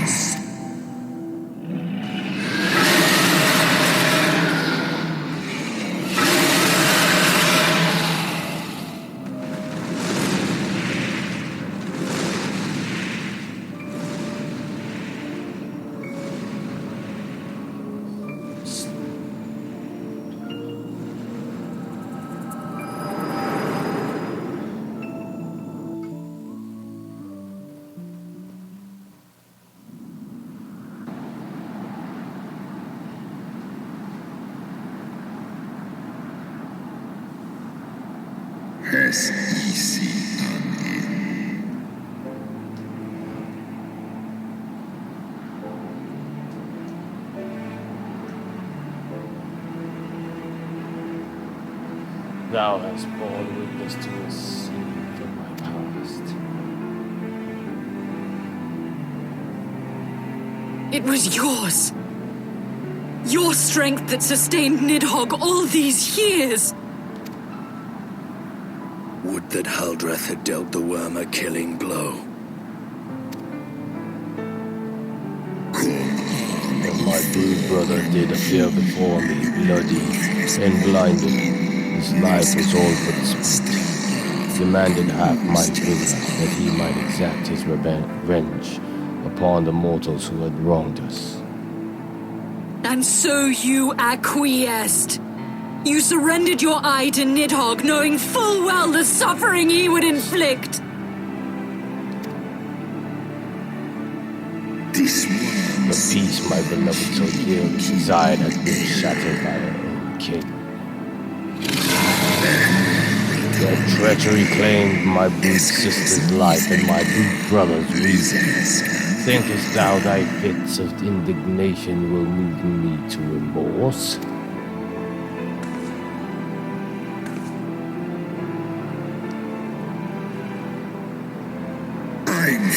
Go, mortal. Take your unruly passions and leave this place. Your presence here spelleth naught but misery. Were it not for Shiva's soothing embrace, I would slay you where you stand. Woe betide you, should the bond we share ever weaken.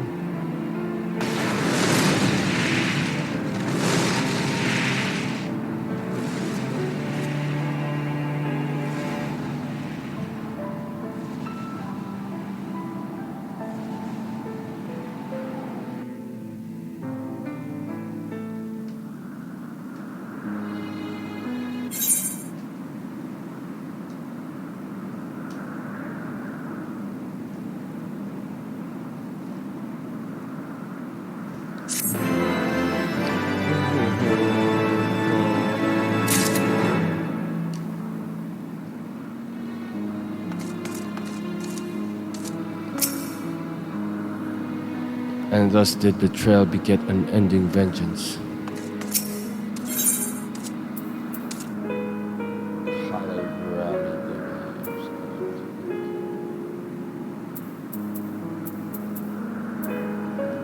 Unrest in Ishgard, though he lifted not a single claw to deceive that Hraesvelgr wreaked his own manner of vengeance against us.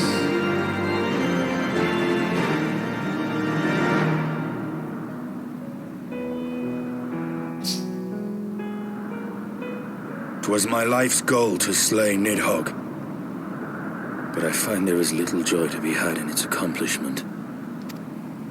But you have rid the world of a hate-filled creature, and ended a bloody war in so doing.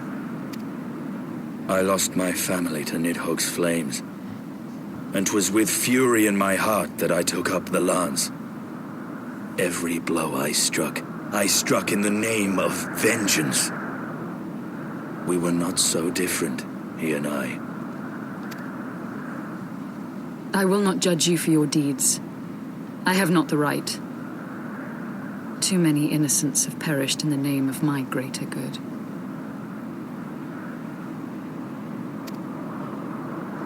Yet even with all that has passed, the tale is incomplete. We are short a great worm's eye. Of the pair which Haldreth took from Nidhogg, only one is known to us, the one I bear. What then became of the other?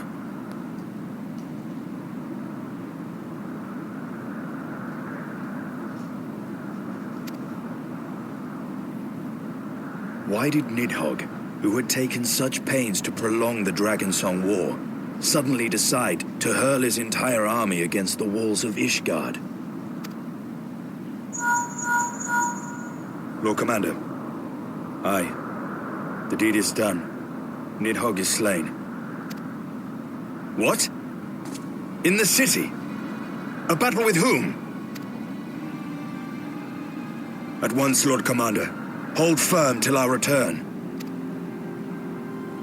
Fighting has broken out in the city. Lord Emmerich was sparse with the particulars, but it seems some commoners threw open the gates to a force of heretics. I gave no order to attack. Are we to mark the end of the Dragonsong War by spilling the blood of our own? Mayhap Hraesvelgr was right about us. Let us away, warrior of light. The people must be saved from themselves. Wait! I would join you! There has been enough violence. I will appeal to my people in the city and make them see reason.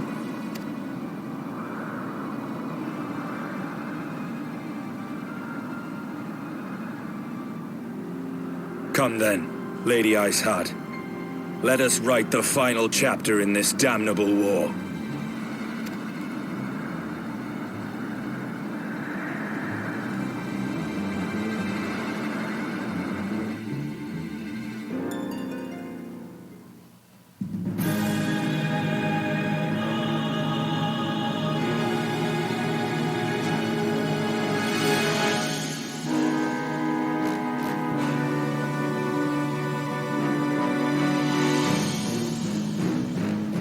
A small army of heretics has invaded the city, Your Eminence.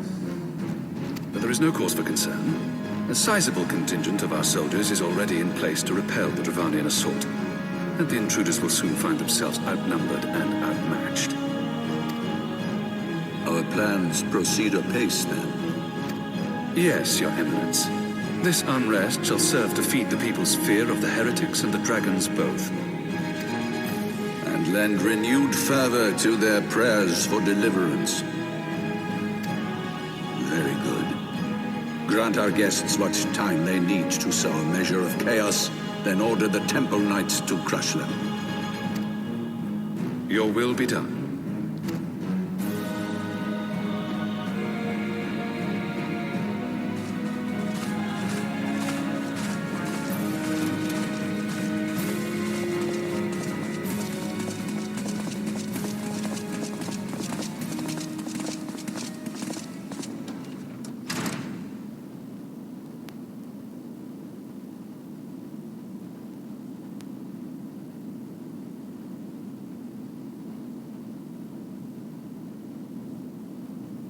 The moment is at hand.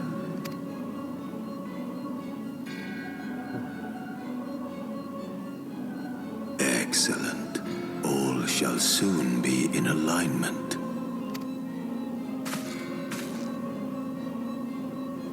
It is time for the Bringer of Light to die.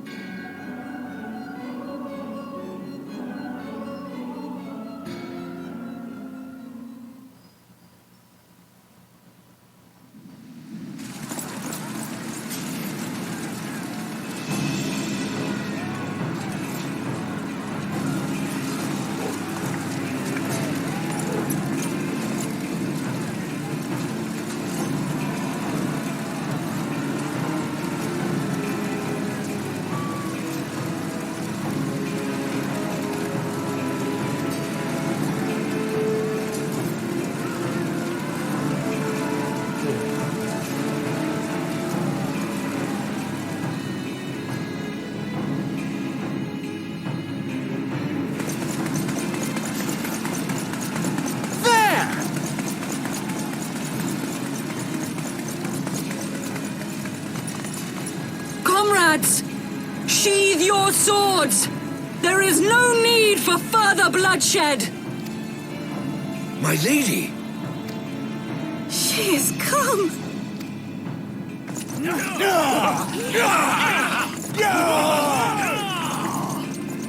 Hear me, brothers and sisters! The war is ended! Nidhogg is no more!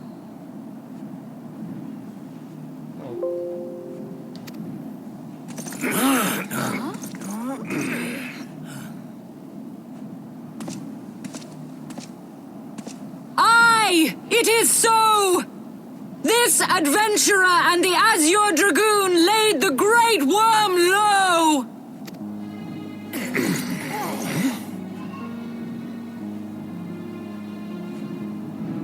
The endless cycle of violence between man and dragon was born of our forefathers' treachery. You have followed me, bled with me, to bring this truth to light that we might all know peace. But Nidhogg is dead. Nidhogg is dead, my friends! He who bore such hatred towards Ishgard is dead! Let his hatred die with him, I say! Let us sheathe our swords and go in peace! Have we lost? No, my friend! Far from it! At long last, the peace for which we have so desperately fought is within our grasp, and I, for one, would not forsake it!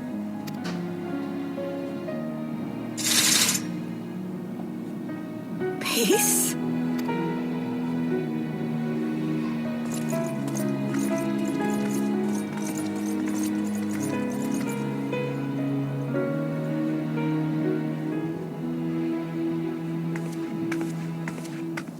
Seize the witch! Let none escape!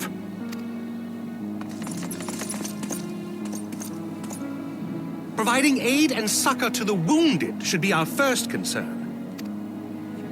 If the heretics mean to observe the peace, then it would be folly not to do the same.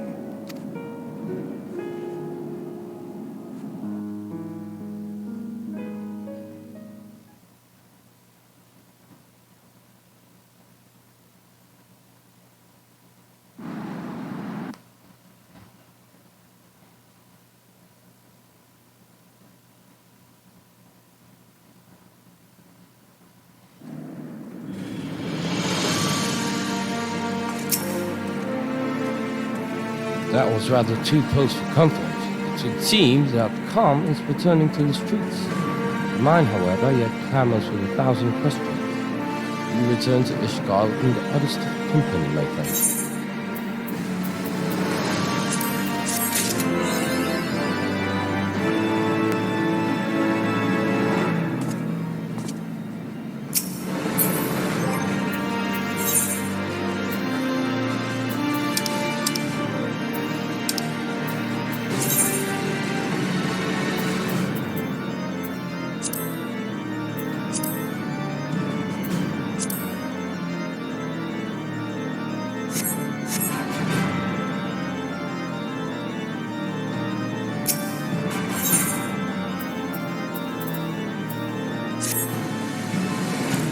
That, my friends, was rather too close for comfort.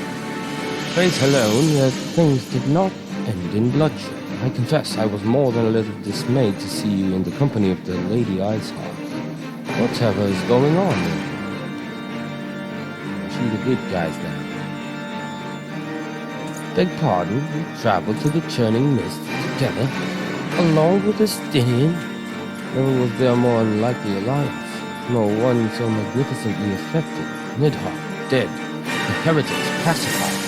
Father of Sir Emmerich must know this. Let us break the news to them together. I will bring Sir Emmerich to the Tom Land. Yes, an excellent suggestion. Very well, Ryan, and I shall wait there.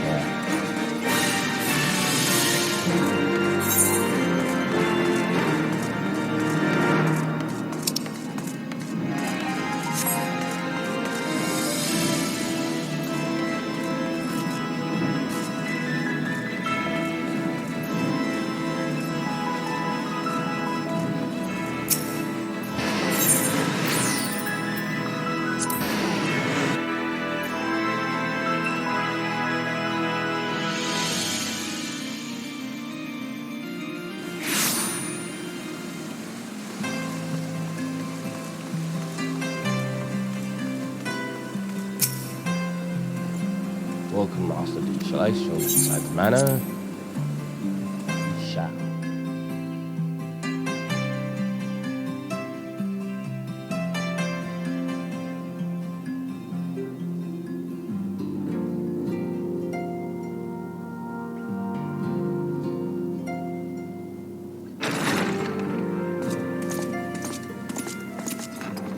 Praise Halone, you are safe.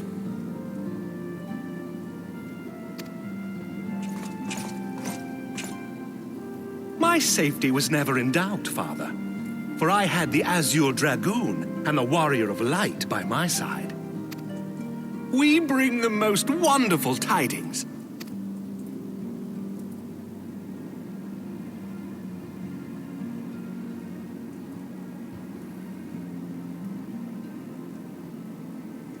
The infamous Lady Iceheart, here in Ishgard?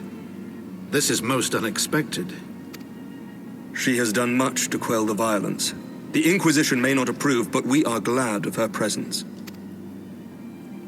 And with the Great Worm's demise, even our nation's more reactionary elements will have scant grounds to press for her immediate impeachment.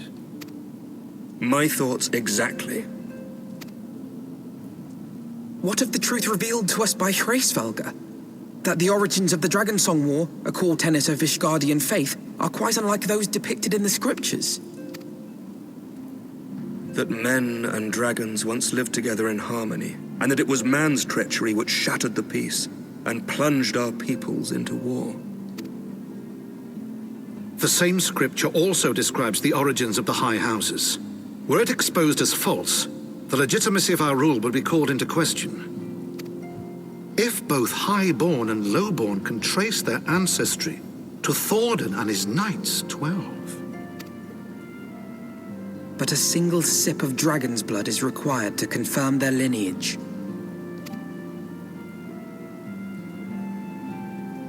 If the Holy See knew of this and chose to remain silent, their crimes are grievous indeed.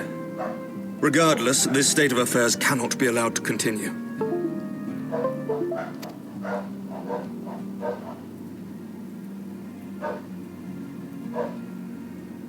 Sir Emmerich, you cannot mean to raise this matter with the Archbishop. Pray consider what you are proposing. If the Holy See chose to conceal the truth for centuries, what reason would they have to reveal it now? At best, you will be branded a heretic and clapped in irons. Then at least the Archbishop will have shown his true colors.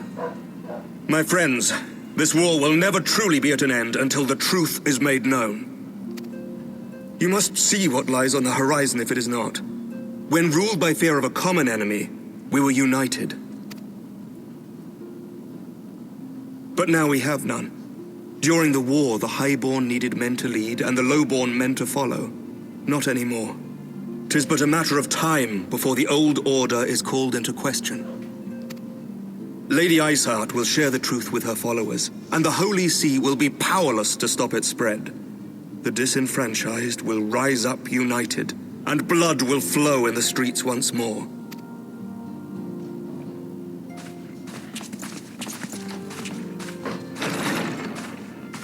A divided Ishgard will not survive.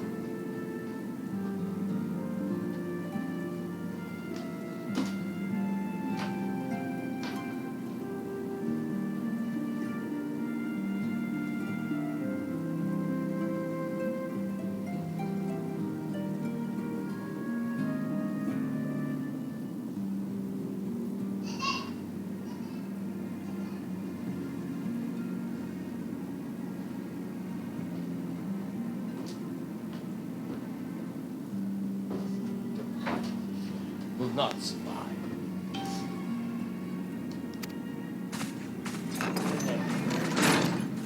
Tread carefully, Lord Commander. 65.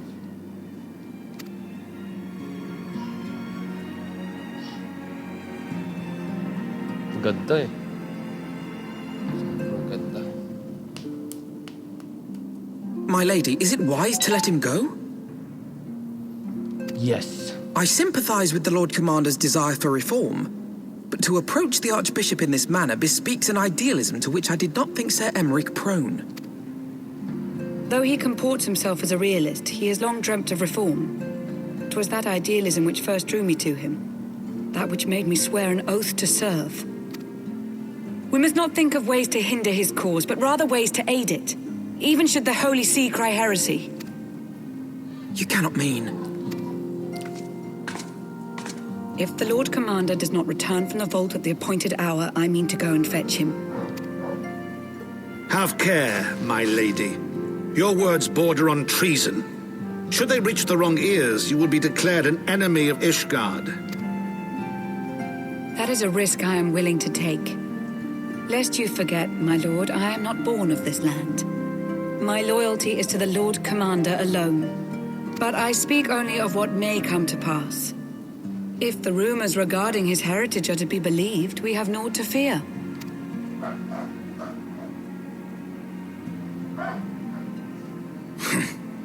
Lies and slander. Forgive me, what rumors are these? That Sir Emeric is the Archbishop's bastard son. Senior clergy are not permitted to marry and sire children. But even the holiest among us are not immune to temptation. I labor to believe it. Sir Emeric is truly the Archbishop's son. He has never been publicly acknowledged as such. But the rumors have plagued him since childhood. That he rose to his current position, despite being despised as a bastard and accused of profiting from his father's influence, bespeaks the quality of his character. It is my hope that on this occasion, the burden of his birth will work in his favor. Should our worst fears be realized, the Archbishop will not be so quick to execute his own flesh and blood, affording us time to mount a rescue. Bastard or trueborn, he is our nation's best hope. If the Holy See dares to threaten him, I shall lead the charge against the vault myself. Hear, hear! The future of Ishgard rests on Sir Emeric's shoulders. I too will do mine utmost to aid his cause. Thank you out there. Orshafon, be reasonable.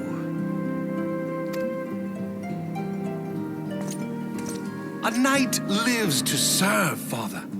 To aid those in need. The people need Sir Emeric more than ever, and we may be his only hope.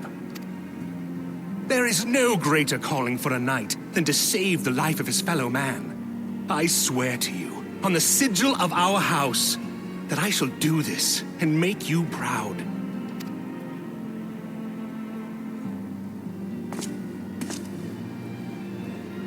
Even you? Romantic, reckless fools, the lot of you.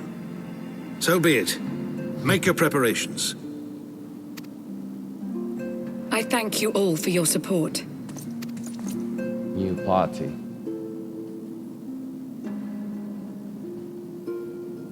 Big time now. We're under the counts.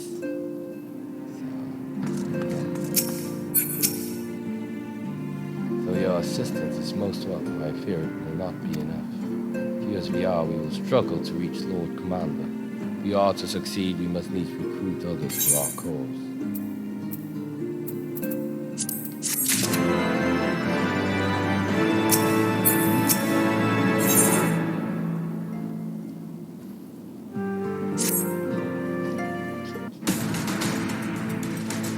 How are we to carry out this bold endeavor, even with an army of knights at our backs? The direct assault on Vault seems unlikely to succeed. You are correct, Master Alpinel. Not even the assembled might of House Fortam and the Temple Knights would be sufficient. With the support of another party, however, we may yet stand a chance. You speak of one of the other high houses? Precisely the opposite. I speak the revolutionaries rumored to reside in the green. Towards these disgruntled Ishgardians we opened the gates of our city to the heretics, I believe. But of course, if their hatred of the Holy See drove them to such deeds, they might well be persuaded to assist in Sir Emeric's rescue, knowing the truth would lay bare. Such is my hope, Master Alpin, and I would have you and your Ryan reach out to them. As a temple knight and sworn servant of the Holy See, any overtures I make are due to those. But as outsiders, the two of you may receive a warmer welcome. Very well, we shall seek out the leader of these revolutionaries and make our case. My thanks as King. Will your brothers heed your command if you order them to stand aside? The dragoons have no love for politics, my lord. They will gladly watch and wait while the highborn fight amongst themselves. How very wise, noble. We should hurry to the forgotten light. Kataru may have knowledge of the revolutionaries.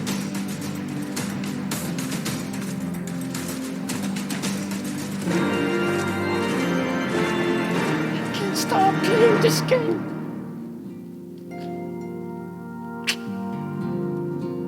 Ill-weather friends.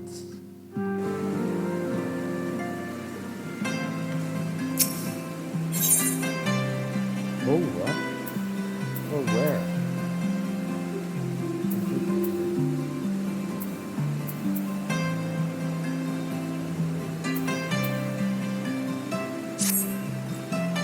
Recently held a ceremony in honor of Apostle Sir Claude, third son of House Halonar. I was surprised to see none of those knights from Camp Cloudtop in attendance.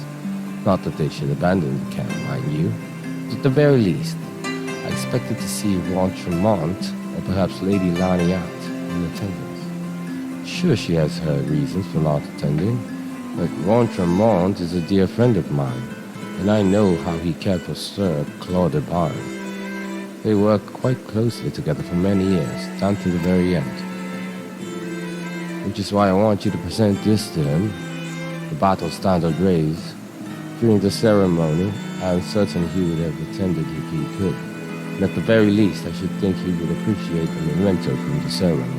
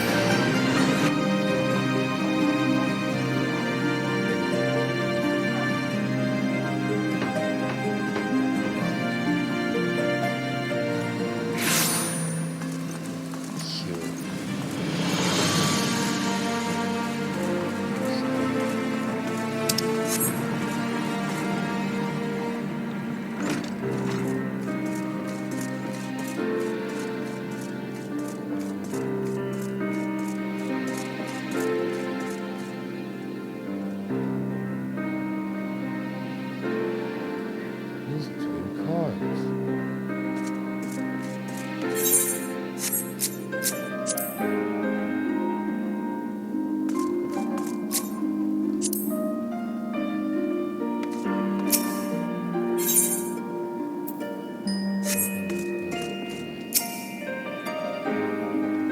Up in our gods, I've been worried sick. So good to see you. And you, Tartaru.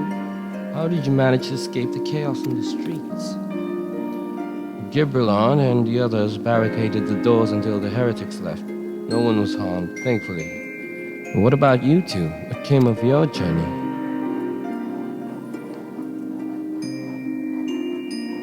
You're not serious. What was Sir Emmerich thinking? I mean, the way you two talk about him, I wouldn't have believed. Anyway, I've heard rumors of the people you're looking for, but I doubt they'll be of much use.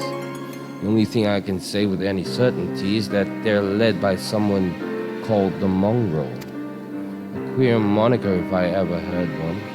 Mayhap it will make the individual in question easier to find. Come, let us all make inquiries below.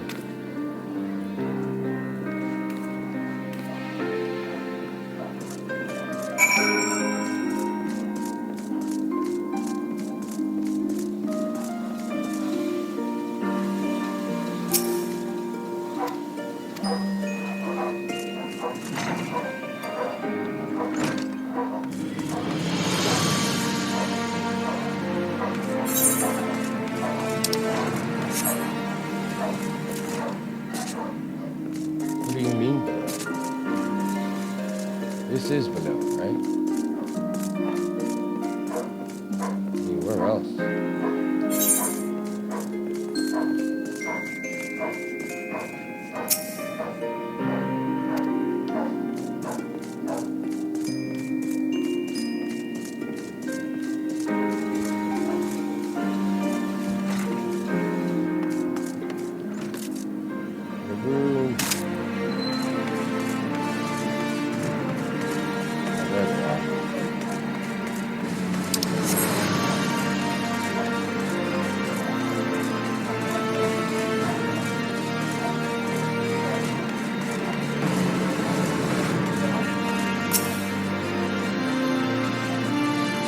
A mongrel? Not sure I catch a meaning. To a blue blood, where all of us dogs that.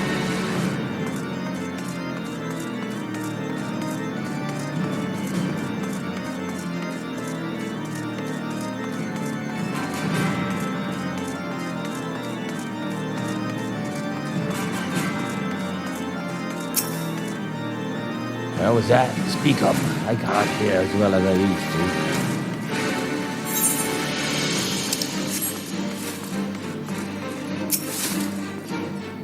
I don't know a god's damn thing about the Mongols, but if I did, I'm pretty sure I wouldn't tell you. What the fuck is throwing snowballs?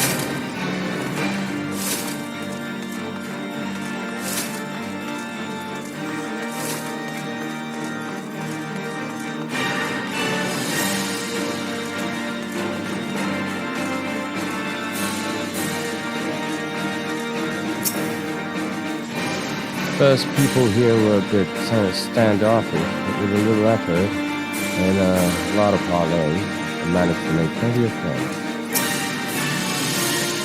With a single shred of information, just as I expected, these revolutionaries would not have evaded capture for so long without the masses' complicity. Still, it is good to know that Tartaru's ears are as sharp as ever.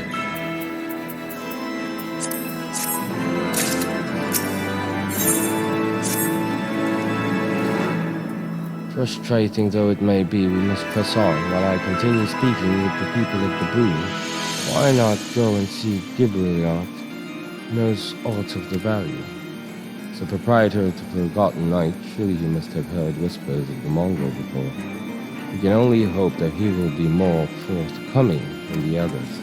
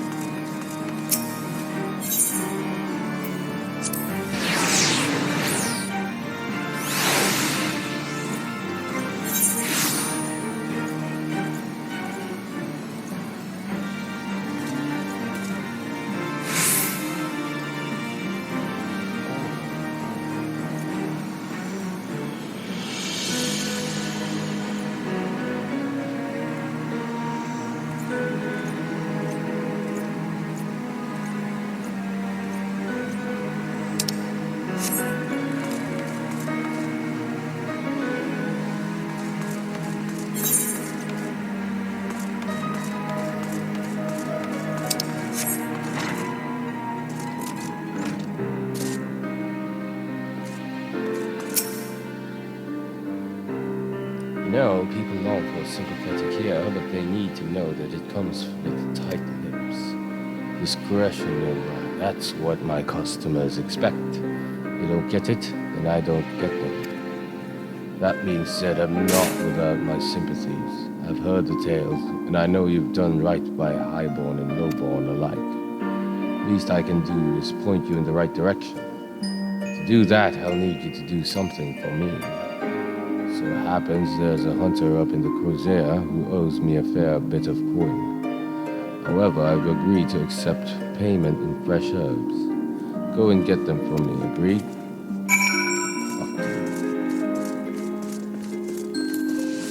If I had any choice.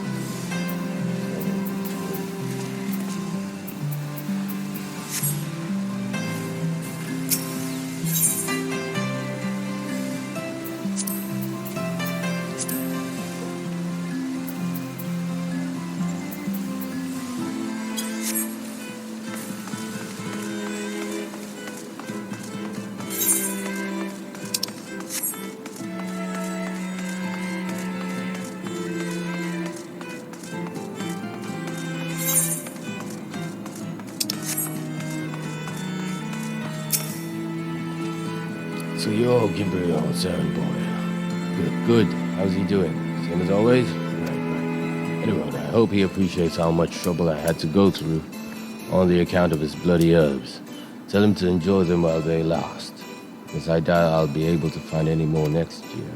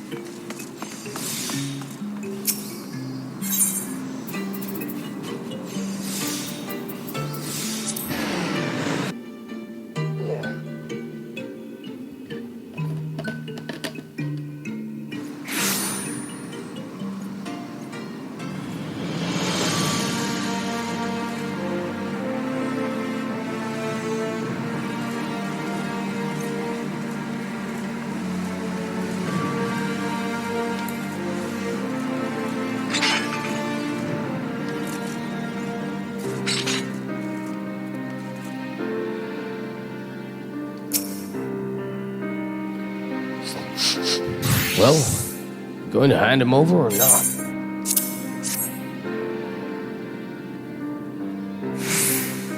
Aye, this ought to do it. And a few other spices. I can make it just like she used to. There are a few things which stir the hearts of men like a sip of mulled wine. Share a glass with the right people, and who knows what stories they'll share.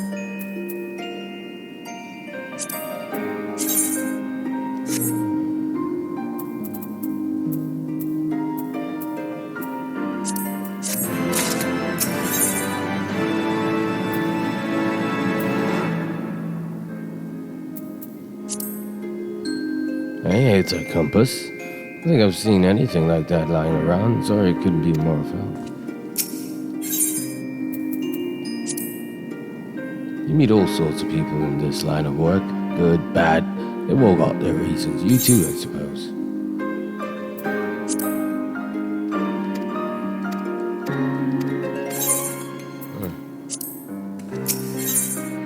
noble indiscretions. Gerbelant has a faraway look in his eyes. Now that I think on it, there's a woman I know who's rather fond of this blend. XIV is her name, and she resides in the Pillars. She's a maidservant to some noble house or another. I forget. Anyway, be a shame if she didn't get to try this wine. Why not give her a bottle? Why would I do that? Fuck! You asshole. I just did you one and now you're making me do another? What a dick.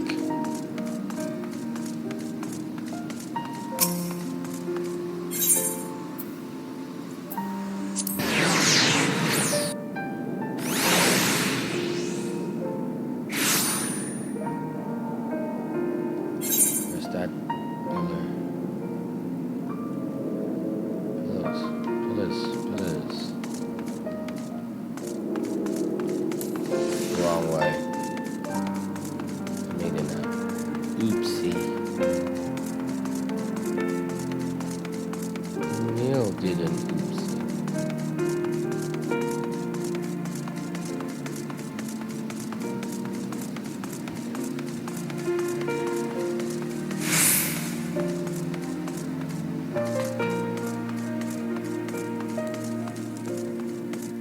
The pillars.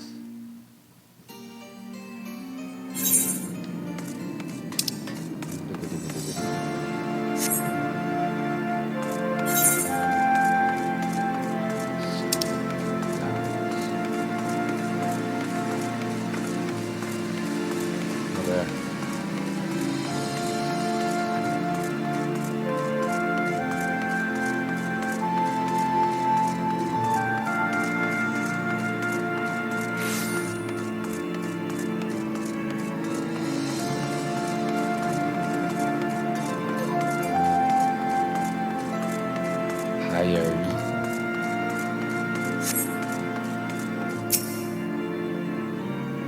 Yes, I'm Hyaretha. Beg your pardon?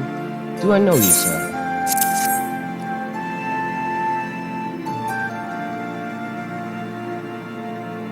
I know this smell. This is the wine that girl used to prepare. A special recipe. It must be decades since I last tasted this. Oh, the poor dear, such a shame she was taken in by that baron. You got a dashing figure, I'll grant you. Tall, slender, long of ear. But those dazzling ruby eyes of his were filled with lust. It was not more than infatuation. When she felt, when she convinced herself it was love, he couldn't help but take advantage. But when her belly started to grow, gods, the scandal, I mean, is not an uncommon occurrence, but that it was with a hue made it so much, well, I needn't tell you, she was discharged from his service, cast out onto the streets like so much refuse. After she returned to the brew, we drifted apart, only learned of her death years later by chance. What was that about? Gerbelant? What are you not telling me?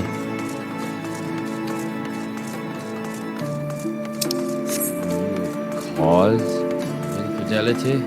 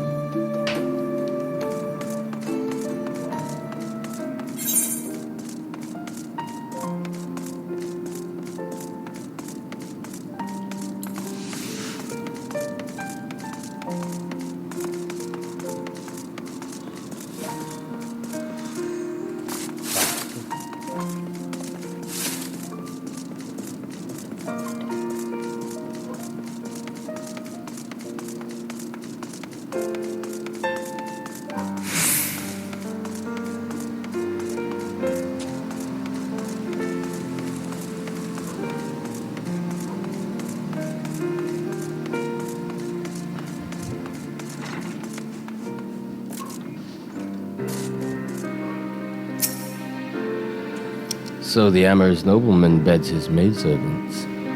cast her aside when the seeds take root. Not the most original tale, is it? Cold comfort for the women and children who live it, though.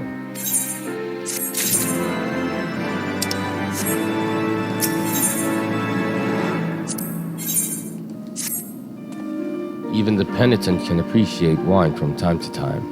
Take Geraldir, for example. Surely you've heard of him, no? He's a monk who offers succor to the poorest of the poor. In the broom, a man of many vows, but none which prohibits spirituous beverage. Aye, if ever there was a man who deserved to drink, it be him.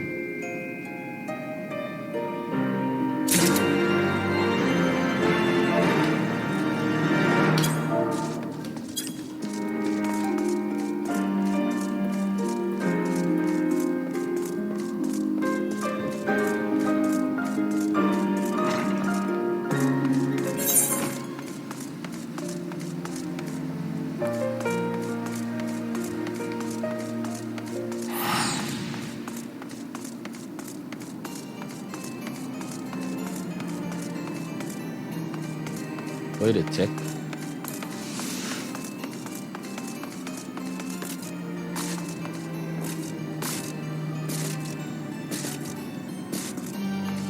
Oh man.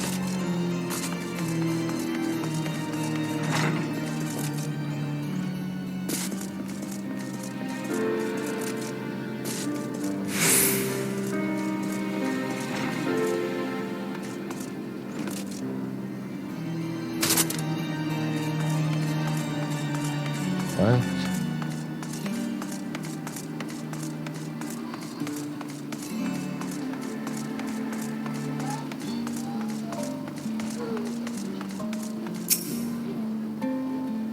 Hallowney blessings be upon you, sir.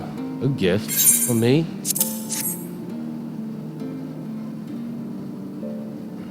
This scent, how reminiscent of a wine once made by a dear old friend. May her soul rest in peace.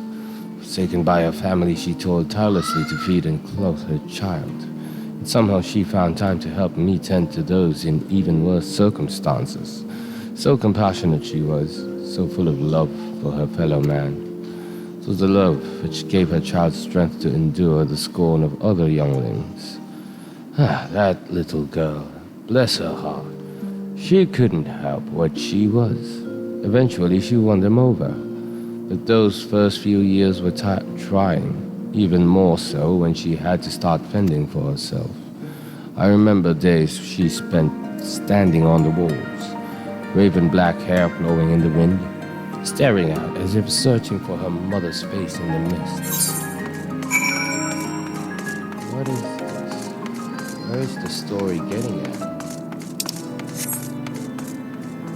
Don't tell me that the child is the bartender. I don't know. Maybe.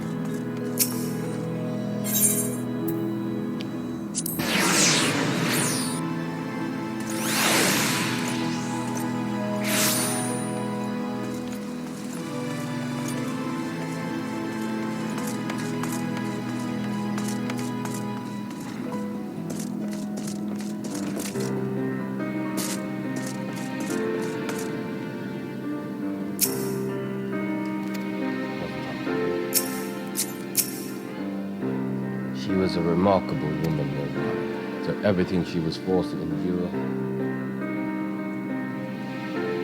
she still remained hopeful for the future. She was forced to endure, she still remained hopeful. She was hustling. Some bonds are thicker than blood, but blood still defines us and divides us in the end. The legacy of our parents, Neil Ryan, and we can't escape it no matter how hard we try. So the mongrel and her pups chose to embrace theirs, to proclaim it all and sundry. Hey, if you can understand that, then maybe you can find her on your own.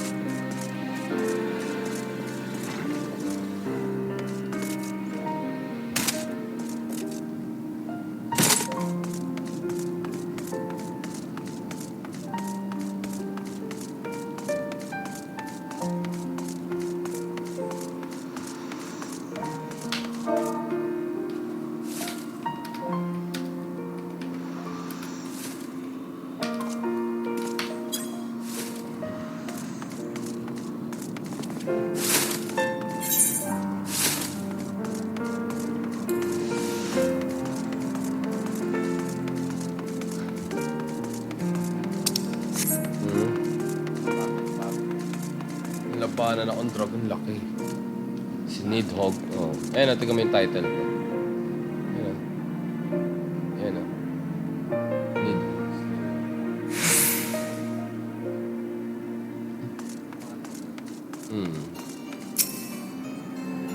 Still looking for your mongrel. Like I said before, take your pick. Plenty around. You know where to look. Did you fancy someone specific?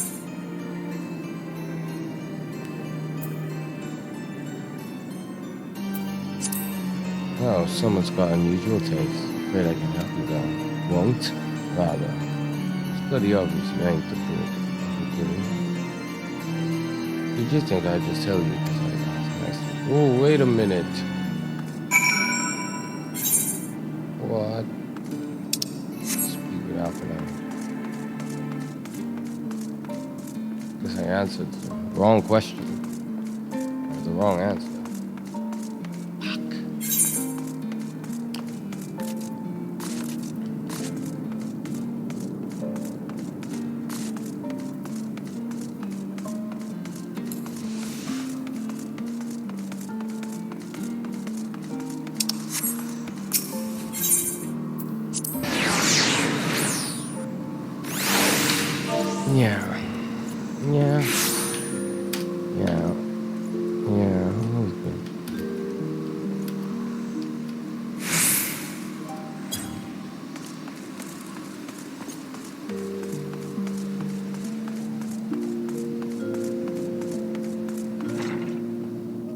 Nakuha ko pala yung ano niya. Nakuha ko pala yung axe niya. Saka may bago ako ano. Ha?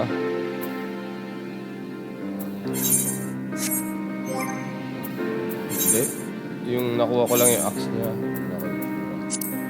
Hindi naman yata kalakasan. Ayun o.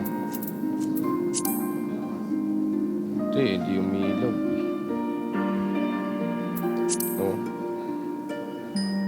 Baka ipapakraft, no? Para umilaw. Natago ko na lang din. Wala, level 136 lang eh.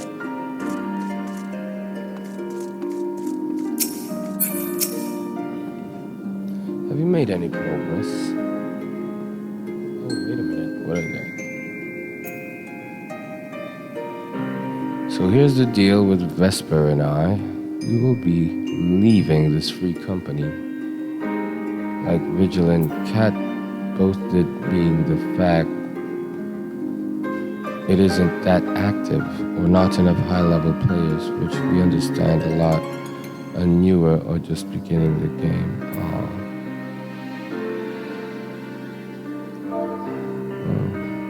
Oh, I see.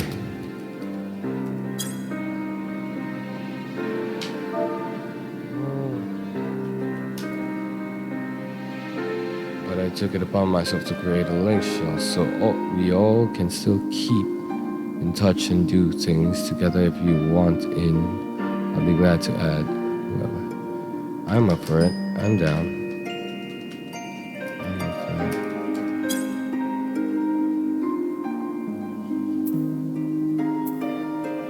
Oh, well, I hate to see you both go.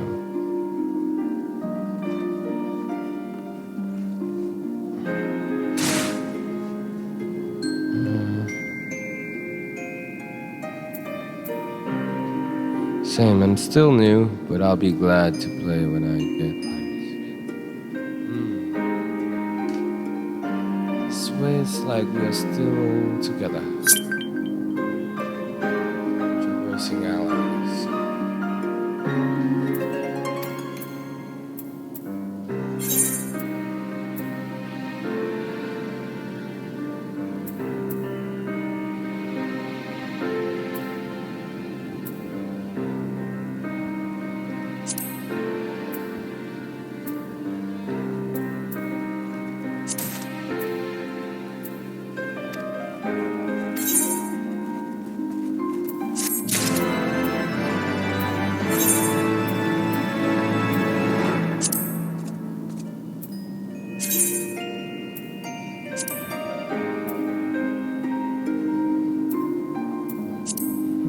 All you invites.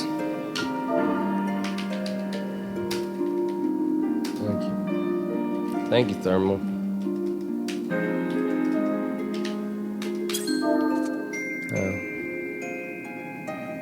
It's fine.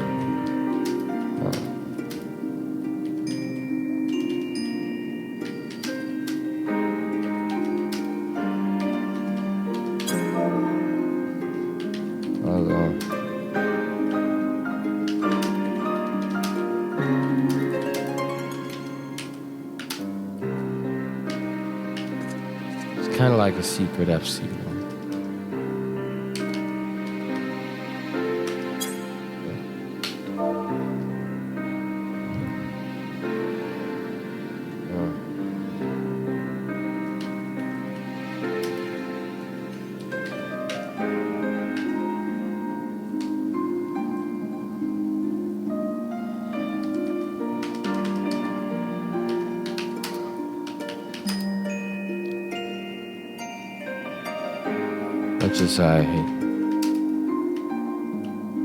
Much as I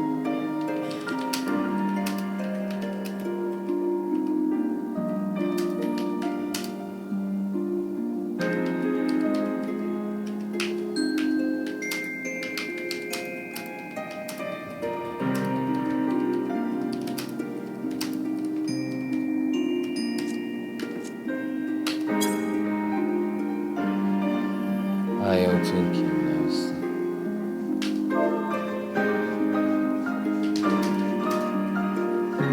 I'll be here to all who wants to be in donations.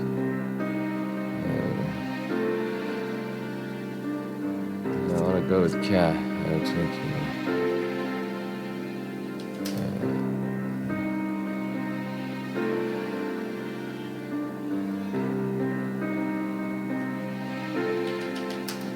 Also, wish he'd been on, but sadly he hasn't for a bit.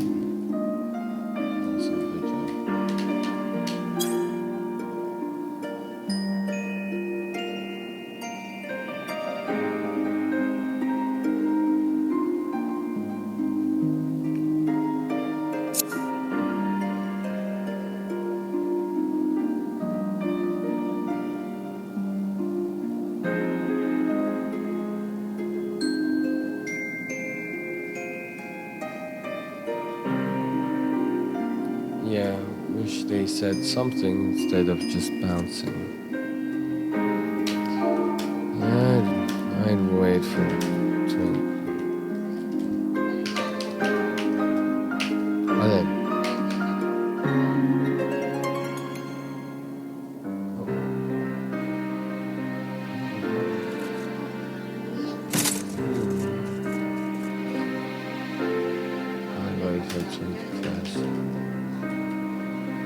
Alright, I don't know when Joan will be on. Again, she might want to join, so I'll wait for 24 minutes to be online.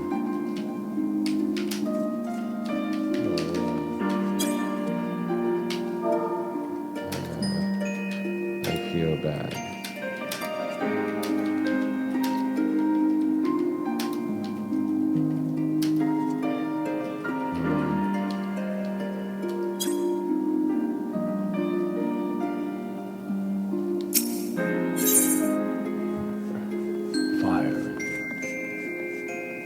Often I was considering how best to proceed with the hunt for the Mongol.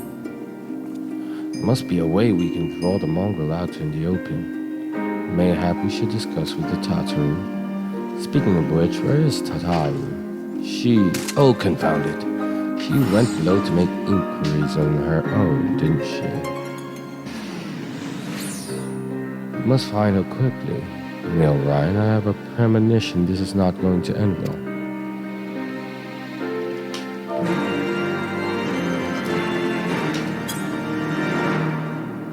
Sante.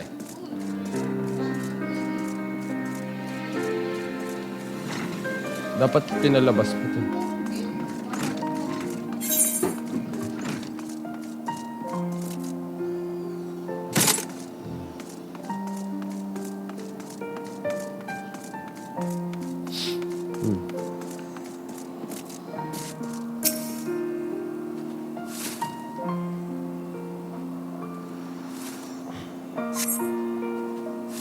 cast gaze over the streets below. See no sign of Tatooine.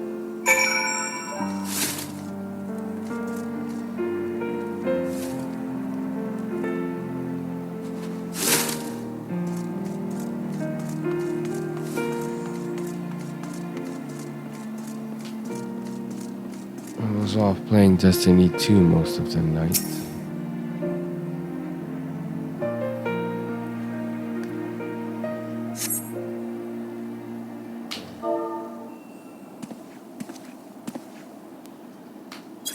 She must be around here somewhere. I take it you've had no luck either.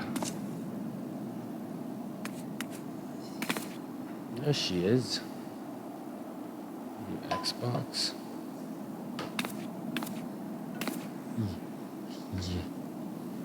Well, I'm sorry, I forget I said anything.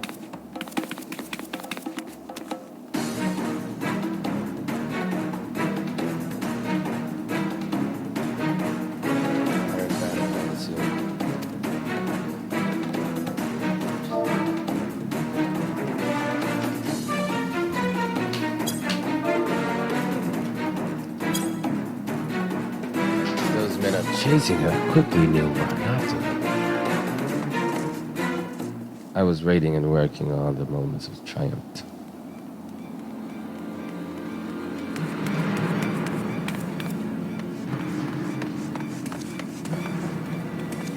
Where do you think you're going, Missy? I'm sorry, I didn't mean to offend. What's going on here? What's it to you, boy? Piss off. Hold on. I've seen them around. They're in and out of House Fourtomps Manor all the time.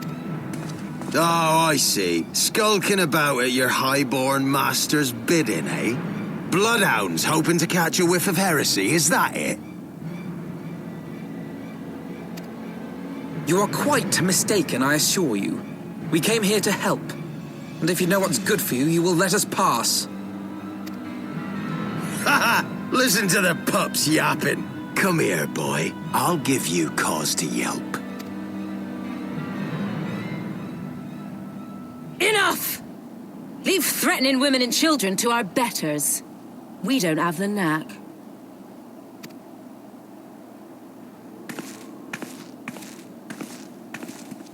Ooh.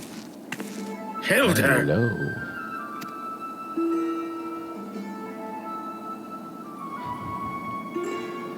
Lay a finger on the Blue Blood's pups, and you're like to lose the hand.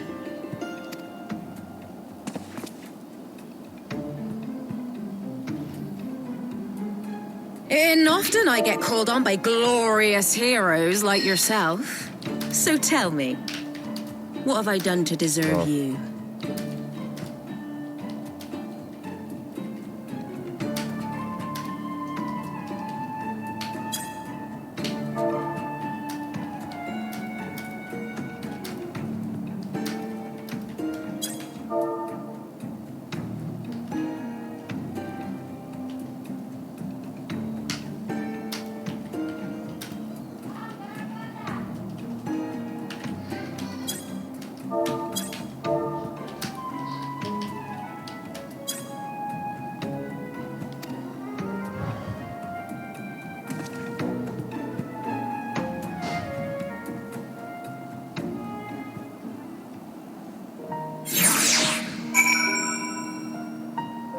Yes, I found her.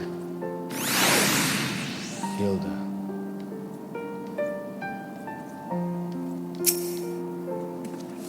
For once, it would seem the fates are smiling upon us. Had those ruffians forced our hand, I dare not think what would have ensued.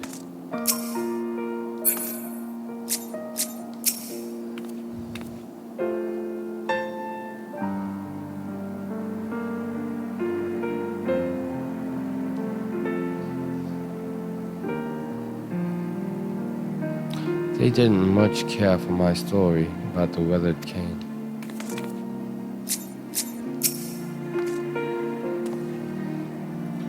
Got my eye on you. Whatever it is you've got to say, say it.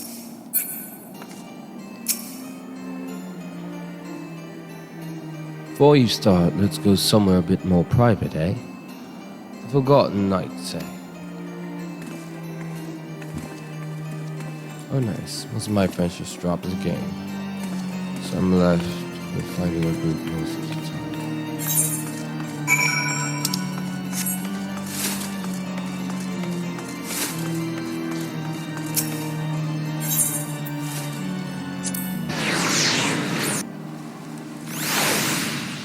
As long as you can play D2 on PCs, it's a no good types of controller.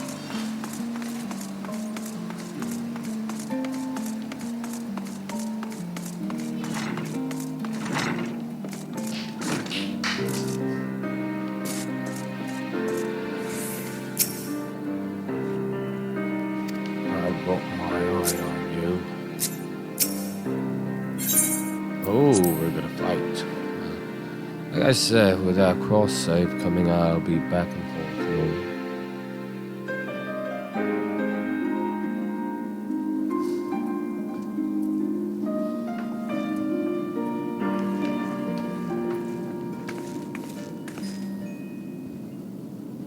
Good stuff.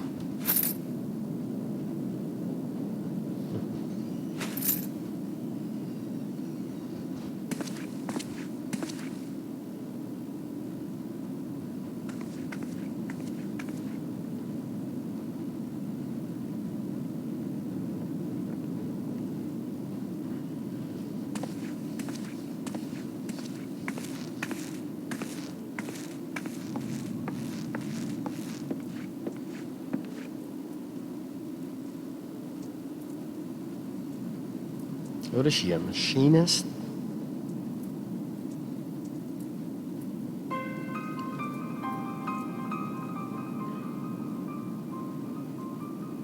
So, while you're on your way to kill Nidhogg, you stumbled on some dirty secrets that the Holy See has been hiding for centuries.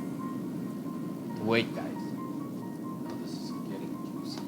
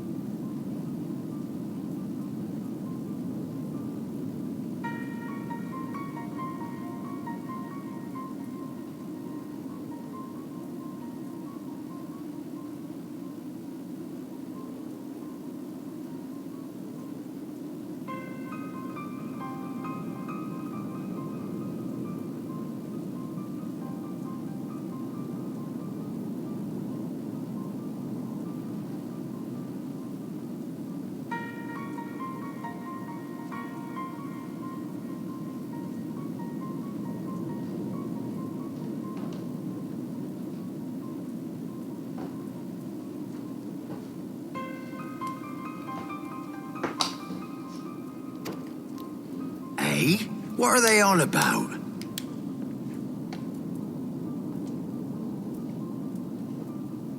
The high houses. And what makes a nobleman so bleeding noble? They trace their blood back to King Thornton and his Knights 12, the founders of Ishgard. But our friends here reckon we're all descended from the heroes of Eld.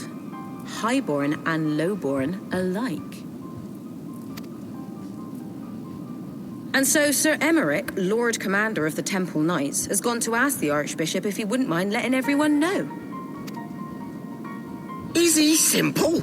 The old bastard will have him executed for heresy. Well, seems to me that's what the good sir wants.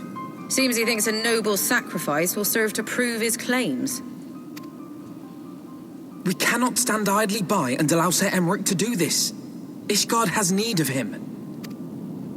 Look, you've a good heart, I can see that. Willing to risk your neck for someone else even when his troubles ain't yours. But what's this got to do with me? If Sir Emmerich is imprisoned in the vault, we will need all the help we can muster to breach their defenses and rescue him.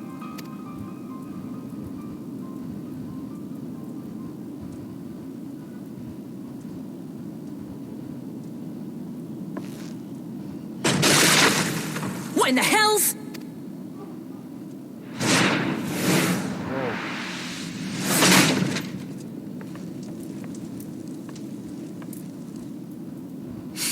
Ah, the unmistakable scent of heresy.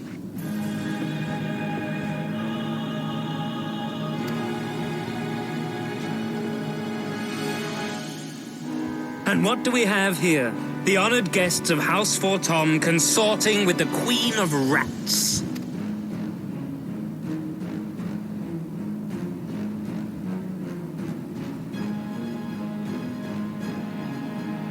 Ooh, plotting insurrection, I shouldn't wonder. That won't do. Sickness is wont to fester and spread. It must be burnt out ere the infection takes hold. I reckon Sir would be happy to wield the irons himself. Well, so happens. I've got irons of my own.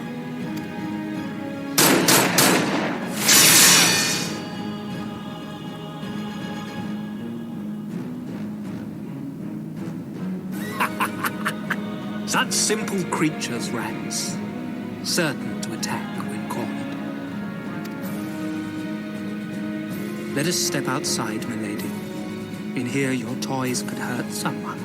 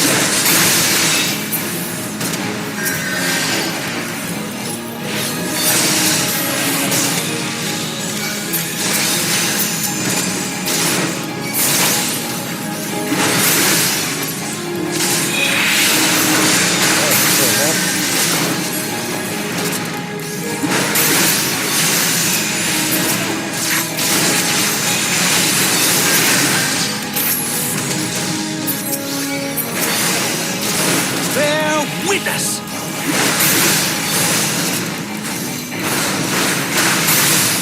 Helone, guide my sword!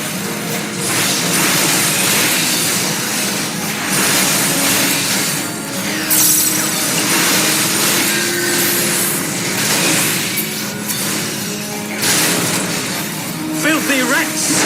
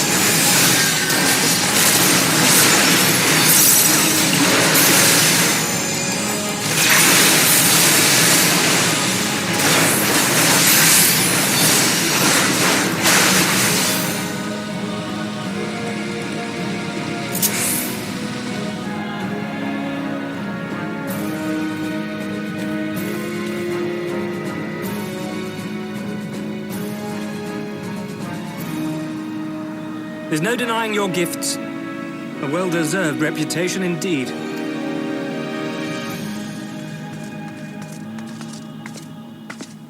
Enough!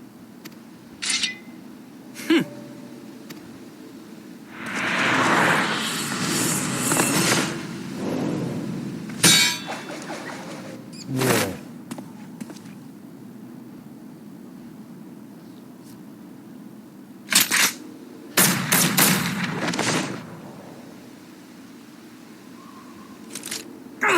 Lucky bastard. Nay, 'tis we who are lucky. Had we fought on, 'twas but a matter of time before our conflict claimed the life of an innocent bystander.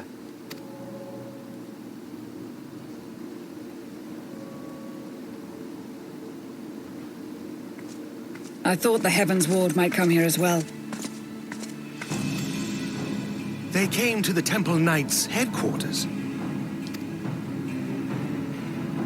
Aye. Sir Grinno announced that the Lord Commander had been imprisoned under suspicion of heresy, and that the Heavens Ward had been granted full authority in his stead. Then the Heavens Ward now commands the Temple Knights. Those still loyal to Sir Emmerich answer to me. Alas, that amounts to but half our number.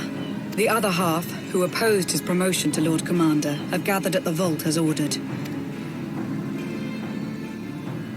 Bolstering the guard already, eh? If I didn't know any better, I'd say you were expected. I take it you're in charge around here?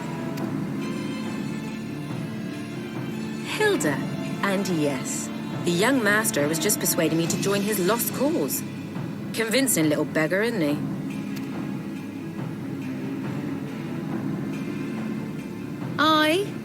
Your passion moves me. A bit. That, and the fact that we're sick of living off the leavings of our betters. If you've a mind to change things around here, then we've a mind to join you. Awesome.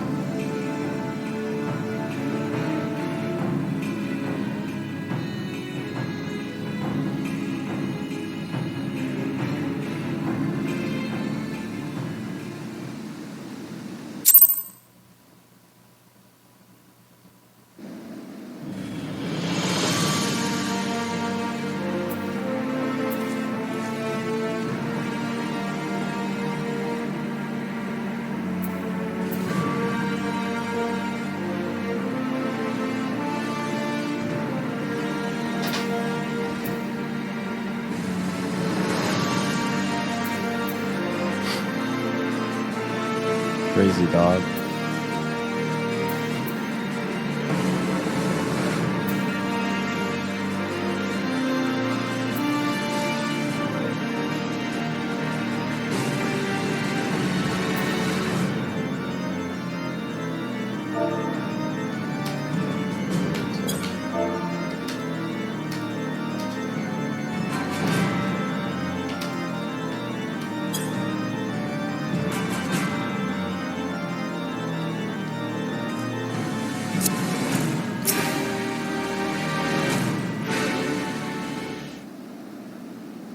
Let me guess, you're wondering why I chose the mongrel, right?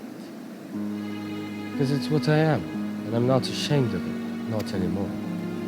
Besides, even my pure-blood pups have more in common with me than the lords and ladies up on high. They none of them are well-bred. Hell, some of their mothers were cast out after a spot of fun, same as mine. Story as old as time, and once was sick of hearing, which is why we took up arms. Not that we mean to hold all the blue bloods on account. Some have done right by us, I'll allow, like them in House Halenart. But enough talk, your friend's still rotting in a cell. Let's not keep him waiting.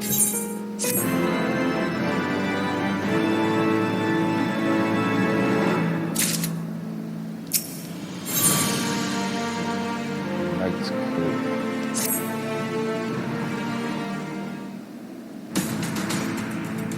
We've been working in secret to undermine the Holy See and the high houses. That much I acknowledge. This nonsense about us throwing wide the gates for the heretics is just that, nonsense. Not you, then who? You, Temple Knights, of course. Reckon it was your beloved Sir Emmerich doing it first. Then I heard how he lost his head. My next best guess would be the Heavens War. That way they'd have the perfect excuse to go door to door through the boom, slaughter the heretics and their sympathizers in one fell swoop. The Heavens Ward scheme did not account for Lady Iceheart's intervention, and so they have been forced to improvise. Fine bloody mess, ain't it? But the die is cast, so what's the plan?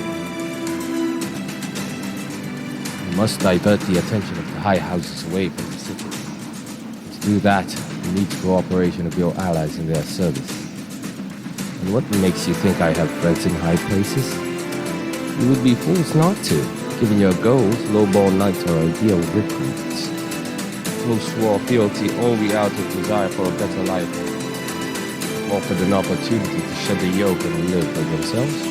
Who among them would not at least be tempted to take it? Rare is the man eager to die for a cause he does not hold dear, but it need not come to that this day. They are, as their fellow knights, are deployed afield to deal with new threats. Passing with heretics, for example, then they will be unable to join in defense of the forts. No, spread false reports of an attack to get him out of harm's way. Cities will not soon forget the heretics' last assault. If the high houses believe another attack is imminent, they will have no choice but to act. Can it be done? Can we trick them into leaving Ishgard? Aye. Can we keep them out for long? Not bloody likely. Make sure you're ready before I said word. Because you won't get a second chance at this. When it is decided to the vault, the Archbishop must be held account. And the Lord commanded, planted his liberty.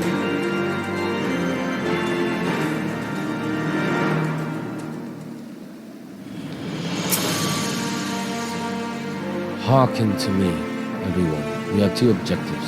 Rescue Sir Emmerich and apprehend the Archbishop. We will therefore divide our forces into two parties.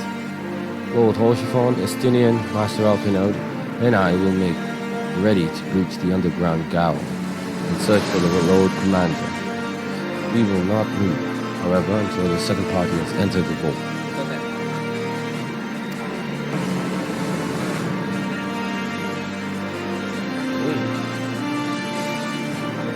That's good. Right up back. Speak of your party. Warrior of light, for this plan to succeed, you will need to fight your way into the highest levels of the vault, even into the Archbishop's private chambers. When the Heavens Ward realize what you intended, they will fly to their master's side, leaving only a token force to guard the gaol. Temple Knights loyal to our cause have already secured the entrance to the vault. Once you are within, they will signal to us. If all goes to plan, we shall rejoin you with Sir Emmerich. We confront the Archbishop together. If everyone clears their duty, then let us do what must be done.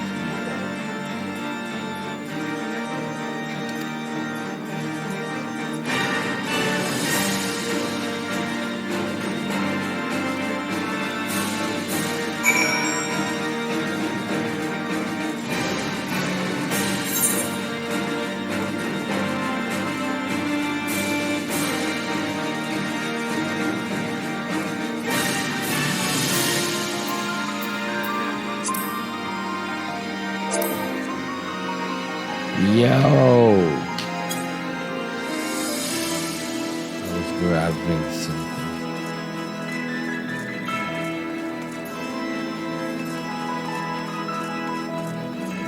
So all left is leaving the FC.